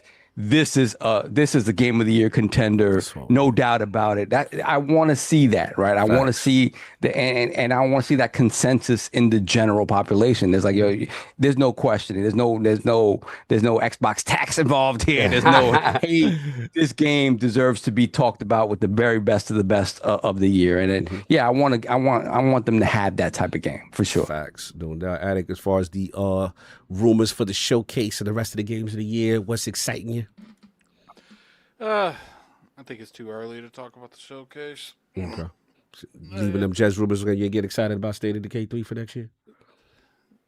I gotta see at this point, because State of Decay has been up in the air on what they're doing, if it's gonna be an MMO or some kind of thing like that. I'm excited to play those games when they come out, but I'm kind of focusing more on 2026. I feel you. State of Decay is cool, and the Clockwork Revolution I'm excited to play. Comes to beyond that, are you okay with Clockwork being next year, according to the rumors, not this year? I don't care. Come out this year, next year, whatever's better for the game. Yeah, I think there's more than enough. Microsoft has more than enough games if to play this year, and with all the third party and potentially GTA, they could take a good 6 months off. I don't think it's going to kill them. Fallout remakes, you good with that? Oh, I'm good with a Fallout 3 remake. So yeah, definitely. And New Vegas remake, he said. Yeah, I have to see one before I can look at the other. Right. So once I see one, then I can start getting hyped for the other. Okay, all right. Yeah, I got that. I would want those games to be Oblivion-esque. Yeah, we need that level. I don't want them to fall under something. Yeah, don't Fallout- 4K 60 Fallout me and 3 call it a day. In Fallout 3, like I don't even think you can aim down sight. Oh damn. It was entirely VATS. I don't remember. No, you could. It just sucked. I just like they made it so you use VATS for everything. Well, I don't think it was like your typical like legit aim down sight. It was like it zoomed in a hair. And Just love like, that. Yeah, and then you just missed all the time, and it's like, all right, I'm just gonna use VATS. I'm gonna use VATS. That's what we doing. No, I feel you. Salute. But that's all we got. If everybody's good, we actually get up out of here at a reasonable time. Get out of here. Yeah, that's why I stayed. I was like, all right. Yeah, this is. Like, we're I'm used to. done. Yeah, we're almost done. Shout out to Circle. Whatever. Just get these super chats, man. If we got any left. we just point out that what member are we missing? We get out. Are you implying because a certain member is not here to spit his bars? Like it's not spitting his bars. It's like how he be looking on the podcast. Like the moment someone says anything he don't agree with, you could be accused of that too. Come on now. I just don't speak. Like he speaks but doesn't speak. Why he gotta like, fold his arms and do that face you made though? What was with the arms and the face? I don't do that. That's what he I do? normally do in general. Like No, I'm saying that your be like- imitation of him. Yeah. Why that's the king like, imitation? acting like I'm just gonna sit here and look at that and not say nothing. Like You ain't feeling his disagreeable nature? I mean, call it that. Oh man, y'all funny. Oh, somebody messy in chat, Connor. They ain't messy. I see what y'all trying to do. Y'all trying to cause dissension. I see what you doing, Connor Artistic. I see what's going on. Oh, that's the homie. King Tex. Yeah, King Tex. That's the homie that I solo leveling. Remember, Attic? Oh yeah, That's the homie. Yeah. Why don't you say real quick Yes. about your solo leveling experience? Oh, let's get before the we super move chats on? and then I'll get into solo leveling bars. Okay, hold on. We get 250 likes by the end of the podcast. I'll release the next one today. Let me see. Okay. Let Like me 60 see. I likes. roll back a little There's bit. definitely 60 of you to hit that. We got Hamish K, $2 super chat. Oh, that's the Fable homie. all day. Fable all day. I hope y'all are well. Likewise, man. Nice. Yes, Fable. Salute, Hamish. Excited He Fable. got a rule. Like he always sends me Halo clips. I was like, you gonna send me other games you're interested in, bro. Like I love the Halo stuff, but he said, no, God, I like other games too. All right, cool. You talk about other games. There we go. Then we have Donna Taku, $5 super chat. I'm sure Fable will be a great game, but I need them to show why it's a great Fable and not The Witcher 3. Yeah, for sure. Like it I has think to. you could do both. Yeah, because I think The Witcher 3 is in and of itself distinct from Fable in terms of tone, right? So yeah, I think it's just a matter of to hit it. I want a Fable Witcher size scale, not tone or anything. The Witcher size Scale. Yeah, that'd be amazing. Scalability. The scalability and then the minutia and detail of the world is what Attic really wants them to expand on. Yeah. But also, Breath of the Wild is as Zelda as it gets. I agree with you. I know Attic does not Attic agree. does not agree with I that. agree with you. Not even a little bit. Yeah, Attic does not agree with you. I'm with you. Then we got the Iron Rook, $2 super chat. Forte controller is assembled by employee of the month. Facts. He has his own. He got his own joint. He got slave labor. Yeah, got his name on it. GameStop logo. You already know.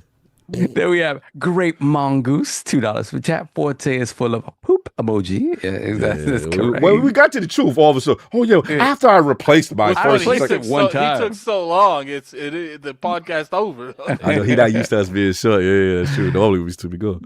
Then we have Lieutenant Hulk, member for 11 months. Lord Braun, sorry, bro. I bought 5 Elite. Elite 2s this generation. Thank you. The build is horrible. Thank you. Thank you. Bro, Tell the truth, shade them. my Halo Infinite green one is still in the box. Bro. And I'll take it out at some point, but I know it's just going to Bro, that's the one that broke my heart.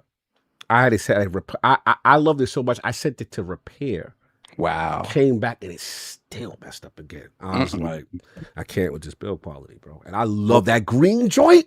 Yeah. With the 117 on it. Yeah, that was nice. my Beautiful. favorite Elite. Beautiful. I'm like, man, don't get me started. Anyway, continue. Then we have the Iron Rook once again, $2 super chat. Cog, that roof could have saved you from the pens. You're stupid. Then we have Champagne Supernova, $5 super chat. Cog, there's a shake weight like gear at CES that you need to cover, like IGN. Oh yeah, I saw We that need thing. you to point that camera down and show us your That beast thing of looked reincarnation. wild. Yo, But to be fair, you had to override the settings or something. Like it didn't. Chill. Did you see? It Did y'all didn't know what he shake weight talking like about? that. That is I not a haven't seen shake it. weight. I know what he doing. This is a pleasure activity device that they had the nerve to showcase. I go front. Even IGN would. I was surprised IGN even covered it. And at the end, they start bust out laughing with this thing. It's ridiculous. But yeah, you messy. I know what you're doing. That's funny. Then we have, let me see. Yeah, he said point that camera down and show us your beast of reincarnation. Savagery. Damn. Seize him. Seize that man. Then we have Champagne Supernova again, $5 super chat. Given last year's ninja games didn't win any awards, do we agree with Cog that the ninja genre is done and any future game should get canceled? Jesus. Relax yourself. It was always you. Now, look, I get a break. Look, just because they didn't win like awards doesn't mean that they got nominated. They got nominated, man. People don't realize how many games come out every year. You get nominated. Bruh, we got Like people only look at the victors. Yeah, that's what they act like everything else. Yeah, you ain't gonna do no ninja slander over here, baby. We do need Tenchu back though. Let's get this. And by the way, we gotta get Tenchu. I heard rumors about that. Yeah, I heard rumors about that. I forgot to do one of the president. Hold on, and then the what you call it Shinobi's coming out with the DLC with all the bosses. Oh, yeah, we get more ninja all over. More ninja. Yeah, facts. Continue. Facts. And if we get Splinter Cell, oh my god. Oh, it's all. Game over. More ninjas. Ninja. Let me see. Donna Taco, $5 super chat. Game Freak confirmed that Beast of Reincarnation is a Souls-like. I have no hype for it, but hopefully they prove me wrong. Yeah, they need to start getting. I mean, again, when you look at the other games of that ilk that have come out, like I get it being a Souls-like, but yeah, I do think at some point, like with Elden Ring, From figured it out where it's like they made it accessible for everybody, right? So despite still it probably being one of their hardest, if not their hardest game. So. Yeah, we'll see because again, by making it that, you obviously garner interest from a certain type of gamer, but you also turn off a certain type of gamer. So we'll see. We have Karn Artistic, $20 super chat. Number one, topics are flowing smoothly again. I wonder why. Hey, wink, yo. wink. Two, don't do that. Cog reanimate drawn out through monologues like in Solo Leveling. You get used to it. Don't let it stop you from the good parts. Yes. No, I get it. It's just, they be doing a lot sometimes. And I'm like, can we get on with it? Like, I get it. But in Solo Leveling, I have to admit, it's minimal comparison to the other joints. Like Naruto, oh god, them sorcerers be rambling. It's a lot of bloviating. Yeah, bloviating. Like, at least they get to it in Solo Level. That's what I like. But yeah. Then we have number 3, Saab. Welcome back, brother. Blessings. Thank you for being sequestered. Yes, I didn't think I was prepared. I was like, he's not gonna be here today. Yeah. Then we have the Silver Squire, $2 super chat. Damn, King joined there for a second. He did? Did King join for a minute? No. Oh, okay. Okay. Don't go confusing other black men as they join. Don't do that to the King just because somebody black joined and I saw King for a second. No, you didn't. I'm messing with you, brother. I'm messing with you. We are caught up. All right, no doubt. Let's get up out of here. Lord Addict, where can the find people find you? What you got going on, sir? You can find me on YouTube at Gaming Addict. You can find me on Twitter at Lord Addict ILP. My streaming channel, Addict Arena. I'm going to be streaming Village this week. I've never played Village. I played like 10 minutes and dropped it. So hopefully... I'm in a Resident Evil mood, and the next week, I guess I'm going to play Fable. So I might play Fable this week if I beat Resident Evil sooner than I think. Fable before Fable. Look into that. We're going to be sending you guys over to Lock when we end the show. All right, no doubt. Lord Saab, good to see you, brother. Glad you got back my safe. brother. Where can the find people find you? What you got going on? Yeah, just back to work tomorrow, right? Back to the grind. So we'll see when I find time for gaming. But Yeah, I need to finish up Cosmic Invasion. I want to get back into Metroid Prime 4 because I only took my ROG with me. I didn't take my Switch with me, which if I had taken it, I probably would have had more time with Metroid, obviously. But yeah, much like Addict, like I'm in the mood to go back to Fable. I'll probably play Anniversary on the ROG or my laptop. And then go back to 2. Like I said, I hope that at some point they'll bring those to PC. But yeah, if I'm gonna play 2 again, I have to do it on the Xbox. Yeah. But I want to get back into those before Fable comes out. And also like Addict, I fell off of Village and did not finish Village when it came out. So I want to get through that, even though I don't know how much of a tie story wise it has to Requiem, but whatever. Get me in the Res Evil mood. Very. I think they're separated stories, but they link up.